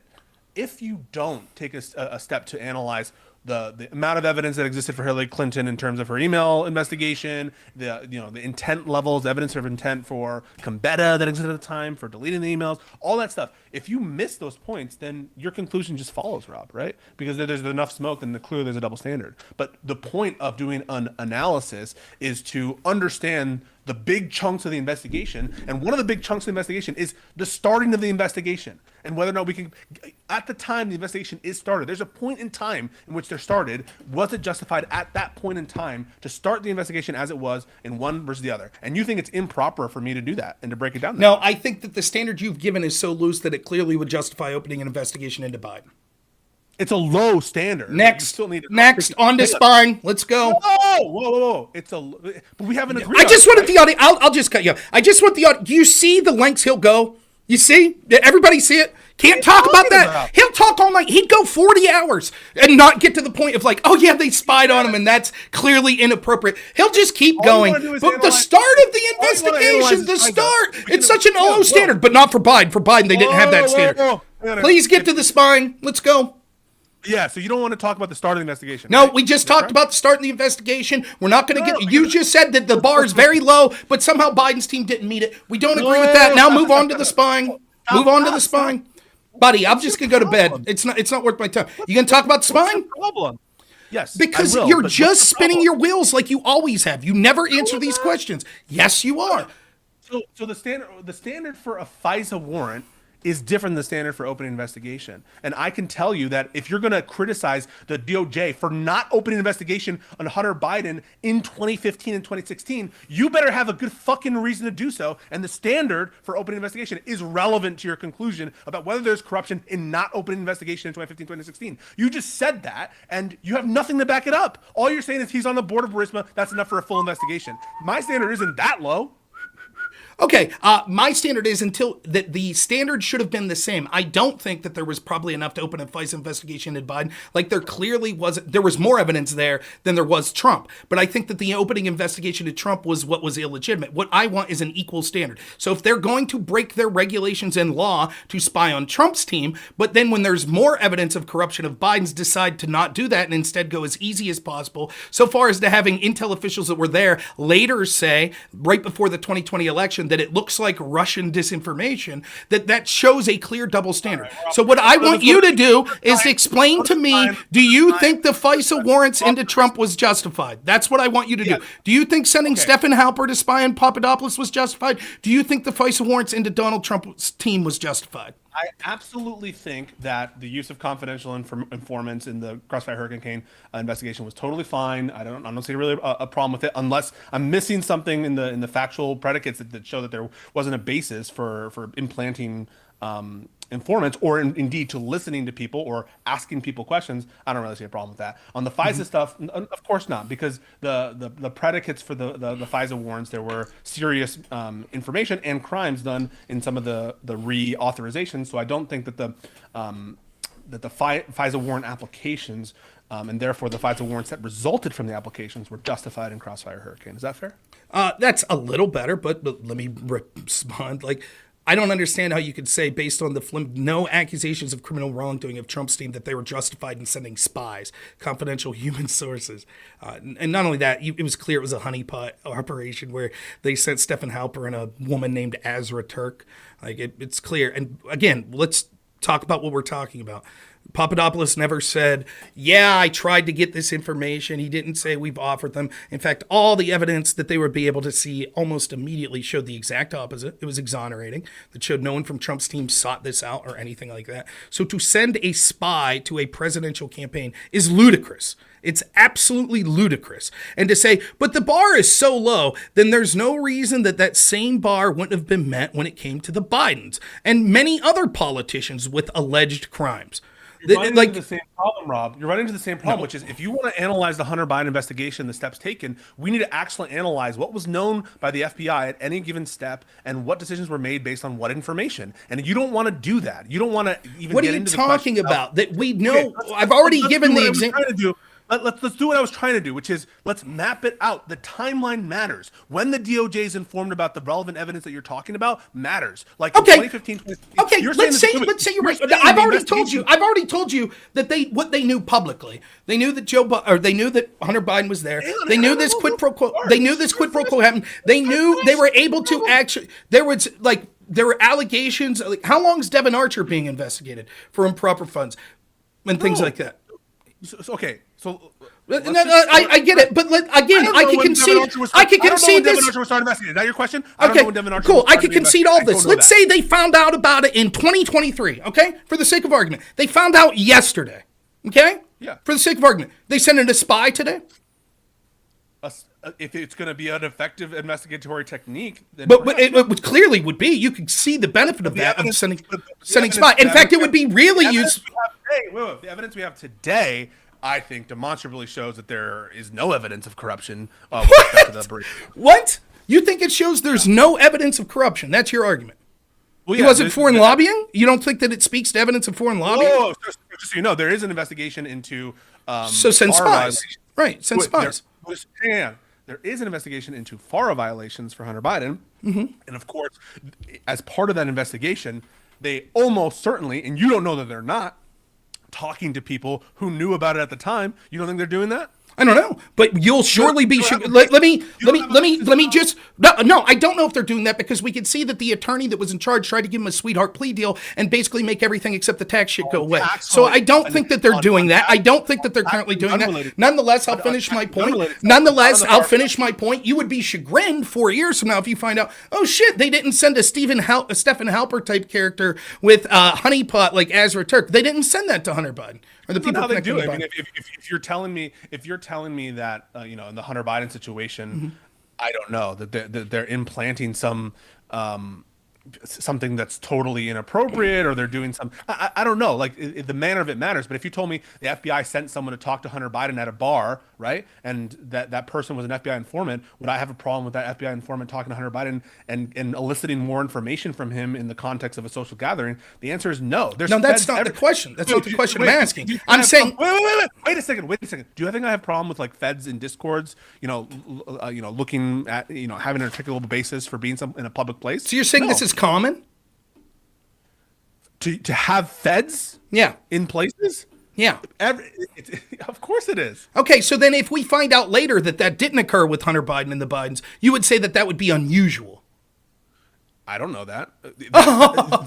You see, this is what I love. It's always. You can say, well, I'm going to say my point. So this is what I love, right? It's always, these tools are so common, and to open an investigation so simple, the bar's so low. And it's like, well, why doesn't that happen with the Bidens? Why doesn't it happen here? Well, they chose not to use that prosecutorial discretion. They didn't think those tools were most effective. It depends.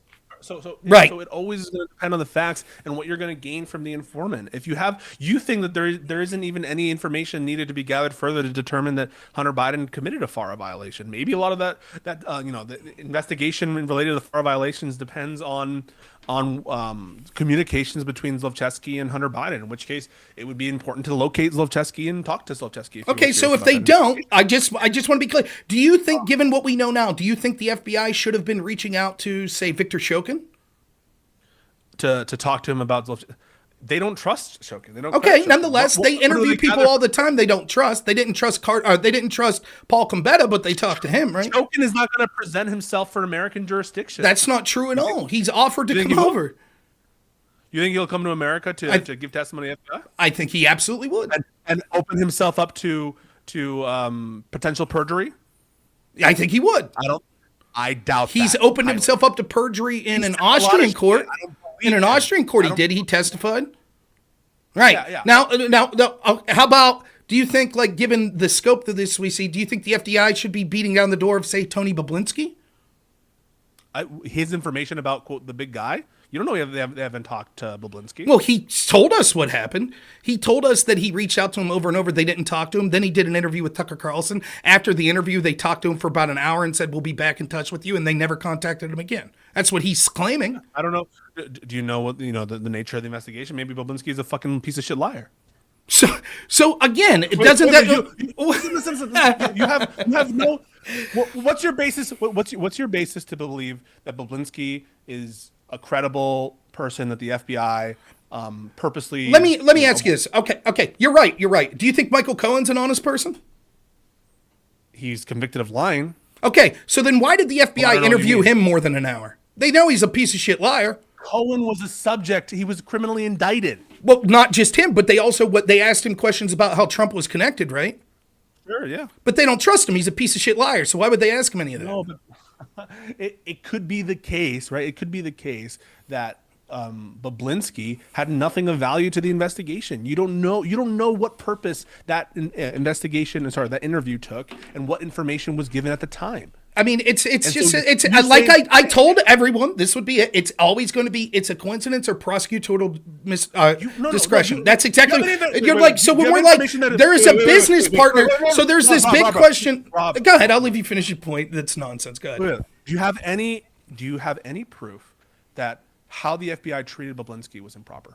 Yes, I have proof in that it is within the normal stance. If there is an accusation that a business partner is coming out and saying significant crimes occurred, and they only talk to him one time, and then claim that they have an ongoing 4-year investigation or multi-year investigation, and they don't recontact that person to see what he's saying. At the same time, while it's publicly people at the FBI formally and behind the scenes are saying that this laptop may be Russian disinformation and they're trying to confirm it, when this guy's saying, I received some of these emails and it's accurate. Yes, that is against what would be common sense protocol for the FBI if they're seriously looking to get to the bottom of the investigation.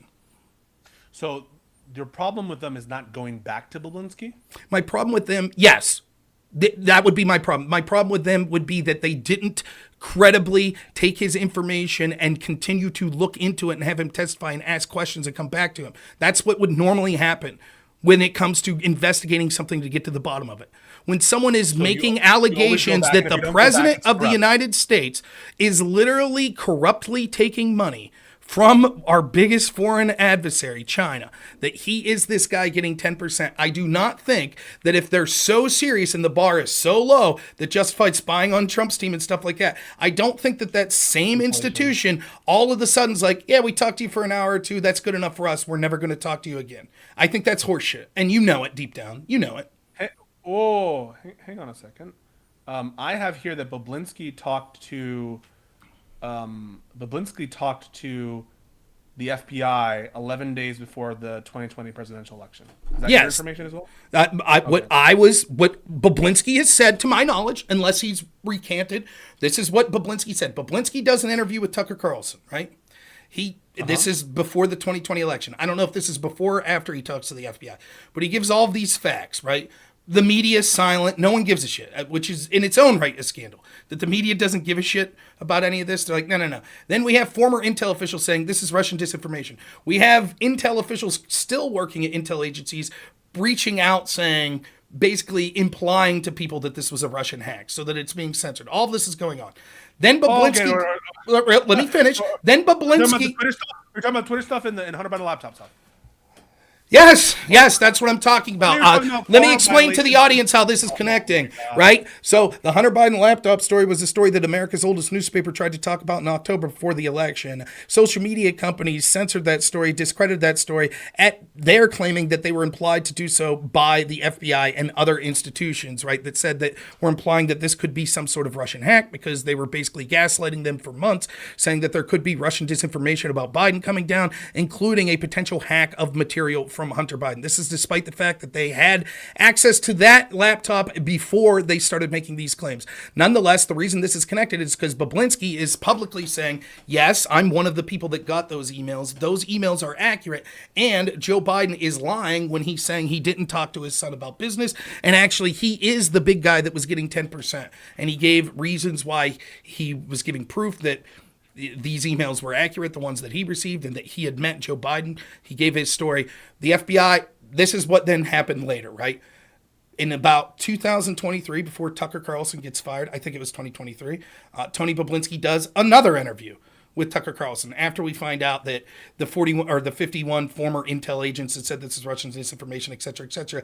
And Tucker gives him follow-up questions like, did the FBI reach out to you again? He says, no, they talked to me one time there before the election, and that was it. They never got back in touch with me, despite the fact they said they would. And I've constantly tried to reach out to them. And Tucker's like, questions. Okay. Very simple questions I have. Did the Bobulinski interview happen before or after a public Fox News interview? I have no clue. Does it matter? It could. Okay. It would be worse. It would be worse if it happened after. Okay. So the FBI, according to the New York Post, which I'm reading right now, spoke to Bobulinski on October 23rd, 2020 for 5 hours. And they obtained the contents of 3 of his cell phones. Okay. You think that was improper? You think that's improper? Why is that improper? No, that's fine. Okay, so why does that show corruption, that they did that? The fact that they've said that they've been investigating this since before the election, right? And they never got back with the guy. Because presumably what would happen would be they would then take the information he gave it and try to vet it. And then they would come up with more questions. They would say, well, actually, if, for example... They didn't. Do they know they didn't? Well, Bobulinski says they didn't. No. Sorry. Do you know that they didn't like use that information or incorporated that in their investigation? Okay, so then there's two possibilities. Okay, there's two possibilities. Either one, they believed the information and used it and still haven't done anything in 3 years, and we're about to drop all the major cases except tax cases into Hunter Biden until a judge stepped in. Or second, they literally had a fight about. They had a fight or about second, this in I'll front just of keep the going. judge. Or second, they didn't believe the information, which would be more information to retalk to Bobulinski because they would want to bring him in and say, we found evidence that contradicts your claim, so we want to know what's going on. Like what you're saying is it's improper at any moment for the FBI to only do one interview of a person. They should always, they have to do two. No, that's Otherwise not what it's I'm saying. I'm saying in this specific case, that was clearly improper. It was improper to only do one 5-hour investigation. Yes, I'm saying in this specific case, that was clearly improper.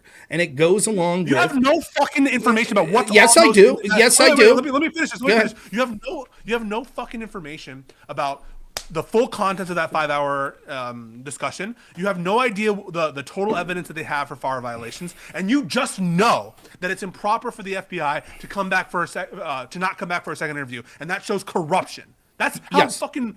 Yes, and I can poisoned your back it mind. up. I can back it up because, for example, we can see that 2 whistleblowers from the IRS were specifically told that they weren't allowed to look into anything connected to Joe Biden, that they weren't allowed to look into anything that would connect to the Biden family that could come back to Joe Biden, that they were specifically told they weren't allowed to look at the contents of the laptop. So all of it goes in tandem with the idea that it's clear that the FBI sent in this information. Top people of it were reaching out to social media saying it could be Russian disinformation. Former leaders were saying that it was Russian disinformation. The FBI talked to this guy for 5 hours, then never called him back, despite the fact they said they would, and he was reaching out to them constantly. And the end of the end of this was they literally tried to bury the. How long do we have to go to bury the statute of limitations on this? When all of a sudden they'll be like, oh well, shit, we didn't file charges. Statute of limitations ran out. Oh well, like it's nonsensical, and you know this. I'm not off to the races. I'm not off to the races. I'm not off to the races whatsoever. I'm not off to the races whatsoever. Let me ask you this: you think that the FBI's FARA or FISA warrants were improper? I already told you that with respect to Okay, Crossfire Hurricane. but yes. Okay, okay, finish.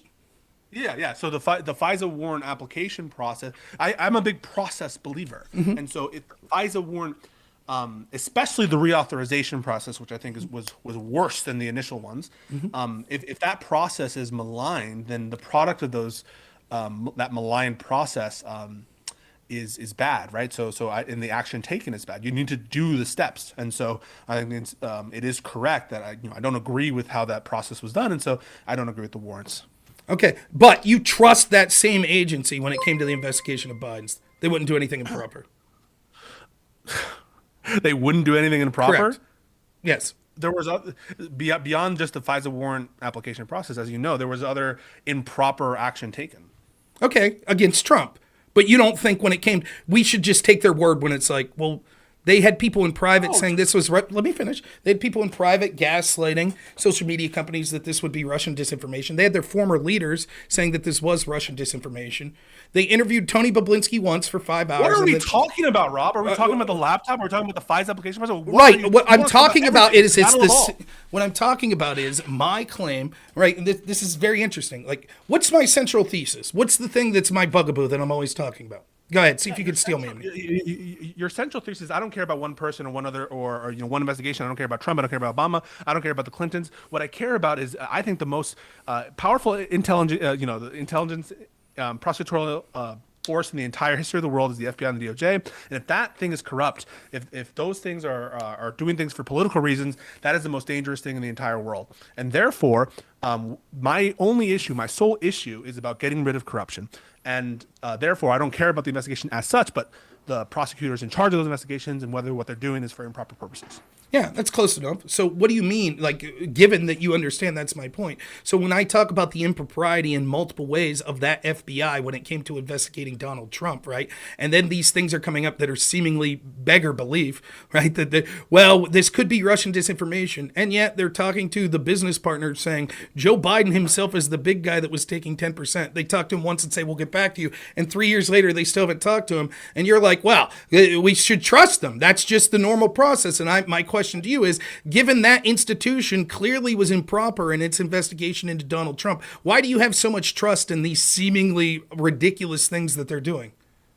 I don't have any sort of inherent belief that these institutions are infallible. And I know that's the message that you will want to try to portray, but intelligence services, including and especially the FBI and the DOJ, in the history of this country, have been incredibly abusive with respect to civil rights and yes, politically motivated investigations. Look no further than the McCarthy era onward, and you can see clear political bias motivating DOJ stuff.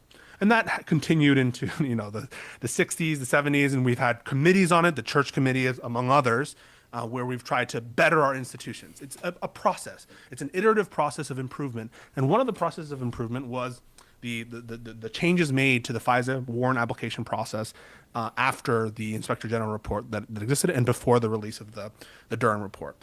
And so, but what you're saying, right, I believe to be too broad and too easy, right? Just because in the past there have been improper actions taken by the DOJ or the FBI, one, doesn't show that those improper actions taken were for specific political motives, which the Inspector General did not find, right? Or that therefore we can never trust anything they do no matter what. In part, we are relying on the DOJ itself to tell us and to be upfront about the mistakes they're making. We only know about these improper processes because the FBI is and the DOJ are self-reporting, right? That's horseshit. That's bullshit. It's not true. So for Our example, government is okay, whether through whistleblowers or through Inspector General right. reports. So for example, you're saying the only reason we know about the FISA abuses is because the FBI self-reported the FISA abuse. That's your claim? We know about that because of the Inspector General report and because of people who were in the room. Oh, so it wasn't because the FBI self-reported. It's because we had to have an independent investigation to look into that. Inspector General is part of the FBI and part of the DOJ. All right, so your argument is because someone outside the FBI had to come into the FBI and show how corrupt this was, that's basically self-reporting. It's self-reporting from the DOJ, 100%. It's nonsensical. And the reason that we got an IG report... disagree that... Wait. We'll do it step by step. Do you disagree that the Inspector General is part of the DOJ? No, he's part of the DOJ. And so you agree, therefore, the DOJ self-reported on... Well, no, wasn't he tasked as Inspector General? This would be like saying if Internal Affairs looks at a police department and finds that they're corrupt, that the police department self-reported because Internal Affairs is part of the police department. The DOJ self-reported, didn't it? What? It doesn't matter. It's like the Internal Affairs. Again, let me repeat. I will answer. Yes, in a sense. Now answer my questions. If Internal Affairs investigates a homicide unit and finds out that they are corrupt, would you say the police department reported itself? Is that what you would say? Not Why? Isn't that what happened? Aren't they part of the police department? Not necessarily. See how I answer concisely, and you're going to weasel out of it. Let me hold you. Okay, before you expound, let's some simple yes no questions. Some simple yes no answers before you try to expand and get out of it. Notice how I answer succinctly. So some simple. Is Internal Affairs part of a police department? Well, the police department self-reported, but not the specific unit. Okay, so then is the DOJ specifically the FBI? The FBI is a part of the DOJ. Okay, so did the IG, is it the specific union that was reporting on itself that engaged in corrupt, or was it reporting on a unit that it has supervisory power over? The DOJ is corrupt. Your belief of corruption goes past the FBI. It doesn't matter. It doesn't matter what my belief is. It doesn't matter what my belief is. We're using your standard. Your standard is the only reason we know about the corruption that occurred for the FBI and the FISA warrants is because they self-reported. When that is clearly bullshit. And by the way, go ahead if you want. How did we get an IG? Why did that occur? Yeah. So I think that the IG investigation probably took place because the president had an insistence, first and foremost, that the investigation be investigated, and I think it was a priority of the Sessions. So let me tell you what really happened. Right. So we had reporting of the corruption that was occurring from the FBI, particularly regarding these FISA warrants. We had reporting in particular from Devin Nunes, that was reporting it and sent out a memo and talked about what was going on, right? And then the Democrats said that was all lies, and almost all the media went along with it. And even when Devin Nunes, in his oversight capacity, was getting information from the FBI, all sorts of ridiculous shit was redacted. So the only reason that we got to the point where we found out about this was painstakingly at every step, because the FBI was avoiding proper oversight that was trying to look into what we now know were significant abuses. What I'm saying is that the Department of Justice is absolutely the source for much of our information It doesn't. related. It's But- irrelevant. Everyone knows this is stupid, dude. Just you have better points than this. Come on. No. Hang on. Your point, right, is how can we ever trust the DOJ if X? If they were able to do this with the FISA warrants, if we have people indicted and convicted and admitted guilt on doctoring emails for purposes of obtaining a FISA warrant on Carter Page, right? That's one of your points. Fair. Yeah. How can we ever trust them on anything, right? That's not. And That's they're not. so That's not exactly. That is what I'm your saying. point. No. Let me expound. That is true that they should never be trusted on blind trust after that. That is absolutely true. However, that doesn't mean, for example, if the FBI comes out tomorrow and says, here is evidence of 10 pounds of cocaine that we found at the border, that I'm like, nope, that must be a lie. That's not what I'm saying. I'm just saying that I wouldn't trust them on blind faith. The problem here, let me finish. The problem here is more than just a general, I don't trust them. The problem is we have specific evidence that speaks to, one, their bias, and then second, specific situations that come to investigations that were happening contemporaneously with the corrupt Crossfire Hurricane one, where questionable decisions were being made all over the place there as well. And the IG admits this. You know that the IG, who did an investigation into Crossfire Hurricane and found this corruption that you admit to, also did a... Whoa. Corruption? Yes. You don't think it's corrupt? The mishandle, the FISA, you don't think that falls into the definition of corruption? Corruption usually implies in the political context that things are being done either for financial remuneration or for specific political motives. Okay. Yeah. So then what so for example, do you think it was corrupt to change for Kevin Kleinsmith to change the CIA's email to him in order to get a FISA warrant to spy on Trump? I would call it criminal, but without more specific evidence of an intent. We can parse words, but then we'll say criminal instead of corruption. So the IG report found the criminal behavior and terrible behavior that was occurring to the FBI. Of one person?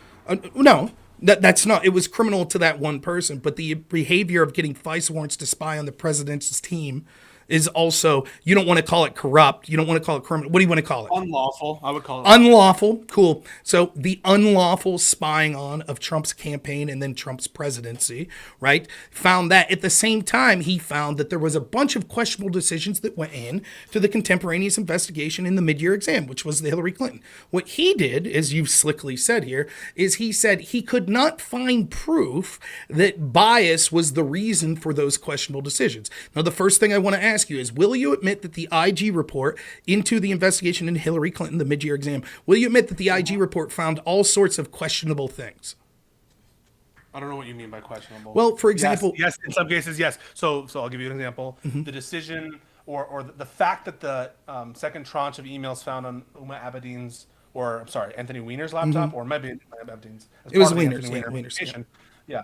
That there was like a 1 month lag before the intent, like before they started going through them. There was like a lag period that the Inspector General said was not proper.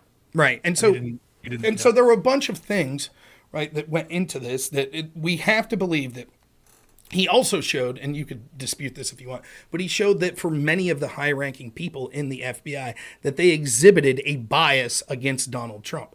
The question was, it's not illegal to have a bias. It's not corrupt or unlawful to have a bias. The question was, we have these questionable decisions, And then we have this bias, but can we prove that the bias led to these questionable decisions? And he ruled that he could not prove that he was unable to prove that. That doesn't mean that that's not the preponderance of evidence of what happened. So the fact that we have these people that are typing things like #resist, that are changing emails to be able to spy on Trump's team, that are unlawfully getting warrants that they know it's ridiculous what they're doing to spy on Trump's team. Simultaneously, they're doing all of these questionable withholding evidence when it comes to Hillary Clinton, etc. And then we could see, even though it's not it's sort of contemporaneous, they aren't doing investigations into Joe Biden like this in 2016, despite his son's position and information that's becoming available of him. Right, like all of this adds up. This is all designed to not talk about specifics. No, that is specifically talking about specifics. That's what I do with you all the time.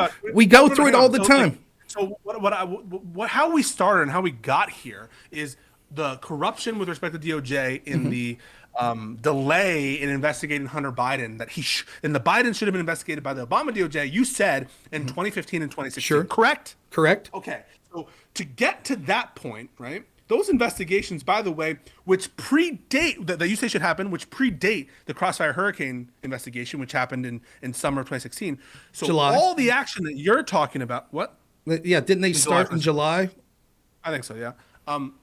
You need to prove your case. What did the DOJ know at the time that you say these investigations should have started? And what is the articulable basis for any of the investigatory techniques that you want to apply as to the Bidens? And if you can't make your case, and if you're forced to rely on stuff that happens after those occasions, and if you're forced to rely on a laundry list of things which I have a response to, but we will get into the weeds about for each and every one, then I don't think that that's very compelling to me. Well, it is compelling because, one, I don't have to prove that the investigation should have happened contemporaneously, because if I could prove that now they obviously know this stuff, but a commiserate investigation didn't occur, then that still shows... That's your opinion back then. So justify that. That's your opinion back then. But you're what do you unwilling mean?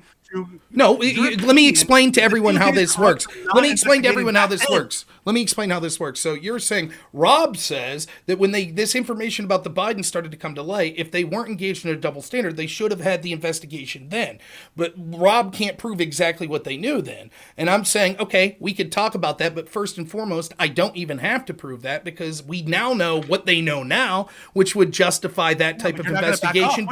I'm trying to extract a concession from you, Rob. No, I'm trying to extract a concession from you. What concession do you want from me? I want to extract a concession that you don't know that the DOJ non-investigation in 2015 and 16 was improper by the FBI DOJ, to the extent that there was no investigation. I will answer that question. I will first say this. It is irrelevant whether I know that or not, because I could completely concede. I could say right now, you're right, I have no fucking clue. In fact, I was in coma in 2015, 2016. I have no idea anything whatsoever that anyone in this country, including the FBI or the DOJ, know. I could concede that and say still would be irrelevant, because we know what they know now and they haven't had a commiserate investigation. They've set the standard with Crossfire Hurricane, and so unless they're engaged in a double standard, they should be engaged in that standard when it comes to going after this president. They're not. So, one, it's already a double standard. Secondly, now we could argue what they knew. My contention the entire time of the Trump impeachment and Ukraine situation has been this.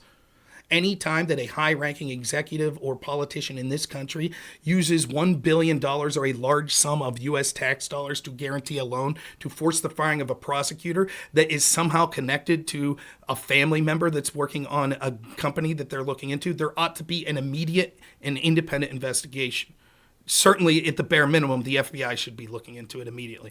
And if the tactics set forth in Crossfire Hurricane include sending spies, raiding people's offices in the middle of the night, then those are the tactics that should have been used then. Okay, so let's break it down. What I'm caring about is when should the DOJ have started their investigation into the allegations related to Burisma? Immediately when Joe Biden issued a quid pro quo. When did the DOJ... Is it when he issued it or when they became aware of it? Sure, when they became aware of it, sure. When did the DOJ become aware of that quid pro quo? I would assume, seeing as how it was public knowledge. When was it public knowledge? So it was public knowledge that Biden's team pressured Poroshenko to fire Shokin. When? We'll say March, when they were doing press conferences about it, of 2016. Oh, I'm sorry. Should they have started the investigation when he issued the quid pro quo, or yes. when they became aware of the quid pro quo, or when they became aware of Biden's pressure?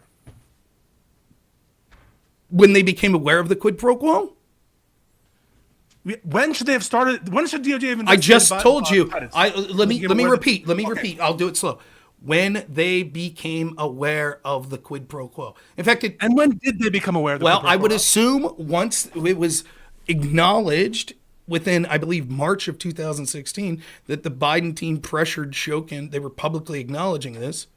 And it goes even further than that because there had to be. We're going to do this analytically. Is knowledge that Biden pressured Poroshenko knowledge that Biden issued a quid pro quo? No, but that would be enough to investigate. Okay, so so I'm going to ask the first one again. Should they have started the investigation into Biden when they issued the quid pro quo, or when they knew about the pressure? Pressure, we'll say that. So you're just going to go back on what you just said about the quid pro quo, right? And all Well, the stuff no, related to money. because I didn't hear you say pressure as part of that. I thought the question you were asking when he did the quid pro quo or when they knew that he did the quid pro quo. Okay, let me just be 100% clear. Should the investigation have started when they became aware that Biden was pressuring Poroshenko, or when they became aware that Biden issued a quid pro quo? The pressure. So that's all it takes, right? So they should have The investigated. bar's really Biden. low, right? The bar's really low. right? Everything you said about any time that they use money, that they use all that was bullshit. What you just told me, right? No, that certainly enhances the reason if they Why'd you didn't say do it. Then? Why'd you say it? Because it's even more egregious. Okay, so the fact that Joe Biden pressured Poroshenko, and the fact that Hunter Biden was on the board of Burisma to fire the prosecutor, that is enough in your mind to start a full investigation into Joe Biden. Absolutely, that's more than some guy got drunk and told a diplomat, I heard Russia has emails on Hillary. So your standard, and what you think is my standard for starting a full investigation, is merely the fact that his son has a financial interest in the country in which he is dictating American foreign policy. I would say that my standard is the fact that his son has a financial interest and that financial interest is being criminally investigated and the pressure is to force the firing of the person that on paper is doing that criminal investigation. Yes. And how does the DOJ know whether Shokin is pressuring Zlochevsky or not? Doesn't matter. On paper is all that would matter. Doesn't matter. Okay. No. Like, for example, right, if let's just say hypothetically, if I am mayor of this town, right, and my son has a company, and on paper, the district attorney or the prosecutor in this town is investigating my son's company, and I force the firing of him, there should be an immediate ethics investigation and criminal investigation into whether or not I acted properly. Okay. I mean, I just think it's ridiculous for you to sit here and say that this predicate that you're talking about, which is that once it became public knowledge that Biden was pressuring Poroshenko, that was public knowledge, by the way, in late 2015. Cool. Investigate. You think that that's a basis to start an investigation? It's Yes. pure buffoonery, Rob. Why? It's not what was it's not what was at stake in the Russia investigation. For you to compare that to Crossfire Hurricane predicate is laughable. No, it's way worse. It's way worse. So let me ask you this. Did people at the State Department acknowledge that it looked like there was an appearance of impropriety? a conflict of interest. Right. Yeah. They acknowledge. Okay. Do you think that when it comes to there's a conflict of interest in a number of Trump and Obama related stuff, and for presidents everywhere, there's appearances of conflict of interest. but can you right, but so there's a conflict of interest, right, that this was occurring. Can you show me ever in any of those, any situation where there was the pressuring to fire a prosecutor that on paper was looking at a family member's company? Whether or not I can point to an example of pressure from whom? From the U.S. State Department? Dude that's got the authority to make decisions is like, oh, my son's company or my aunt's company or my cousin's company. Donald Trump himself. Okay. Donald Trump himself. Who did he pressure to fire a prosecutor? Yeah, Donald Trump, according to the Mueller report, which I don't know if you credit or not, because I'm still in the, apparently you want Mueller to investigate. You think he's a husk or something. Sure. He alleges that Trump, and so does Don McGahn and the people involved, that Trump has tried to pressure to get Mueller fired numerous times.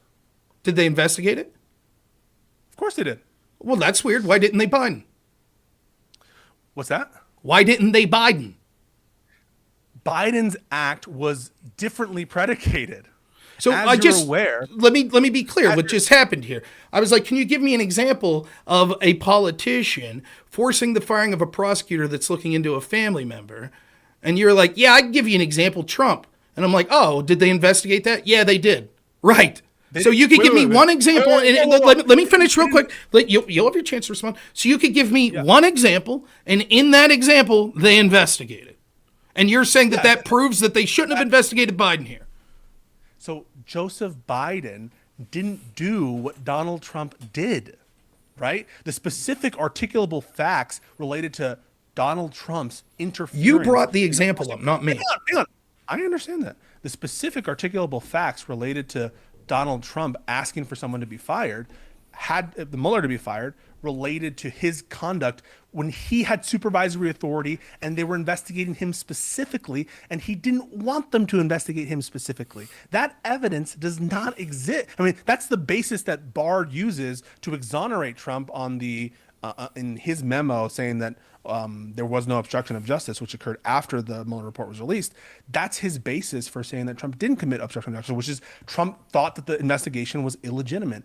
No one has ever denied that Trump thought Mueller's investigation was illegitimate. He has always maintained that the investigation was illegitimate. He wanted the investigation to stop. That is not true of Joe Biden. Joe Biden's pressuring of the Ukrainian prosecutor and Ukraine in general, there's never been articulable basis that shows that he had a desire to stop and stymie an investigation into Hunter Biden. That's just your conjecture and your reading of the tea leaves. But as I've sort of, I think, described well, the entirety of the evidence that's available to us shows that it was a unified position of the State Department and other internal actors that we've already talked about, that was the position. And your only objections to that is like what occurred afterwards and the fact that they had another corrupt prosecutor come later in time. So just so everyone could be aware of just what happened, I said, can you name me an example of a high-ranking politician in this country forcing the firing of a prosecutor that's on paper looking at one of his family members? Pisco gives an example. He says, like with Trump firing Mueller. Then he just spent 4 minutes explaining, actually, that example's bullshit. Once I was like, okay, he used that as an example when he thought it benefited him. And then when I pointed out, okay, no, let me finish. I calmly let you ramble on for 3 minutes about it, right? So when he thought that example benefited, it was good enough. He said, Trump, there's an example. And I'm like, cool, with Trump, they investigated. And so now he had to spend 3 minutes saying, actually, that one example I was able to dig up is actually a bad example. That example doesn't count. So here's 3 minutes of me backtracking on not the example Rob gave, but the example he gave. And so he's like, actually, that example is bullshit. So we're back to square one, where he can't give an example of that happening. My stance is very simple. I calmly let you finish. I did. My stance is very simple. Right? My stance is that it's such a conflict of interest that people should have to recuse yourself in that situation. And if you don't, then you should understand that an investigation is forthcoming. And seeing as how Pisco has quite articulately argued how the bar for investigations like this are so low, and he doesn't have a problem with things like spies and things like that being sent, there is no reason to suggest why that sort of discussion and that sort of investigation shouldn't have been happening around Joe Biden and doing this. The other thing I'll say real quick is because he's trying to say, well, Trump wanted Mueller fired and it was to protect himself, et cetera, et cetera. He again gets back into the same trap because he then starts saying with Biden, everyone wanted Shokin firing. We've had this argument ad nauseum. He has no evidence of anyone suggesting the firing of Shokin prior to Joe Biden being the one to say it. And even if it's true that everyone wanted him fired, Pisco supported the Mueller appointment as a special investigator to look into Trump, despite the fact that both Republicans and Democrats wanted James Comey fired. But he'll say, yes, but the reason that Trump wanted him fired was for personal reasons, which again gets to the point. It doesn't matter if the IMF wanted Shokin fired. It doesn't matter if George Kent wanted Shokin fired. If it could have personally benefited Biden, there should have been an investigation into it, just like there was a special counsel into Donald Trump. Yeah, so what you just said, right, when you asked me, is there an example of someone pressuring a prosecutor? Of course, Donald Trump is the first person that comes to No, that's not what I said. I was pressuring a prosecutor that's looking into a family member's company. That's what I said. Yeah. Wait, okay. So I'm not aware. So the company, the Trump organization, was looked into, as you know, and those relate to beyond the Department of Justice, the New York State prosecutors as well, which Trump has had plenty to say about for state prosecutions as well. His company, which is at least run by, or there's a similar, I think you would agree, financial interest in the Trump organization or the Trump political campaign and Trump's sons, that connection is at least as apparent as the connection with Hunter Biden and Burisma, correct?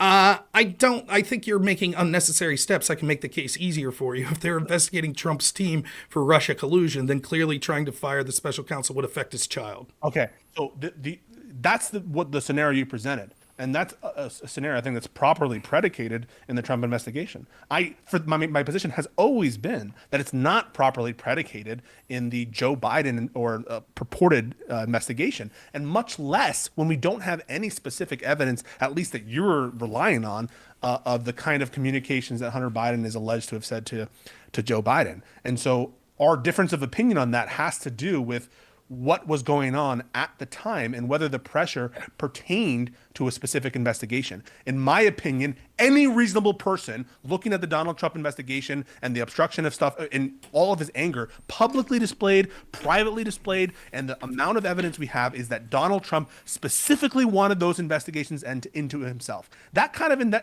evidence, if it existed for Joe Biden, would absolutely justify the kind of things. No. That's you speaking. Hey, no, whoa. Let me finish, please. The kind of evidence that we have of Donald Trump wanting the investigation into himself and his sons and his campaigners to end is so obvious. There's mountains and mountains of it. You can go through the Mueller report. You can go through his Twitter. You can go through his Twitter right now that his intent is to get these investigations to absolutely stop. None of that evidence is available in the Joe Biden stuff. All you have is innuendo and fucked up timelines that Rob is trying to promote that do not show that kind of evidence. And so for you to sit here and say that the cases are comparable is laughable. You brought it up. It's your comparison. Wait, you brought it up, and now you're saying it's laughable. No, gotcha. no, hang on. So let's just be clear about what just happened. Robnoerr asks me whether or not, if I can point to a specific example of a politician pressuring someone into stopping an investigation. My example is not what I said. That's not what the question was. I said, can you show me an example of a prominent high-level politician in this country pressuring a prosecutor to be fired that is investigating a family member's company? Yeah, so I provided you with Donald Trump. My position on that is absolutely the case. Do you disagree with that? Your position is what? I missed that part. My position is that Trump is a great example for someone who wanted a prosecutor fired who was looking into his affiliates or sons. They investigated it, sure. Okay, yeah. My position is not that Joe Biden was doing that. Right. So I understand. You asked me, because the reason we came to this, if you remember, if you could follow the chain of events, what happened, you acted like, well, Rob's standard's so ridiculous, we would be investigating people left and right. I said, no, it's a very specific standard. The conflict of interest is so apparent here. It would be one thing if Joe Biden was just there and his son was working for this company. It's another thing once he starts to actively pressure the prosecutor that's on paper investigating his son's company. That should trigger an immediate independent investigation, an FBI investigation. It absolutely should. You can't give any reason why that wouldn't be the case. You can't give any situation. You can't even give a situation that's that is similar, because the appearance of corruption is so, you were talking about people, it's so obvious how out of hand this would get. It's so obvious how this is the appearance of corruption that anyone would understand, like, yeah, in that specific circumstance, there absolutely should be an investigation. But because this is a Democrat and because the FBI is on board with them, they decided to be like, nope, we're going to allow it to go. No, I know you didn't say that. That's what happened. Okay. All right, just to be clear. So what I'm saying is, if there is evidence that Joe Biden is doing this or stopping this process. There's no evidence because they didn't investigate. Oh my God. They investigated Trump's obstruction of justice when there was evidence for Trump's obstruction of justice. No, they didn't. You just admitted. Yes, like, they did. No, they didn't. This is what happened. This is what did. They appointed a special counsel into Trump trying to stop the FBI. First off, Comey acknowledged to Trump many times that he wasn't the target of the investigation, correct? Which was true, yeah. Okay. So, secondly, Comey acknowledged that even after he was fired, the investigation into Trump's team continued apace, correct? He said that, yeah. Third, we can see that. Rod Rosenstein wrote a memo suggesting the firing of James Comey, correct? True. And Trump acted upon that memo, correct? False. He didn't act upon it. He didn't fire him? Bro, you don't even believe what you're saying right now. No, I'm asking you, did he act upon that memo and fire James Comey? Yes, I believe he did. Fired James Comey. Yes. You believe that he fired him because of the Hillary Clinton investigation? No. No one believes you, Rob. Why You're did- full of shit. You don't even believe this. You're not even listening to me. You're just trying to jump the gun. Rosenstein wrote a memo, said fire him. Did Trump fire him? Trump fired Comey, yes. Okay, so the argument was, but the real reason Trump fired Comey wasn't because of Rosenstein. It's because What do you think? Let me finish. Let me Tell finish. me what you think. Let me finish. It was because he wanted the investigation into him to stop. I don't think that's what happened. I think that he wanted Comey fired because Comey was publicly telling him over and over again, you are not the target in the investigation. And according to Comey's own words, Trump was saying, that's fine. You could keep the investigation going. I hope you get to the bottom of this. However, can you publicly tell people that I'm not the target because I'm being crushed in the press? That's why he fired Comey. He fired Comey not because he was trying to stop an investigation into him, because he knew he was innocent. He fired him because in private, Comey was telling him, you're not the target, don't worry. And Trump was saying, I'm getting crushed in the press. Can you just tell them that? And Comey said, I won't do that. And so he fired him. Yeah. So you think it has nothing to do with Rosenstein's memo, correct? I don't remember specifically what Rosenstein's memo said, to be honest You think with it you. has to do with Hillary Clinton investigation, which was the tenor of Rod Rosenstein's I memo? don't. I will accept. I will take at face value what you're saying Rosenstein's memo said. I quite clearly told you why I think he was fired. So if Rosenstein's memo you don't didn't agree would with- you please listen? If Rosenstein's memo didn't speak to what I just said, then no. I would say that I think that Trump fired him for the reason that I just said. So you think that he fired James Comey because Comey wouldn't do PR for him? No, I think he fired James Comey because Comey was he was getting bashed in the press, and Comey was publicly telling him, "You're not the target of the investigation. You're not the target of the investigation." And he saw no reason why that information shouldn't be made public. Should and the DOJ be worried about the president's standing in the press with respect to the announcement of targets or non-targets? Should that be what's motivating the Department of Justice? No. Okay, so was it proper for Trump to ask that of Comey? And it would have been completely proper for Comey to announce. Okay, explain that one, okay? Okay, I'll explain that because Trump wasn't a target and he was clearly expressing a willingness for the investigation to go. And because there were so many improper leaks that were coming out of the FBI and so many people that were using this to stymie his administration, I feel it would have been fair for James Comey to come out and say, at this time, Trump is not a suspect. We are going on with the investigation. We see where it will go. I think that the damage being done by the leaks that were making Trump look bad would have outweighed any potential damage of James Comey not saying Trump is innocent or anything like that, but he is not the target of the investigation at this time. Yeah, that's what I think.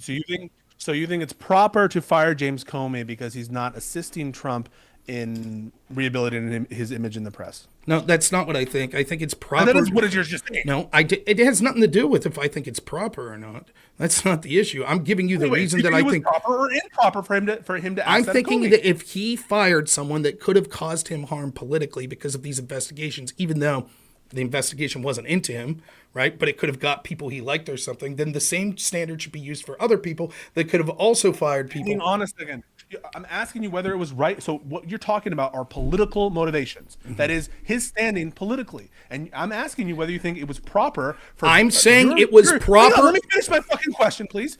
Was it proper for Trump to make that ask of Comey for political reasons? I take people to say, notice how I answer things directly and Pisco won't accept the direct answers. And then when I ask him questions, he never answers directly. So I'll say again, I think because the damage that was being done by the leaks from Comey's FBI to smear Trump, even though he wasn't being investigated, that yes, the most proper thing in that course of action would be for James Comey to admit that Trump wasn't the target of that investigation. And because he was privately telling Trump that, but refused to do so publicly, and because we now know with hindsight that Trump was innocent and it was actually improper tools being used by the FBI in addition to improper leaks, that yes, Trump was well within his rights to fire James Comey. Was Trump's ask political? Yeah. So you agree with his that he was trying to politicize the DOJ, right? He was trying to use them for political The ends. DOJ was being politicized against him, and because of that, because of the leaks and stuff that was coming out, he asked for an action that in itself would have been politicized, but to buttress against the politicization of the DOJ against him.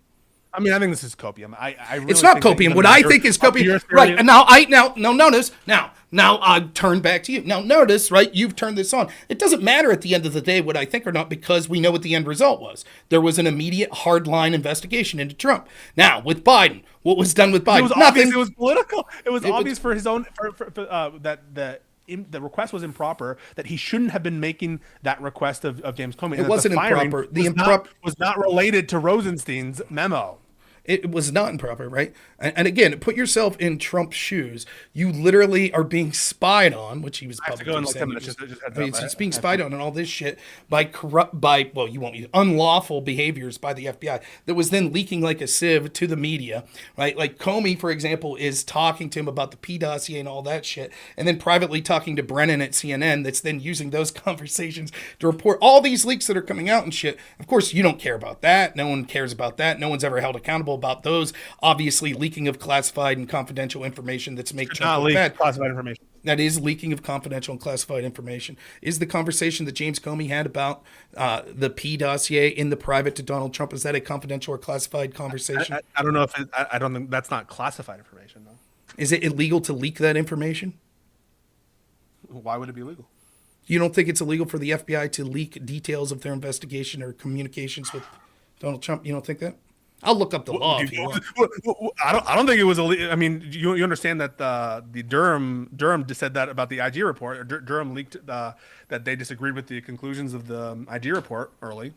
That's different than leaking. Whatever. Well, anyways, is it criminal or is it against policy? I mean, I don't know. I think it's criminal. I think some of these conversations would be considered confidential or classified. Nonetheless, it doesn't matter. It's not really germane to what we're talking about specifically. My stance is quite simple. It's always been quite simple. Anytime that a high-level politician in this country uses your tax dollars to force the firing of a prosecutor looking into their family's company, there should be an immediate investigation. You seem to disagree. You only disagree because it's Joe Biden. Wait. You just disagree with yourself. Your standard is different. Your standard is not that it's when they use your money, because you said that the investigation should have started as soon as there was this pressure and conflict of interest. That's what your standard is, not the money. Fair enough. So change your speech. Okay, so let me articulate. Yes, it clearly moves the bar once your tax dollars are being used, but also if they are using their official capacity in their job as being a high-level politician to force the firing of a prosecutor that's looking into their family's company, yes, there should be an investigation. You would think that every single person here watching, even if they're from your audience, if they were honest with themselves, knows if this was Donald Trump, you would have called for an investigation. Every single, and we know that because you called it. Please, we know that because you called for his impeachment and investigation into him over his phone call with Zelensky. And guess what?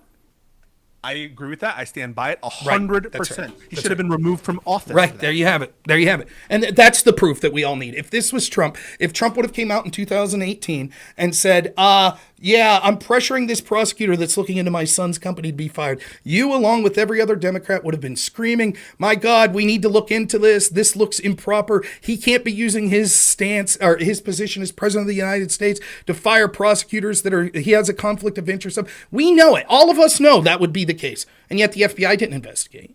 Right? And I just want to say this real quick. They did investigate. No, they didn't. They didn't do any sort of level. They did not. They didn't. No, they didn't. They didn't do any sort of level. And again, what I'm calling for is equal applications of law. Now, if you listen to Pisco when he talks about like spies being sent in George Papadopoulos and massive investigations being opened to Donald Trump and his team when it came to the Crossfire Hurricane investigation, he's like, the bar is so low. And if they theoretically could have got more information, sure, spend spies and stuff like that. But when it comes to investigations of the Biden, by the way, if they investigated, my bar is not that low. Wait. Not as low as yours is. Right. So they did investigate. That's your claim? Wait, investigate who? Joe Biden. They investigated the Burisma matter. Yes. They investigated Joe Biden. The FBI investigated Joe Biden. I don't know what you mean by that. They investigated. You just said when I was saying I outlined my standard, right? Do you want me to repeat it? Anytime that a high-ranking U.S. official uses his position to force the firing of a prosecutor that's looking into his family's company or something like that, there ought to be an immediate investigation. You said they did investigate. So tell me what you meant when you said that. They investigated the Hunter Biden Burisma matter. Did they investigate Joe Biden? I don't know what you mean by that. Well, let me repeat. When I say anytime that a high-ranking U.S. official uses their position of power to force the firing of a prosecutor that's looking into their family's company, I mean that they should investigate the reasons that those actions were taken and make sure that the apparent conflict of interest wasn't something that actually occurred. Did they investigate that? Did they investigate Joe Biden? I don't know if they characterized him as a subject of the investigation. I don't know the labeling of it, but they investigated the connection between Hunter Biden, Joe Biden, and the Burisma matter. And that's the investigation that you wanted. Okay, so how thorough was that investigation? We don't have an IG report on it. I don't know. Do you know the first thing about how thorough it was? Well, let me say this: your defense. Let me say your defense of the actions or lack of actions for the FBI was they didn't have access to this information. So you're acknowledging if they would have done a thorough investigation in 2016, then all of the stuff we know now would have came to light. Because they were doing a thorough investigation in 2016. No, because a lot of the information that we have and statements made right now only emerged in 2019, 2020. Why? And I'm not certain, especially a lot of your reasoning related to Lutsenko, right? And the lack of, part of your allegation of corruption is that there was no meaningful action against Burisma in 2017. No. Let's take, like, for example, the statements of Tony Bobulinski or the statements of Devin Archer or the statement, like all of the stuff we know now, the aliases of Joe Biden that was involved with these communications and all of this stuff. They would have known all of that in 2000. Some of it. I'm not please, sure. please, Again, let me finish. Let me finish. They would have known all of that. They would have known all of that in 2015, 2006. The only thing they wouldn't have known was Lutsenko potentially being corrupt in 2019. Other than that, they would have access to all this information. Or any text message that postdates the time of the start of the investigation or the time of when the investigation would complete. Okay. I don't know.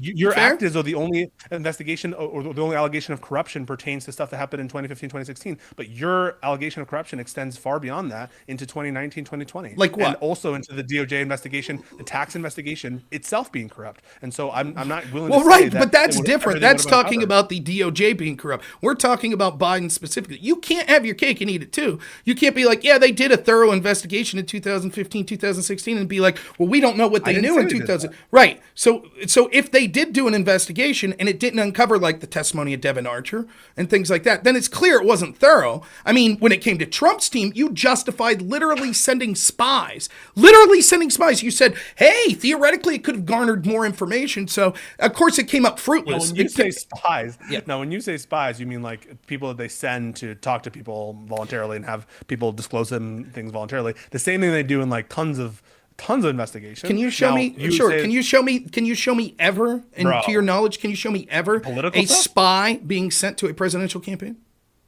A presidential campaign? Correct. Not sure about that. I mean, there was some chicanery going on in the Nixon elections, and I know that, for instance, Lyndon B. Johnson recorded political opponents that he was going after in Republicans. And so is that frowned upon, or is that celebrated as something that's 100%? No, that's absolutely frowned upon. Okay, when justifying the FBI's actions to spy on a political campaign, including sending a spy, the examples you give are examples that we all universally condemn. Yeah, so like it matters why, right? It matters if you're doing Lyndon Baines Johnson, right? All of these investigations and the spying that he was, and actually someone who talked about this very, very well, I think at least part of it was Roger Stone. Roger Stone is actually, he knows a little thing or two about history, and he sort of goes through a lot of the chicanery done by Democrats in the 1960s. And yeah, it's awful, but the purpose there was purely political. And that's the central thing that I'm refuting when I'm talking about the Shokin firing. And I'm saying that there is no evidence of that. And that you think there is. I mean, okay. we can go back to that. We can go back. I mean, even your explanation. And as I said, I told people the other day, this would be, you literally are just defaulted to, you aren't using these words, but you're saying it's a coincidence, right? You can't get around these four facts. Zlochevsky said he was under pressure. He told Hunter Biden to call his dad to deal with it. He called his dad, who then fired the firing of this prosecutor, and then the pressure alleviated. You can't get around it. Yeah. So like the pressure related to the West was absolutely present an initial matter, and that pressure, right, you explain as coincidental as well. It's a coincidence that they wanted to pressure Shokin. You agree, right, that Shokin is probably corrupt, and you think, well, it's just a coincidence that they were. I will tell going you, after Shokin. I've since readjusted. I'm not denying that Shokin could be. Let me explain. I'm not denying that Shokin could be a corrupt. The reason I said I think Shokin's probably corrupt is because pretty much every prosecutor there is. But the video I watched, which I did send you, I think that video I could resend it to you. His guess, the guy that compiles that, says this: he thinks Poroshenko was corrupt, which is backed up. Statements from back in 2004, 2005, way back in the early 2000s, whatever the date was, from the State Department at Bush said that they acknowledged Poroshenko was a dude that liked bribes and stuff like that, which would be suspicious why the U.S. would be backing it. But nonetheless, what this guy estimates is probably Shokin, all the evidence shows that Shokin was a company man, that he listened to his boss his entire career. So probably what was going on was either A, that Shokin was investigating, and that's what was making Zlochevsky upset, so he wasn't corrupt, or B, Poroshenko was corrupt and was using the threat of the active investigation of Shokin to solicit a bribe from Zlochevsky. And once Lutsenko came around, that bribe would have been obtained, right? But it doesn't matter. All of this is irrelevant. It doesn't matter, right? Because what does matter? No, let me explain why. Let me explain why. Because you're like, what you'll do is we could be like, there was 50 prosecutors. I've done this before. I'll do this example. I don't know if I did it with you, right? Like, I am the mayor of a town, right? And every single prosecutor in my town for the last 10 years, I've gone through 50 prosecutors, and every single one is corrupt. Every single one. But the 48th prosecutor on paper was tasked with investigating my son's company. And so I said, you're fired. That's the only one. The previous 47 corrupt ones I didn't fire. But that 48th one I fire. Then the 49th comes along. He's corrupt too. But one of the first things he does is say, we're closing the investigation into the mayor's son. And I go, okay. And you would say, this would be your claim. But wasn't that 48th guy corrupt? Well, yeah, I guess he was corrupt. Okay, then nothing to see here. Yeah, no, I think that on balance, right, I trust, this is who I trust, right? I trust that the West is self-interested, that they're self-motivated, that what they want, right, and is not like $10 million to Joe Biden and Hunter Biden. What they want, like, they don't give a fuck about Hunter Biden, in my opinion. These actors that the State Department is controlling, I don't think the State Department is acting because of the personal motives of Hunter Biden or Joe Biden. I just don't think that. I happen to believe that these people care about America's influence and American power. And that explains to me a lot of their conduct. And it explains their conduct in all sorts of different places in the world. I don't think that they're these fucking angels. I think that they're self-interested and they're doing their job in America's, I could say, realpolitik interests, or to try to live up to their. But you have no you have no explanation other than coincidence for why the U.S. the West officially changed their policy regarding pressure about Burisma. You have no argument as to why within a few short months they claimed because Shokin wasn't prosecuting oligarchs, they wanted him gone, but they let Lutsenko go for 3 years. You have none. You're just going to say, well, it's coincidence. They thought they got what they wanted. So you're, again, blowing up the importance of this particular investigation when the entirety reason of Shokin's firing has to do with broader reasons, right? And you can say that it was all, in your world, right? It's all about the Zlochevsky investigation. No, I don't have to say that. Can you show me an example of Pyatt talking about cases other than Burisma that he said illustrated the corruption? I'll look for those and I'll go to. But in that speech that he gave in September, that you put so much weight to, what was the case that he brought up? He was bringing up the Zlochevsky case and the declination decisions given prior to Shokin's appointment. When the IMF and the UK spoke up about corruption in Ukraine, what case were they citing? Yeah, so, okay, they're citing the lack of action from the Prosecutor General's office on the UK's investigation, which predates Shokin's. And who was that investigation into? The UK investigation? Yes. Into Zlochevsky. Zlochevsky, right. So So again, you keep saying what you're trying to do is say this. You're like, okay, everyone was, and again, this is you've fallen into this trap, right? When you're like, closing statement after this. By the way. okay, you fall into this trap where you try to get out of the firing of Shokin by saying, well, if that was the case, all of these people, if it was about protecting Hunter Biden, even before Shokin in 2014, people were complaining about Burisma. The IMF was complaining. The UK was complaining. The United States was complaining. They're all complaining about Burisma. It was such a big deal. They're all complaining about it. And it's like, okay, right. And then for some reason that changes once we know that Zlochevsky tells Hunter, start lobbying your dad, right? And then some reason that changes. They stop talking about Burisma. They stop talking about Zlochevsky, right? That's the conversation we're having. You're like, no. They still talk, like Pyatt still talks about that in September. He's still talking about it. It's like, okay, but now we know that we have this call that occurs in December, right? We have this call. In fact, we know in November, previous to that, we saw that there was an email sent out by Vadim and these other guys saying, we need you to we need you to use your tools to people in the United States to convince people. And he specifically mentions the head of the PGO in that, which would have been Shokin. So we know that's occurring. And then after that, you're like, all of a sudden, you completely change your standards. You're like, well, they never really gave a shit about Burisma. They didn't care. Yeah, that's the one case they brought up over and over again. But now that they got Shokin out of there, which they realized after 2 months he was no good, they got this guy Lutsenko. And Lutsenko didn't do shit. He wasn't going after the corrupt oligarchs either, but maybe they thought he was. But prove it.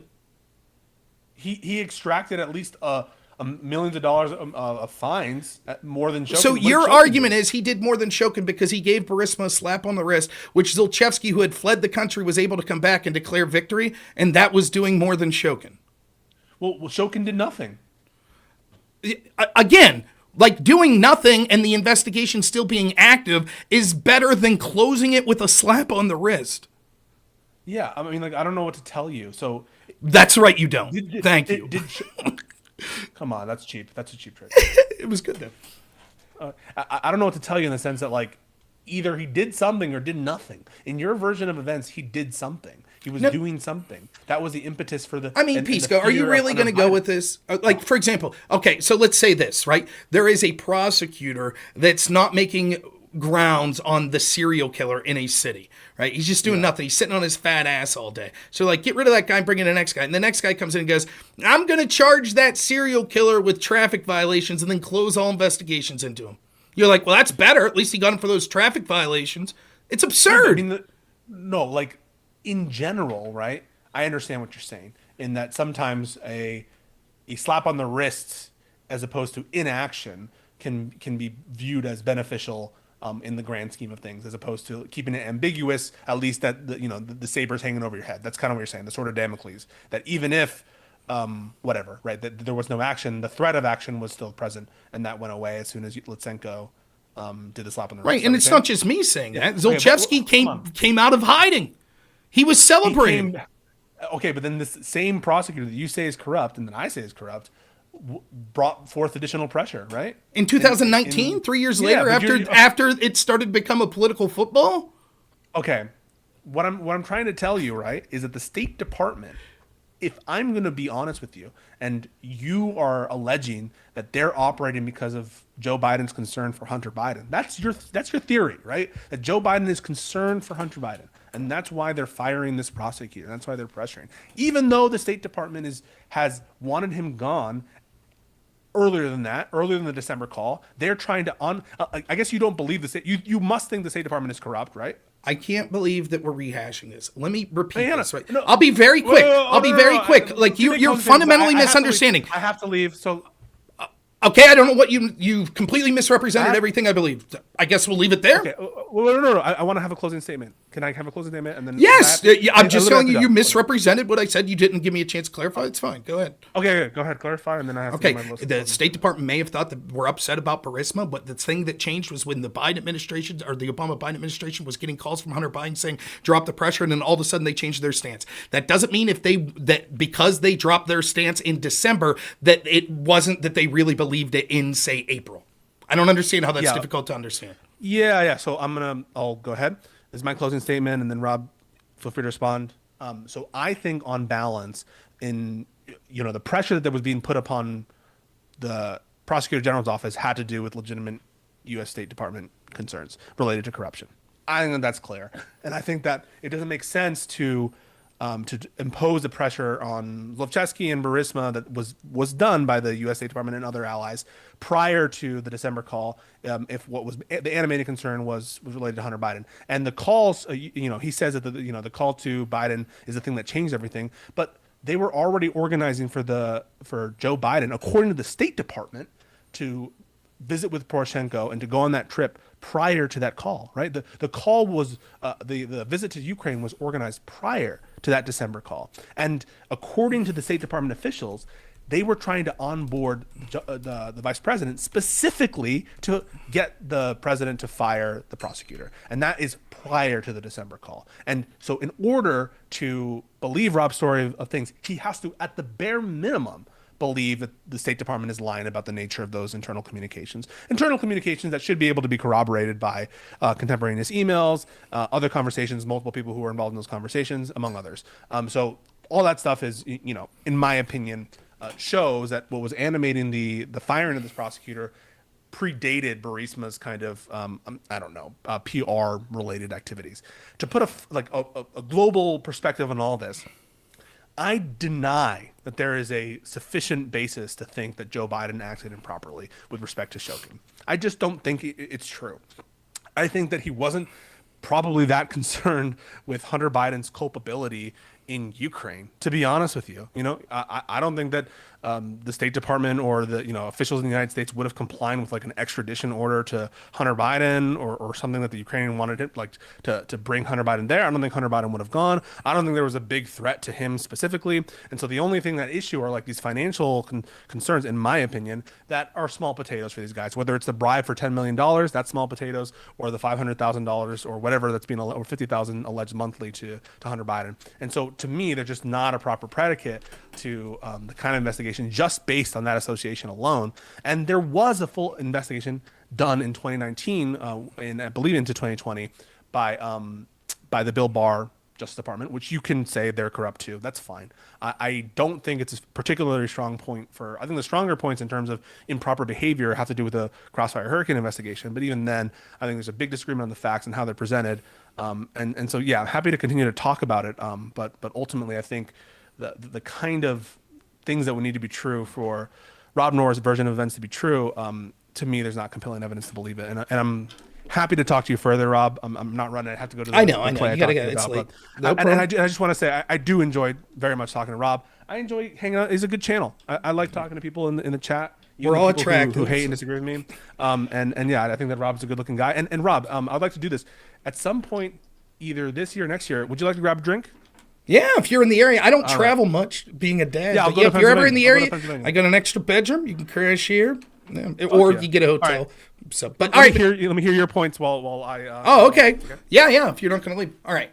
So the problem is Pisco keeps talking about how my version of events, the timeline doesn't make sense. He's fundamentally misunderstanding what's happening. Think about it this. Let's say a hypothetical situation where a bribe is paid to a prosecutor. Let's say that a bunch of people will say in January, start complaining about a particular case, and a bunch of prosecutors and people and all sorts of people that would be involved in this are saying, we want to take this person down. We want to take this person down. We want to take this person down. And then a bribe is offered in June, 6 months later. And then the guy that gets the bribe, the top guy's like, never mind, we don't need to take this person down. We can do this and this. And everything stops. Pisco's saying, well, that wouldn't make sense. Why would they do that? They would do that because the bribe was paid. That's why the stance would change on it all of a sudden, right? Similarly, even if it wasn't a direct bribe to Joe Biden or anything like that, the thing that fundamentally made it change was initially there wasn't the lobbying effort from Hunter Biden, or there wasn't enough pressure from Zlochevsky to force Hunter Biden to go ahead and use his position to try to end these investigations. So it is entirely plausible that this corrupt oligarch, right, that's trying to pay bribes all over the world to be able to continue to stay out of jail and to keep his money, that he's being looked at for real in the UK. He's being looked at for real in the United States 2014, 2015. Hunter Biden then gets tapped, which is the exact reason, as Pisco mentioned, that he would have been hired in the first place. Like, dude, it's time to start reaching out to your contacts in the United States. We need this pressure to drop. And so at that point, for example, I could show you this. We have this email that came out November 2nd, and it was in November that the stance to fire Shokin came from Joe Biden. You can see here it's talking about deliverables, talking specifically about the Prosecutor General's office, etc. And I've talked about this several times. So we can see that the pressure was ramping up from Burisma, Zlochevsky, and Vadim to Devin Archer, Hunter Biden, etc., people that were attached to this email to start using their contacts in the United States to paint Burisma in a more favorable light. And so it would make sense why this would be the key time when it would be changed, that they would decide. And in addition, me and Pisco might disagree on facts, such as I've showed you all in videos I've did previously of the actual investigatory steps that Shokin was taking.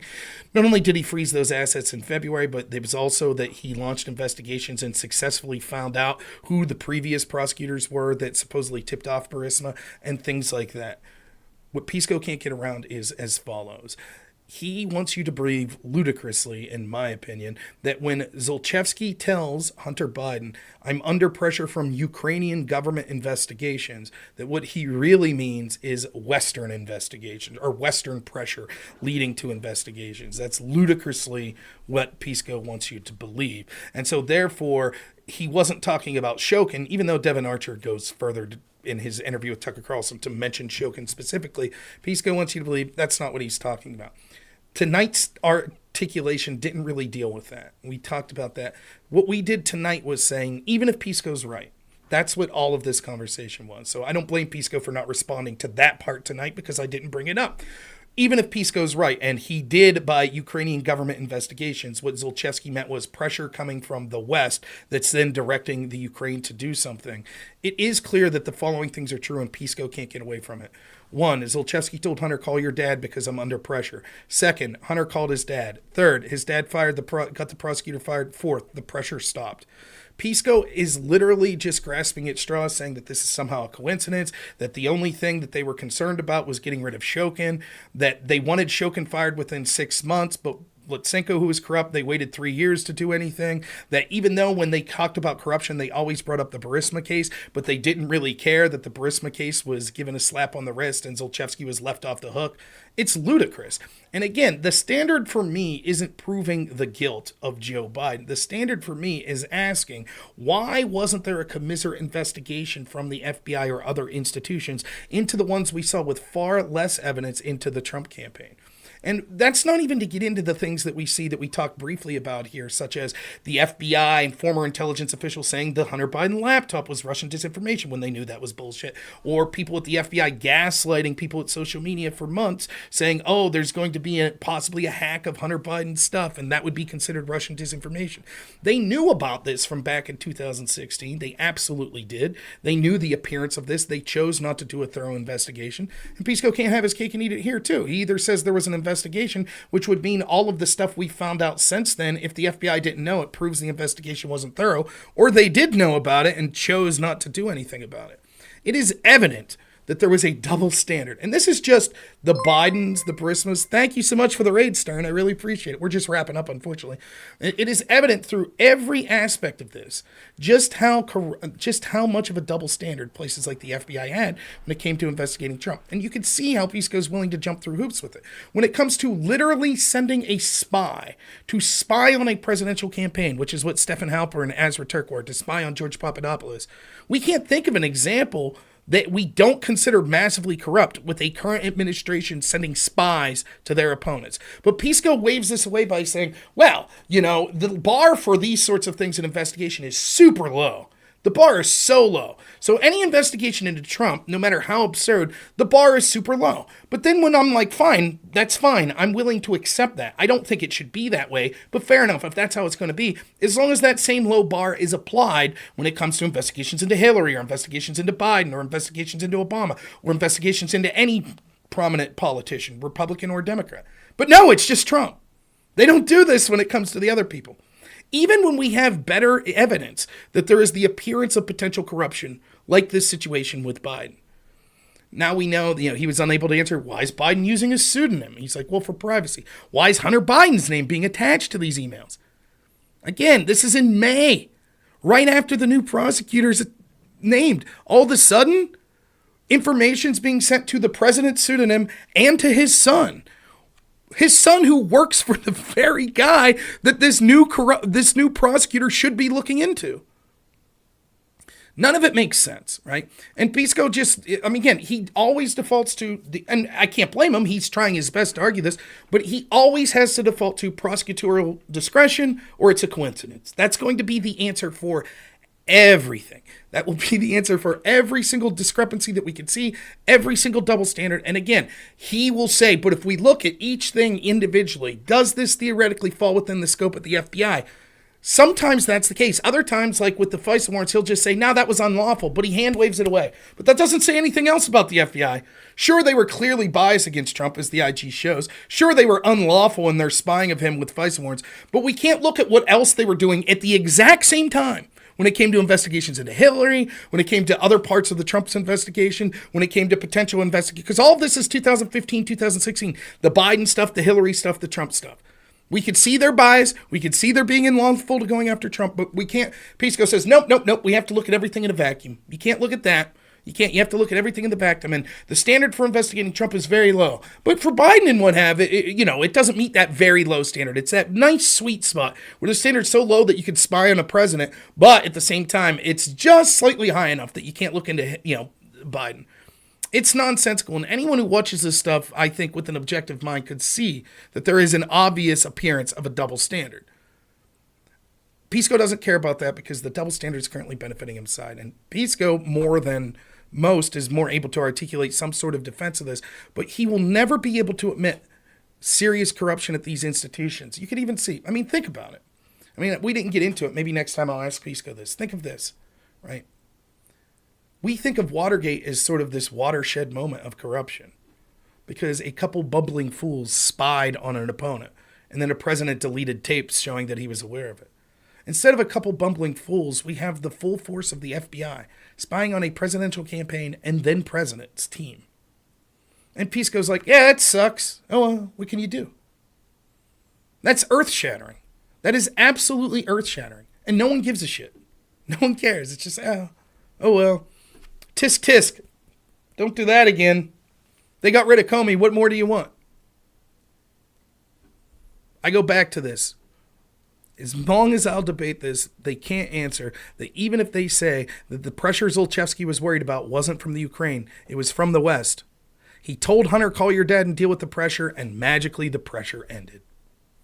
And Pisco's weakest points are trying to argue things like, well, actually, the FBI, we wouldn't know about the FBI abuses if they didn't tell us themselves. Horse shit. Everyone can see that even though the IG's part of the DOJ, that it was outside looking into the corruption, and it was forced because of people like Devin Nunes that were pointing out the corruption that the FBI was trying to cover up. And then he says things like, well, Lutsenko was better because he gave Burisma a slap on the wrist. It's nonsense, and everyone paying attention could see the obvious nonsense. There is a clear double standard. What will Pisco say if all of a sudden congressional investigations into the Bidens pull up information that shows they're corrupt? He's acknowledging that the FBI looked into it. It was all taken care of. Barr looked into it. The FBI looked into it. What will he say now if new stuff comes to light? Oh, well, they didn't know? This is the same FBI he's literally saying, based on no information whatsoever, that Trump's team did anything illegal. He was like, yeah, go ahead and send spies to talk to them. Go ahead. Presidential campaign, send a spy. Go ahead. But somehow the FBI, I guess it's just another mistake. They just slipped up that they couldn't find this information. And even when it comes to people like Tony Bobulinski, that certainly the media didn't want to deal with, and the FBI talked to one time, who's literally alleging the now president of the United States received money from institutions while he was vice president that were adversarial foreign governments. And he's like, oh, that's all they needed to do, talk to him once. And now we're some 3-4 years on, they're still not making progress. The actual charges into Hunter Biden, they tried to give him basically a pardon for all the, what would in effect would be a pardon for all the serious crimes he had, like FARA violations. It's nonsensical. So, kudos to Pisco for trying to defend the shit. It strengthens me, but I think anyone who watched can see what was going on. Now, to speak in Pisco's defense, you could see why I enjoy talking to him if you watched me talk to the guy before him or the lady before him or whatever. You can see why I like talking to him more. But, it would challenge his worldview. He can't defend that the system itself, the institutions themselves, would be corrupt, because that would justify everything that Donald Trump and his supporters stood for. They could say, yeah, maybe Biden needs to go down, maybe Hillary should have went down, maybe this person, but they can't admit that there was unfettered bias in these institutions like the FBI. He can't admit it. No, Afterchuck's right. Even a recorded confession. It would probably take more than that. They can't admit it. All right, I'm going to be heading out here. We'll see if I can find someone to raid. I will not be streaming tomorrow. Monday, I'm going to be talking to some guy named Mojo about FBI corruption. He follows me around on Twitter and says that, like, I'm a bullshit conspiracy theorist and blah, blah, blah, blah, blah, and I'm stupid and all this, and I'm dangerous and all this, and that.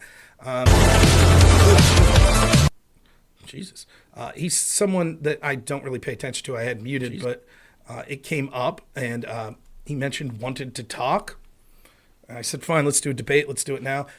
Despite the fact that he's very, very opinionated on how I'm a bullshit artist and everything I say is conspiracy theories, he wasn't prepared to debate. He said he needs to do research. Well, if I'm saying someone's a bullshit artist, I'd be prepared. It'd be different if it's like, well, I'm busy. But he's like, no, I need to do research first. That's fair enough. So he'll be researching. If he doesn't debate Monday, unless he has an excuse that I find acceptable, he will go back to being muted. But I will give him time to do his research. He could come on. Now, just... what am I just wrong? Oh, yeah, that's what he'll say. This is also a person, he thinks it's dangerous to talk about conspiracy theories like corruption at the FBI, because hypothetically someone could commit an act of violence.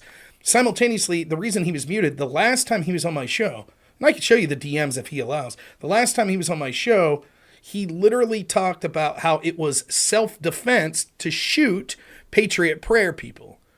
Not because they were attacking him, but because he felt that they were menacing him if they were open carrying. So he says could shoot political opponents, but I can't call out corruption at the FBI because theoretically that could cause someone to commit an act of violence. That's the caliber of person I'll be debating Monday. So stay tuned for that. So I don't see anyone worth rating, so I'm just going to head out this fine. Oh, there's Primrose. Let's rate her. I think so.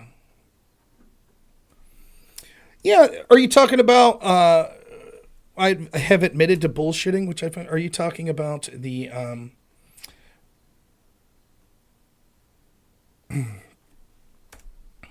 Brexit thing? I don't understand why people, if I read Anatomy of the State, no, I have not. You know, if that's what you're talking about, I'll say this real quick about when I debated Destiny, and I said, in the after debate, when Destiny was clearly talking out his ass, I was like, listen, sometimes I get out of my depth. I'll admit I was out of my depth on Brexit. Let me repeat what happened. I totally stand by that. I stand by that. I was out of my depth on that topic. Let me tell you what happened. I haven't followed Brexit since like 2018. I was kind of a fan of it because I saw this populist movement in 2015. I thought Nigel Farage was an interesting character. I saw it as populism to go against sort of globalism to have Brexit. I saw the election of Donald Trump very similarly. So there was this wave of right-wing populism. You also saw left-wing populism, like the surge of Bernie Sanders. As a populist, that was something that interested me. And then I knew for years after that, they were like, we need to redo the vote on Brexit. And they found all kinds of reasons to drag their feet. And so going into this debate on globalism, I made the point, it was like with the Libson Treaty, which was another EU type thing, like when they don't get their way, they're like, democracy, yay. And then the vote doesn't go their way. And they're like, no, we need to redo it. And they did that with Brexit. And I see that's how they did it with Donald Trump. And so we started to focus on Brexit. I'll be honest, I don't know shit about Brexit since like 2018. You know, I don't. I just knew that initial phase of it and sort of what was going on and how they drug their feet. And there was a person who seemed British to me named Beckett that were there. And I said, did Brexit occur? And they said, no. And so then later in the debate, I was like, well, here we are in 2023 and Brexit didn't occur. And everyone started snickering. They're like, yeah, it did. And I was like, oh. I thought Beckett said no. And he was like, well, it didn't happen in the way they said, blah, blah, blah. I was like, oh, okay. So then later when it gets bring up, I was like, I'll admit I'm out of my depth when I was talking about Brexit didn't occur. I didn't fucking know. I literally took the word of the guy that seemed British there and everyone seemed to think he was cool. Yeah, okay. Well, thank you, Parallax. But it's worth talking about because this is like a big gotcha. that people like, oh, it's a big gotcha. Rob admitted he didn't. No, I still stand by my initial claim that they drug their feet in Brexit, that they globalists give you democracy when they think that they'll win the vote. But then when they don't, they're like, oh, well, that's going to be a problem. That's going to be a problem, like with Trump or the Libson Treaty or with Brexit. But beyond all of that, it is seen as a sign of weakness for people to admit when they are wrong about something or to admit when they don't know something. And I don't look at it that way. So even if you're like, Rob's bullshitting now, in reality, he was talking about Brexit and didn't know shit about it. Even if that's your takeaway, I don't understand why me admitting that I'm out of my depth on that specific subject is a knock against me. I find it refreshing when people say, well, I just don't know. I got to do more research, or, oh yeah, shit, I was wrong about that. And I try to do that. And so I don't understand, like, if you go and you see, like, when I talk with Destiny or something, or like, I'll send a jab to him on Twitter, like, oh, you won't fucking debate me on this shit. You won't debate me one-on-one. People will be like, aren't you that guy that admitted you didn't know what you're talking about with Brexit? It's like, I guess that's one way of looking at it. Another way of looking at it would be like, oh, there's a guy that will honestly admit if he thinks that he got a point wrong. That's another way, and I'm sorry that, so many other people aren't like that. Yeah, I agree with you, Parallax. So, it is what it is. But yeah, Destiny doesn't want to debate me on this shit.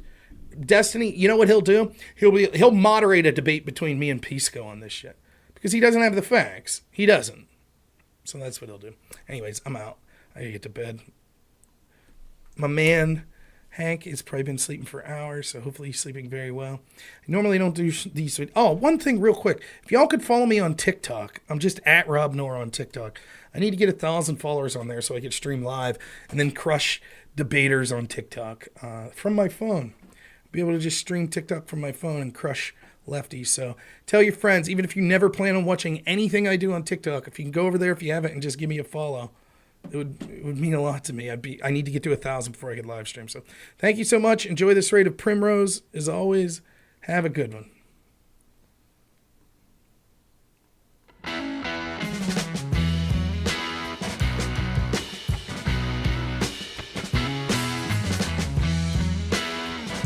It mods can't even add or remove panels. Yo, what?